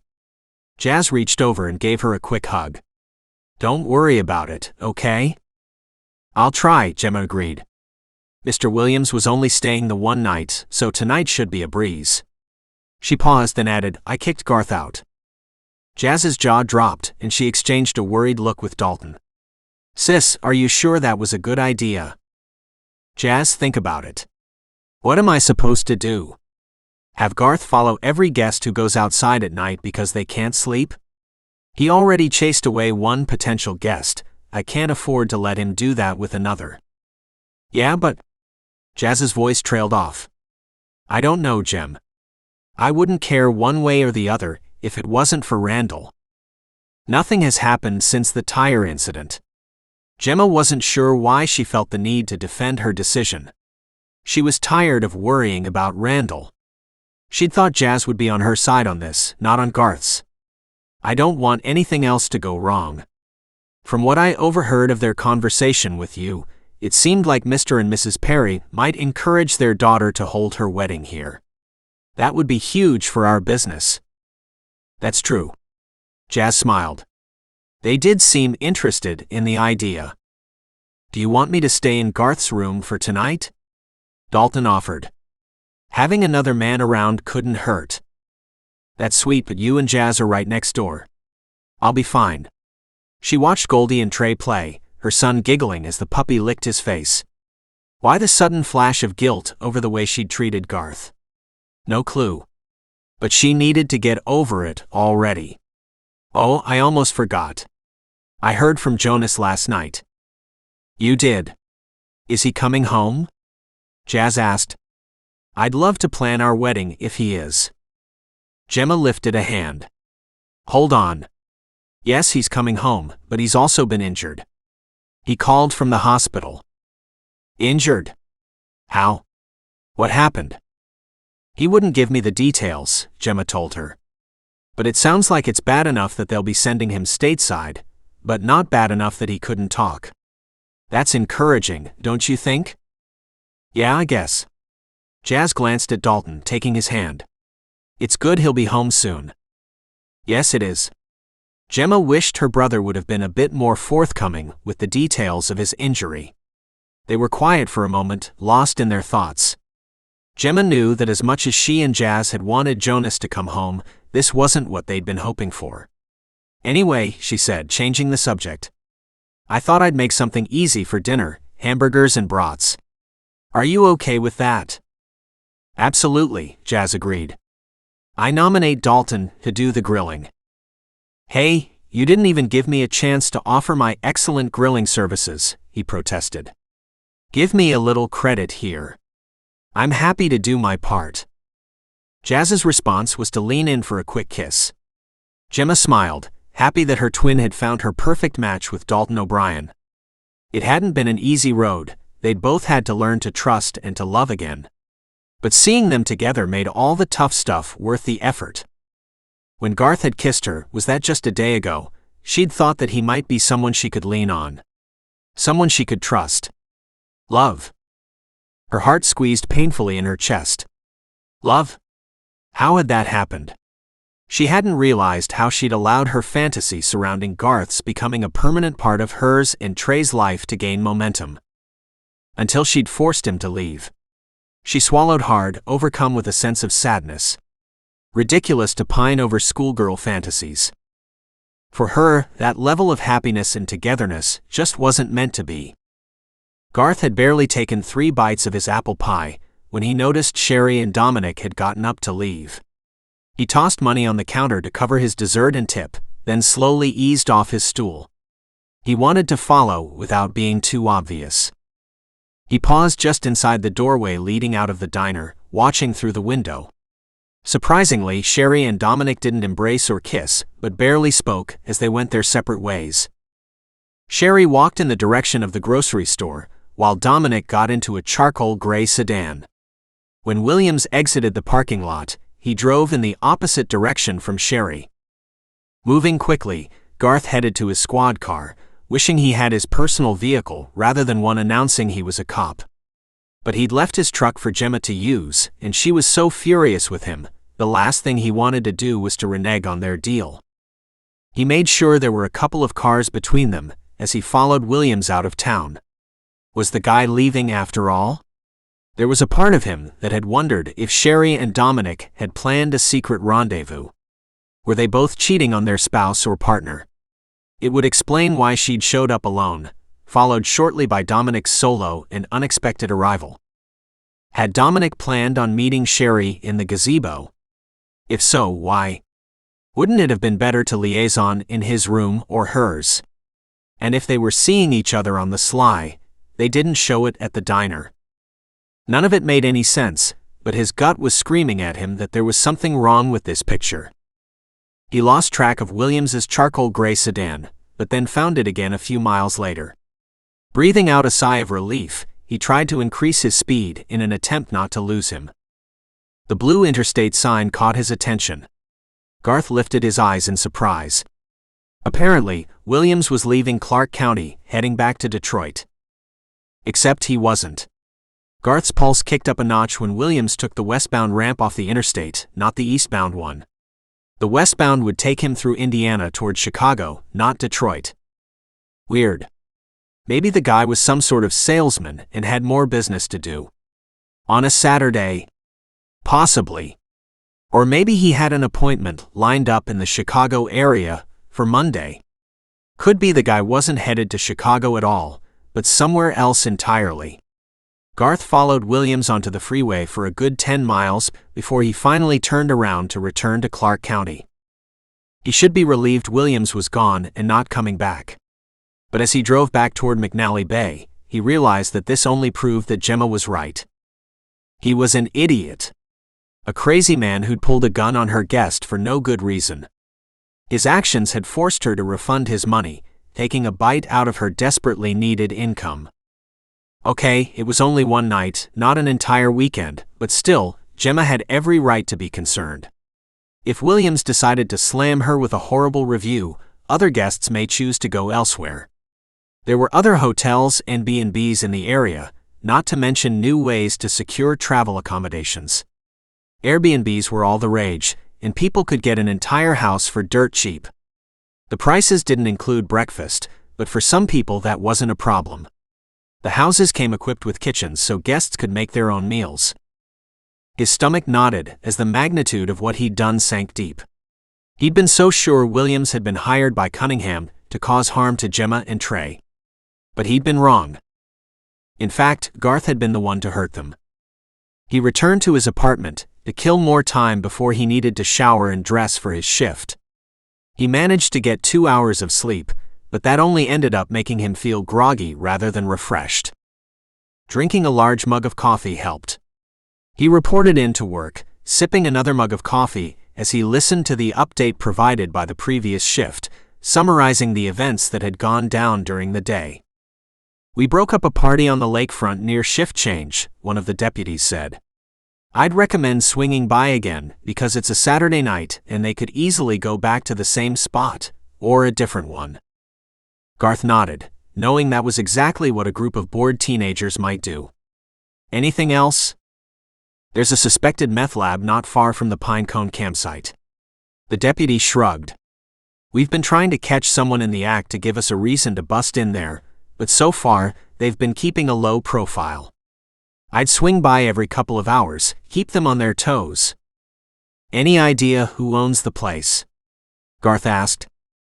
"A guy out of Chicago, Kevin Worth." The name meant nothing to Garth, and judging by the blank looks on some of the other deputies' faces, he could tell they didn't recognize it either. Unfortunately, illegal drugs were everywhere, even in quaint small towns like McNally Bay.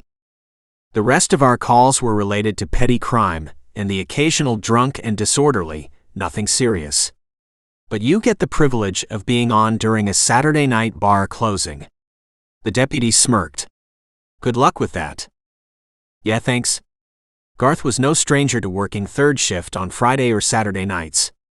Fights tended to break out between drunk patrons any time after midnight and before the bar closed at 2 a.m.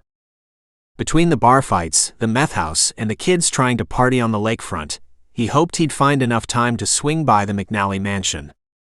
Cunningham was a cop, so he'd know what a typical Saturday night was like in a small town. If he was planning to make a move, Garth firmly believed it would be sometime around bar time. But that was okay. He planned to be ready for anything. After dinner, Gemma did prep work for the following day, getting banana bread batter and blueberry muffins ready so they could be easily baked first thing in the morning. When that was finished, she took stock of her inventory, making notes of what she'd need to replace before next weekend's guests arrived. "Trey?" She peered into the dining area for her son. "Ready for bath time?" "Yep." Trey abandoned his toy cars to run over to her. "I want Garth to help me." "Deputy Lewis," she automatically corrected, taken aback by her son's request. How was it possible that he'd gotten attached to Garth in such a short time? "Sorry, honey, but he's not here. I think he might be working tonight." "'Cause he's a policeman." Trey bobbed his head. "Right, Mom?" "Right." She forced a smile. "Give me a minute to start the water, you pick out which jammies you want to wear." "Pokemon," Trey announced as they entered the master suite. He ran over to the side of the dresser that contained his clothing. "Mom, where's my badge?" "I don't know." "Where did you leave it?" She plugged the tub and started the water, testing with her elbow to make sure it wasn't too hot. "Mom." Trey's voice raised in alarm. "It's losted. I losted my police badge." She suppressed a sigh and returned to the bedroom. "We'll look for it after your bath, okay?" His lower lip trembled. "I want to wear it to bed." She knelt beside her son. "Trey, if we can't find it, I'm sure Deputy Lewis will give you another one. Don't worry about it, okay?" Then an idea hit her. "Were you wearing it when you were playing with Goldie?" "Maybe." He scrunched up his face. "I don't remember." "We'll find it tomorrow. Now, time to get into the tub. Trey did as she told him, crisis averted for the moment. She was tempted to call Garth, to let him know that Trey might need a replacement badge, but talked herself out of it. If she were honest, she'd admit calling him was just an excuse to hear his voice. Ridiculous at how she'd missed having him around during the day. Better that she learn how to stand on her own 2 feet. Leaving Randall had been a huge step in regaining a level of independence. No sense in giving it up now.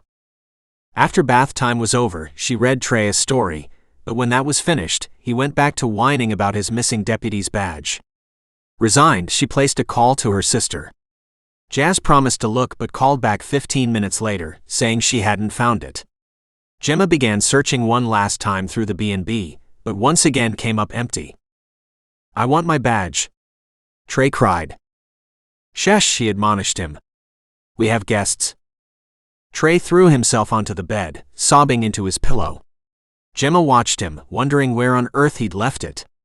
The stupid badge could be anywhere, especially outside, but she wasn't going to search for it in the darkness. Plenty of time to do that in the morning. Trey grew more and more fussy until finally, a solid hour past his usual bedtime, he fell asleep. Gemma sat on the edge of the bed and dropped her head in her hands with a sense of relief. Exhausted from the early start and all the drama in the middle of the night, she fell into a restless slumber. Twice she woke up to strange noises, likely from her guests moving around upstairs, but forced herself to stay in bed. At 5:30 she got up, feeling a little more refreshed than she had the day before. This was how it was supposed to be. She left Trey where he was, sound asleep, hoping he'd wake up in a better mood.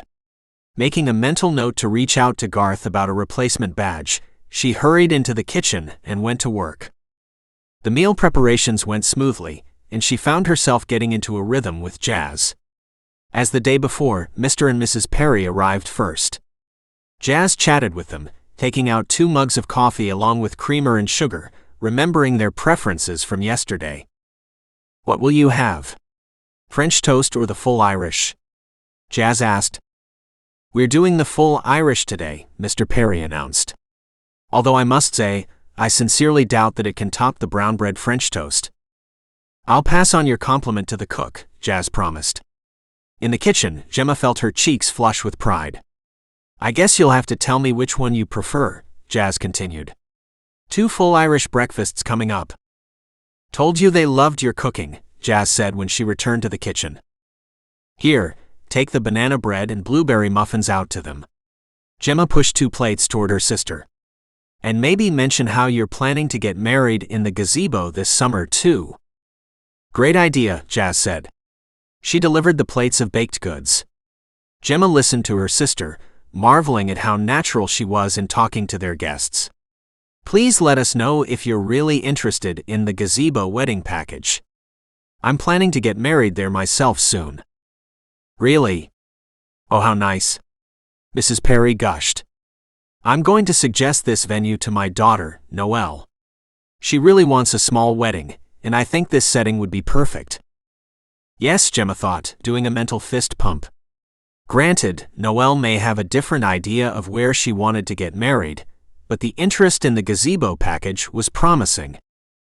She continued cooking in the kitchen, this time relaxed enough that she could clean up as she went along. Jazz chatted with the guests as they arrived, taking their orders. It seemed that everyone who ordered French toast the day before went with the Irish, and vice versa. Gemma took that as a good sign, as she set up her dueling skillets. When all the guest breakfasts had been served, she took a moment to sip her lukewarm tea. She and Jazz had determined their checkout time would be 11 a.m., and it was only 9:45 now. Little over an hour to go, she thought with satisfaction. She was pleased by how well her breakfast seemed to have been received. What a difference it made having gotten a decent night's sleep, with no extra drama. She picked up her phone, wondering if it was too early to call Garth about replacing Trey's badge, then set it back down again. She'd wait until her guests had all left for the day. With breakfast finished, she waited for their guests to check out. The Perrys left first, with the other 2 couples following about 30 minutes later. When they were gone, Gemma returned to the kitchen. She collapsed into a chair. She'd done it. Survived her first weekend. Then she suddenly frowned, glancing around the kitchen. Where was Trey? Honey? Are you hungry? She entered the master suite, expecting to find him in the large bed, maybe watching television, but he was nowhere to be found. Panic squeezed her heart, and she spun around to go back into the kitchen. Jazz must have taken Trey to her place once the meals were finished. That's what she'd done the day before. She grabbed her phone and called her sister. You have Trey, don't you? What? No, sorry, Gemma. I thought he was with you. Why do you need me to watch him for a bit? She tightened her grip on the phone. He's not there. Are you sure? He's not in his room, and I don't remember seeing him. We'll be right over, Jazz said. Gemma put the phone down with a shaky hand. How was it that she'd missed seeing her son? What kind of mother was she? Had he decided to go off on his own? To search for the missing badge? Or maybe to see the puppy? Then it hit her. She didn't remember Jazz giving her a breakfast order for Sherry Talbot, either. Gemma bolted upstairs to the green room, searching for her missing guest. The green room was empty, except for the key that was sitting on the bedside table. No luggage. No Sherry Talbot. No Trey. Her stomach knotted painfully as she put two and two together. Instantly she called Garth, but his phone went straight to voicemail. Clattering down the stairs, she dialed 911. Clark County Sheriff's Department, what's your emergency? My son, Trey McNally, is missing.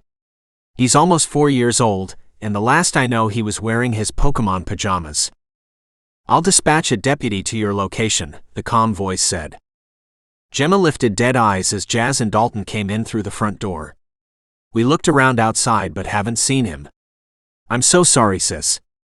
What can we do? Gemma's eyes filled with tears as she helplessly shook her head. I don't know. I'm afraid Randall has him.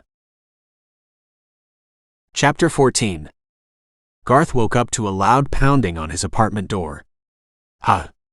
He slid out of bed and staggered across the room. Pressing one bleary eye to the peephole, he scowled. Who's there? It's Dalton. Come on, get moving. Trey is gone and Gemma is a wreck. We need all the help we can get. The news cleared the cobwebs from his brain in one fell swoop. He yanked the door open. Trey's missing? When? We're not sure. But that's not all. One of Gemma's guests, a woman by the name of Sherry Talbot, didn't show for breakfast either. It's possible the two incidents are related. The image of Sherry Talbot meeting with Dominic Williams at Daisy's Diner flashed in his mind. I knew there was something fishy going on with her and the other guy, Williams. Come on, man. Put some pants on. We gotta go. Garth was already on his way to the bedroom. I'll send a bolo alert for both Talbot's and Williams's cars. I can get every sheriff's deputy and the authorities in neighboring counties to be on the lookout for them both. Gemma has their vehicle information, right? I think so. Dalton glanced at his watch. One of the deputies has already been out to the B&B to take Gemma's statement, but they're at a loss as to where to begin searching for him. We've already swept the grounds of both properties and the home of the puppies. But we came up with zilch. Garth's stomach clenched. How long had Trey been missing? What if Talbot had already handed the boy over to Cunningham? He yanked on his clothes and joined Dalton. Let's go. I'll follow in my squad car. We may need to split up. Dalton's response was to head back outside toward his car, leaving Garth to catch up. When he pulled into the driveway of the B&B, Gemma ran out to greet him. She threw herself into his arms. My baby. You need to help find my baby. I know. He crushed her close, wishing more than ever he'd done things different. We'll find him. How? She pulled out of his arms and raked her fingers through her disheveled hair. Where? Get me the car information on Talbot and Williams. I want to put out an alert. She didn't hesitate and turned to go inside the house. He followed, his mind whirling with possibilities. Here. She thrust the information she'd taken from her guests upon check-in. He was relieved she'd collected vehicle information, including license plate numbers. He returned to his squad car to issue a bolo for both vehicles, then began to work the computer. After typing in the tag number for Williams's car, he discovered it was a rental. His hopes plummeted when he got the same results for Talbot's vehicle. 2 rentals leading to dead ends. He should have done an in-depth vehicle investigation on Friday, instead of just focusing on the people themselves. If he'd have known they were both driving rental cars, then maybe things would have played out differently. But it was too late to change the past. Digging into who rented the cars wasn't easy. Each company requested a warrant before releasing what they deemed private information. Garth feared that simply having suspicions about the 2 individuals wouldn't be enough. And he was right. His boss, Captain Kurt Vance, initially flat-out refused his request. It wasn't until Garth explained how he'd seen the 2 suspects together at the diner, and how the woman disappeared the same time Trey went missing, that he was able to convince his captain to go for the warrant. "I'll send the information as soon as I have it," Vance promised. "Thanks." Garth signed off, then looked up as Gemma approached. Her tear-ravaged face stabbed deep, and he hated knowing he'd failed her. Failed Trey. The idea of the poor kid suffering at the hands of Williams Talbot, or worse his father, made his blood boil and his stomach churn. "I never should have asked you to leave." Her voice was husky with fear. "Trey would still be here right now if I hadn't kicked you out." "Don't say that." He slid out from the driver's side and pulled her close. "She may have still found a way to take him." "No, she would never have gotten past you." Gemma sniffled loudly. "It's my fault. I lost track of him. Lost track of her." "Stop it." His tone was forceful. "This isn't anyone's fault other than your ex-husband's. I want you and Jazz to keep searching the 2 properties. I'm going to follow up on whatever information we can get from the 2 rental companies." "2 rental companies?" Gemma echoed in confusion. He filled her in on how he'd seen Talbot and Williams together at the diner. "Both cars are rentals. It's possible they were using fake IDs. They were working together." Gemma looked appalled at the idea. "That's crazy. How could Randall make them do something like this?" "I'm not sure. He must have something on them." There was something off about the whole mess, and he was angry with himself for missing the clues.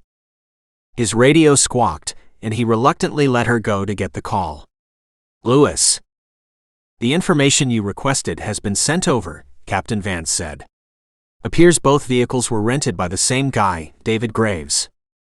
The name meant nothing to him. "I need any and all known associates of the guy. There has to be some sort of connection to Cunningham. We need to put out a bolo for this David Graves guy in Cunningham." "Cunningham too." The captain's tone was full of doubt. "He'll argue harassment." "Too bad. His kid is missing, and he's the prime suspect." Garth didn't care if the sheriff's department was sued or not. Trey's safety was his only priority. "Okay," his boss agreed after a long pause. "I'll send them through." "Good. I'll contact Lieutenant Young, find out if Cunningham reported in to work today." Garth made the call but only reached Young's voicemail. Realizing it was Sunday, and the lieutenant was likely off duty, he hung up without leaving a message. Gemma's phone rang and she pounced on it. "Hello, Trey." The color drained from her face and her panicked gaze latched onto his. In that moment, he knew whoever was on the other end of the line had her son. Gemma could hardly hear the male voice on the other end of the phone through the roaring in her ears. "Are you with the cop?" She pulled herself together with a Herculean effort. The caller had to be Randall, but there was something off about his voice. Was he trying to disguise it? "No. Are you with Trey? I want to talk to my son." "Don't lie to me," the voice said. "I know that cop has been staying with you. Tell me the truth or I'll hang up right now." She took a steadying breath, knowing she had to be calm for Trey's sake. "No, I'm not with the cop. I kicked him out last night." She felt Garth's gaze on her as she uttered the lie. "But I did call 911 and reported Trey missing, so the cops are likely looking for you." Then I guess you'd better hurry. If you want to see the kid again. You want me to meet up with you.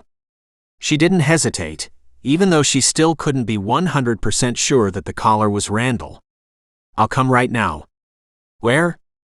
I need you to come alone.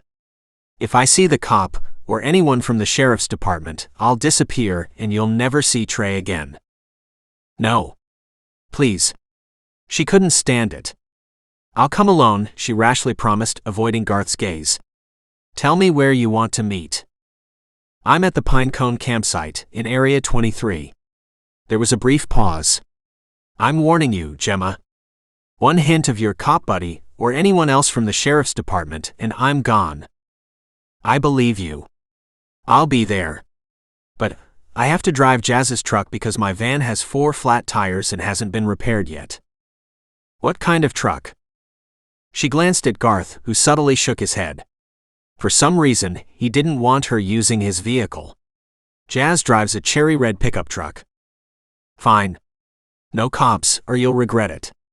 The man on the other end of the phone disconnected from the call. I need Jazz's keys. She glanced around frantically, relieved when Dalton tossed them to her. She grabbed them, the panic she'd managed to hold at bay returning full force. Thanks. I have to go alone.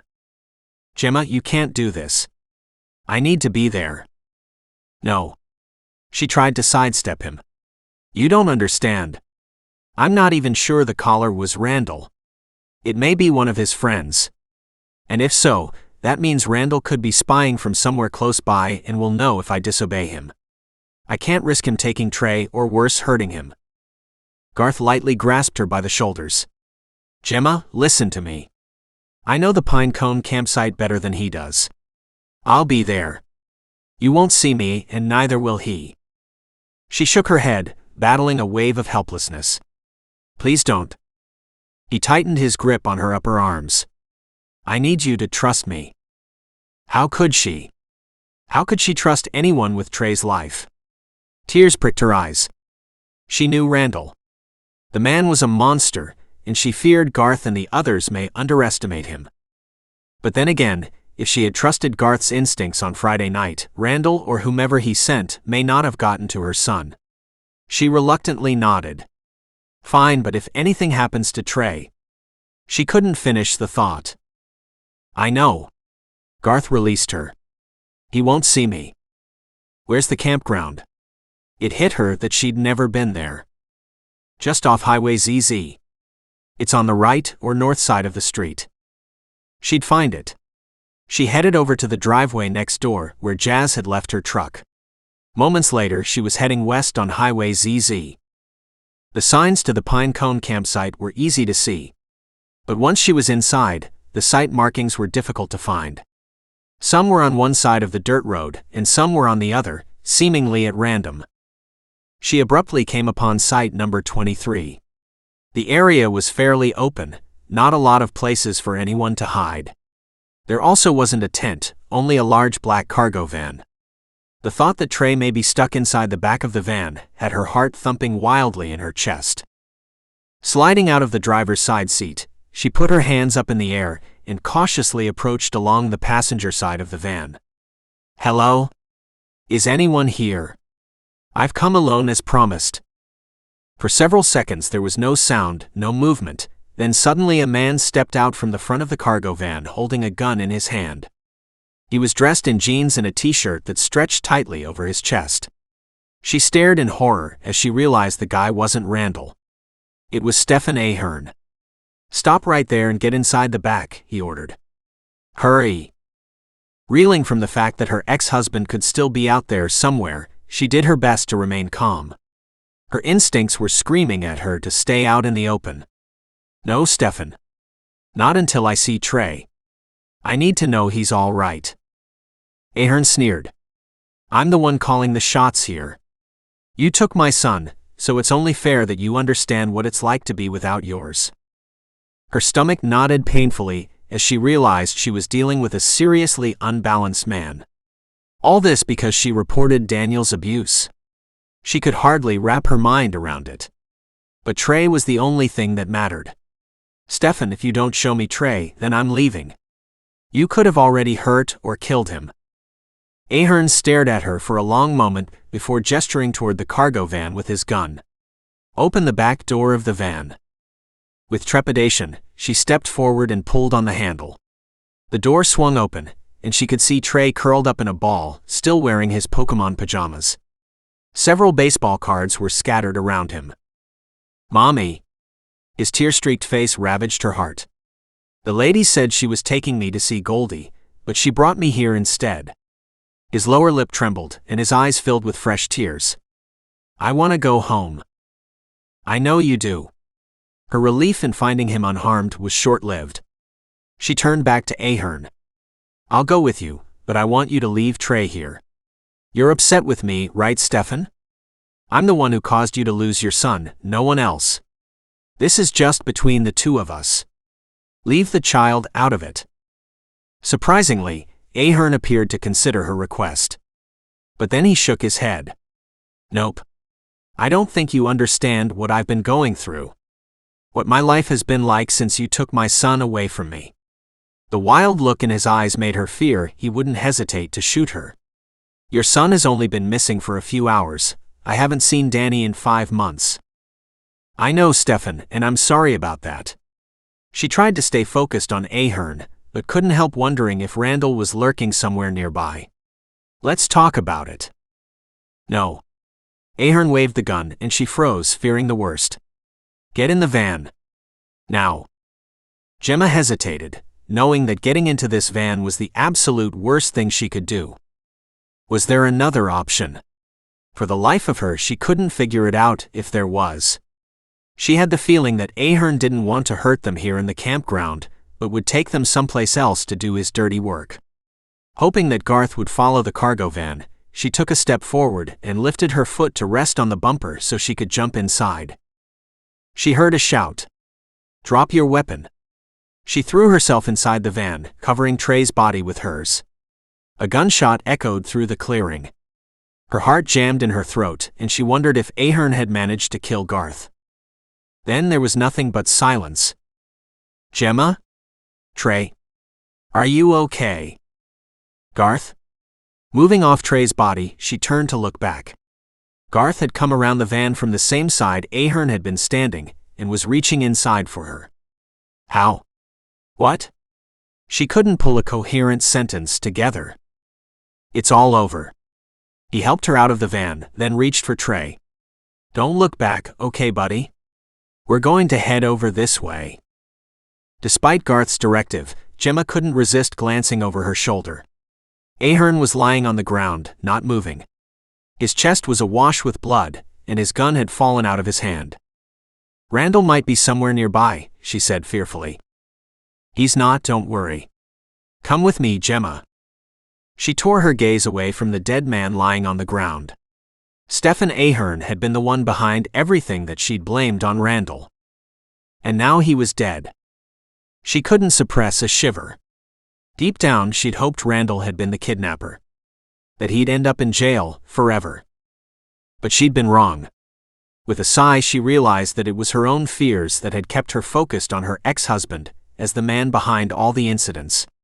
Which meant she'd have to figure out how to live with the idea that Randall would be free to live his life. And worse, may once again attempt to sue for joint custody. "Are you upset with me?" Garth asked, pulling her away from the image of Stefan Ahern. As soon as he'd arrived at the campsite, he'd remembered seeing Sherry Talbot hiding behind the tree the morning he'd arrested Ahern.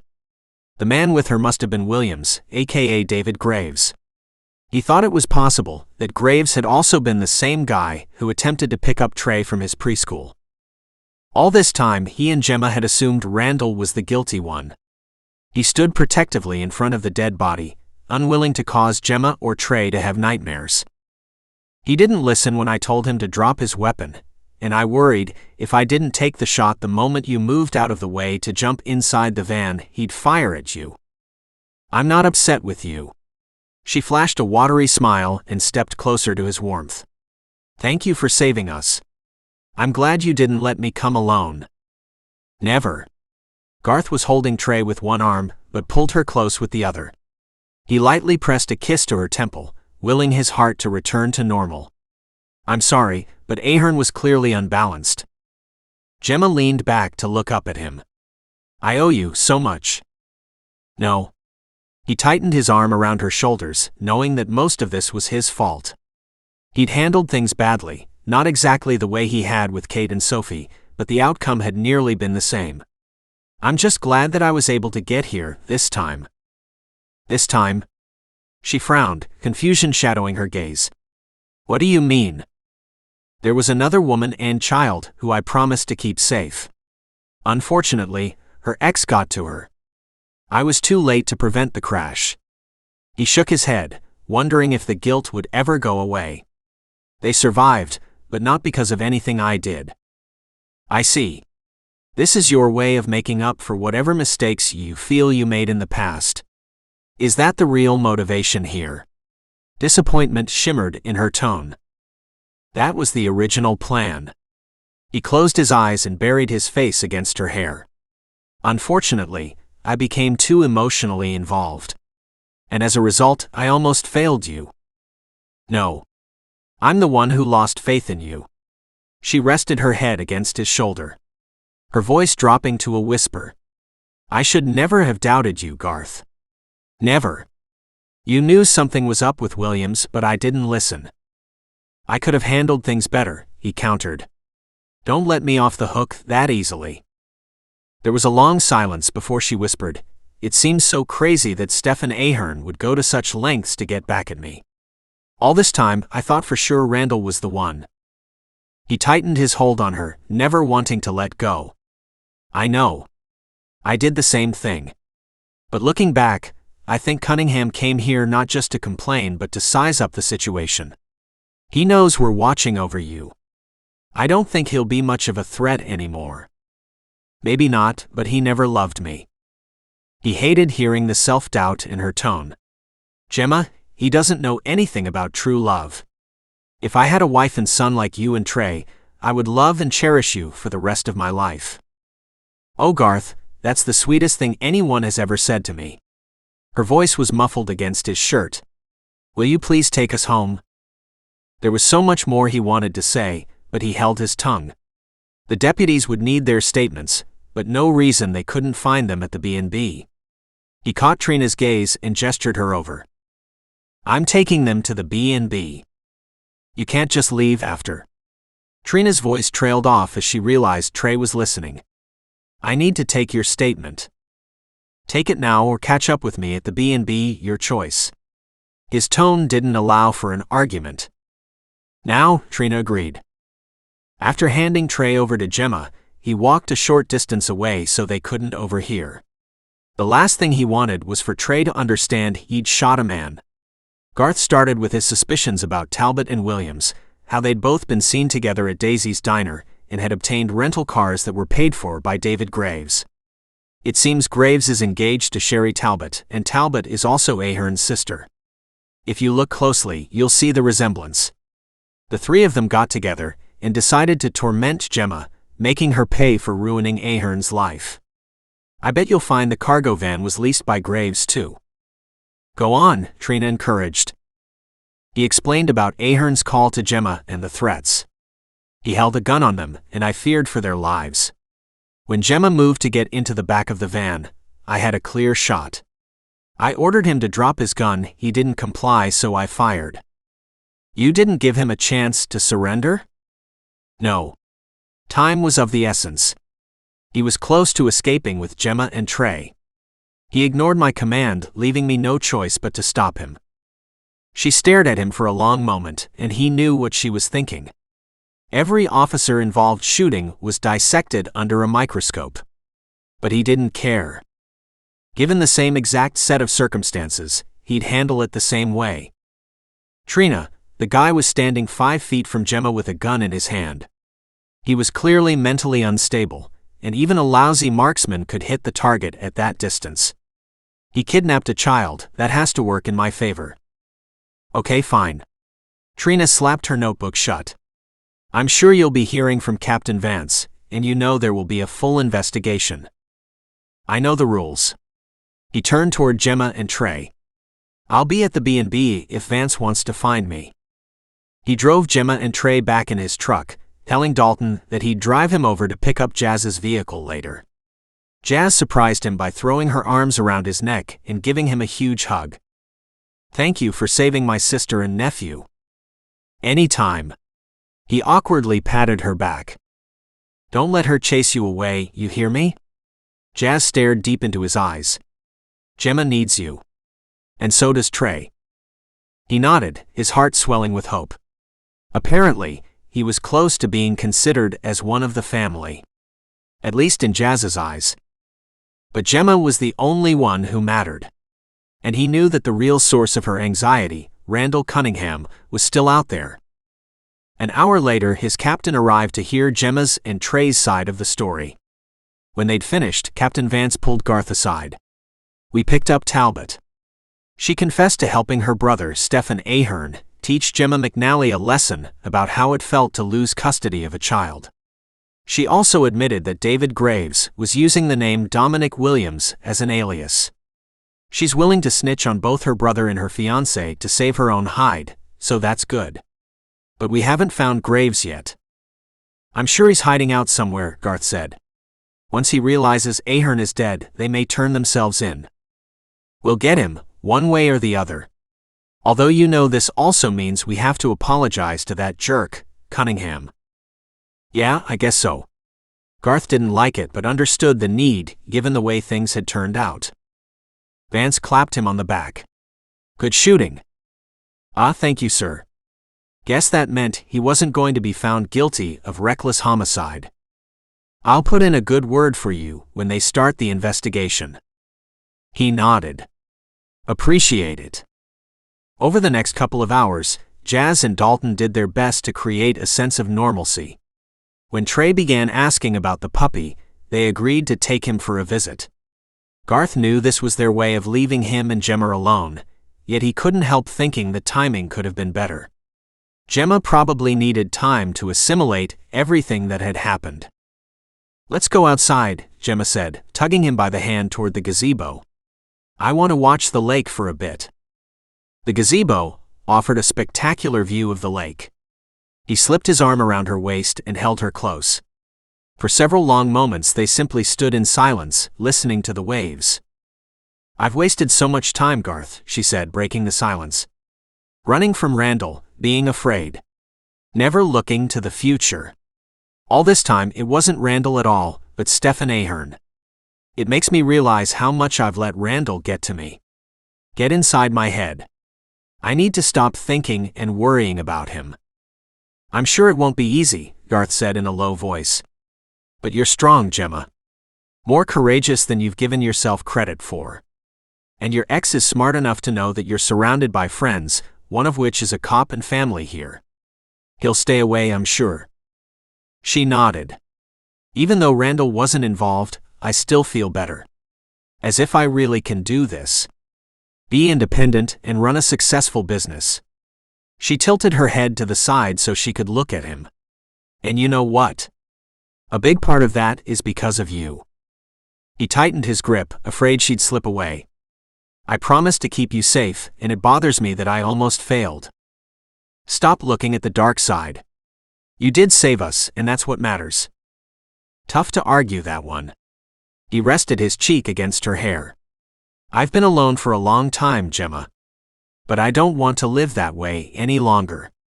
I love you. I know it might be too soon for you, and that's okay, but I want you to know how much I love you. If you give me a chance, I promise to love and cherish you and Trey for the rest of my life." "Oh, Garth." She turned in his arms so they were facing each other. "I'm glad to hear that, because I love you too. So much that it scares me." "Love should never be scary," he said with a frown. "I can wait, give you however much time you need. I know this wasn't a good time, trust me, there's no rush." She cupped her palm against his cheek. Poor choice of words. "I'm not afraid of you, Garth. It's just all this emotion is so overwhelming. I guess there's a tiny part of me that's afraid it's nothing but a dream." "A good dream," he said with a smile. He lowered his mouth to capture hers in a heartfelt kiss. When they could breathe again, he went on to add, "The best dream. I've always wanted a big family.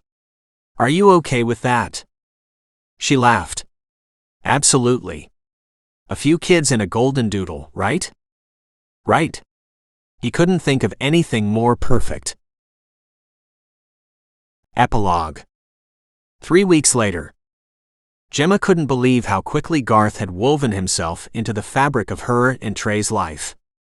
Her son loved Garth and looked up to him, rarely asking about his other daddy who, as Garth had predicted, had stayed away from McNally Bay. A week after the incident, the authorities had arrested David Graves for his role in Trey's kidnapping. Both David and Sherry Talbot insisted they had no idea Ahern had a gun or that he would actually harm the little boy, so the judge had let them out on bail. But Garth had put together a tight case, so she was certain they'd all do jail time. As long as they stayed far away from McNally Bay, she didn't care what happened to them. The mystery of Lucy's identity was still unsolved because Mrs. Cromwell had ended up in the hospital before Gemma could meet with her. Thankfully, Mrs. Cromwell was doing better and should be released soon. Rumor had it that Mayor Banks had become a permanent fixture in her hospital room, which made Gemma smile. Jonas was due home by the end of the week, so Jazz and Dalton had scheduled their wedding for the following weekend. Jazz would be a June bride. Her twin agreed to let Gemma post pictures of the event on their website for marketing purposes. And best of all, they had their first wedding booked. Mr. and Mrs. Perry had confirmed their daughter Noelle would marry Marvin Anderson here in the gazebo at the B&B the last weekend in August. Each day brought more guests. With Garth at her side, she couldn't ask for anything better. "Is Trey asleep?" Garth asked. "Yes, finally." She smiled and wiped her hands on her grandmother's rosebud apron. "One good thing about Goldie, she wears him out." He smiled, nodded, and held out his hand. "Walk with me." She took off her grandma's apron, then took his hand, allowing him to tug her outside, past the gazebo toward the lakefront. She loved his romantic gestures.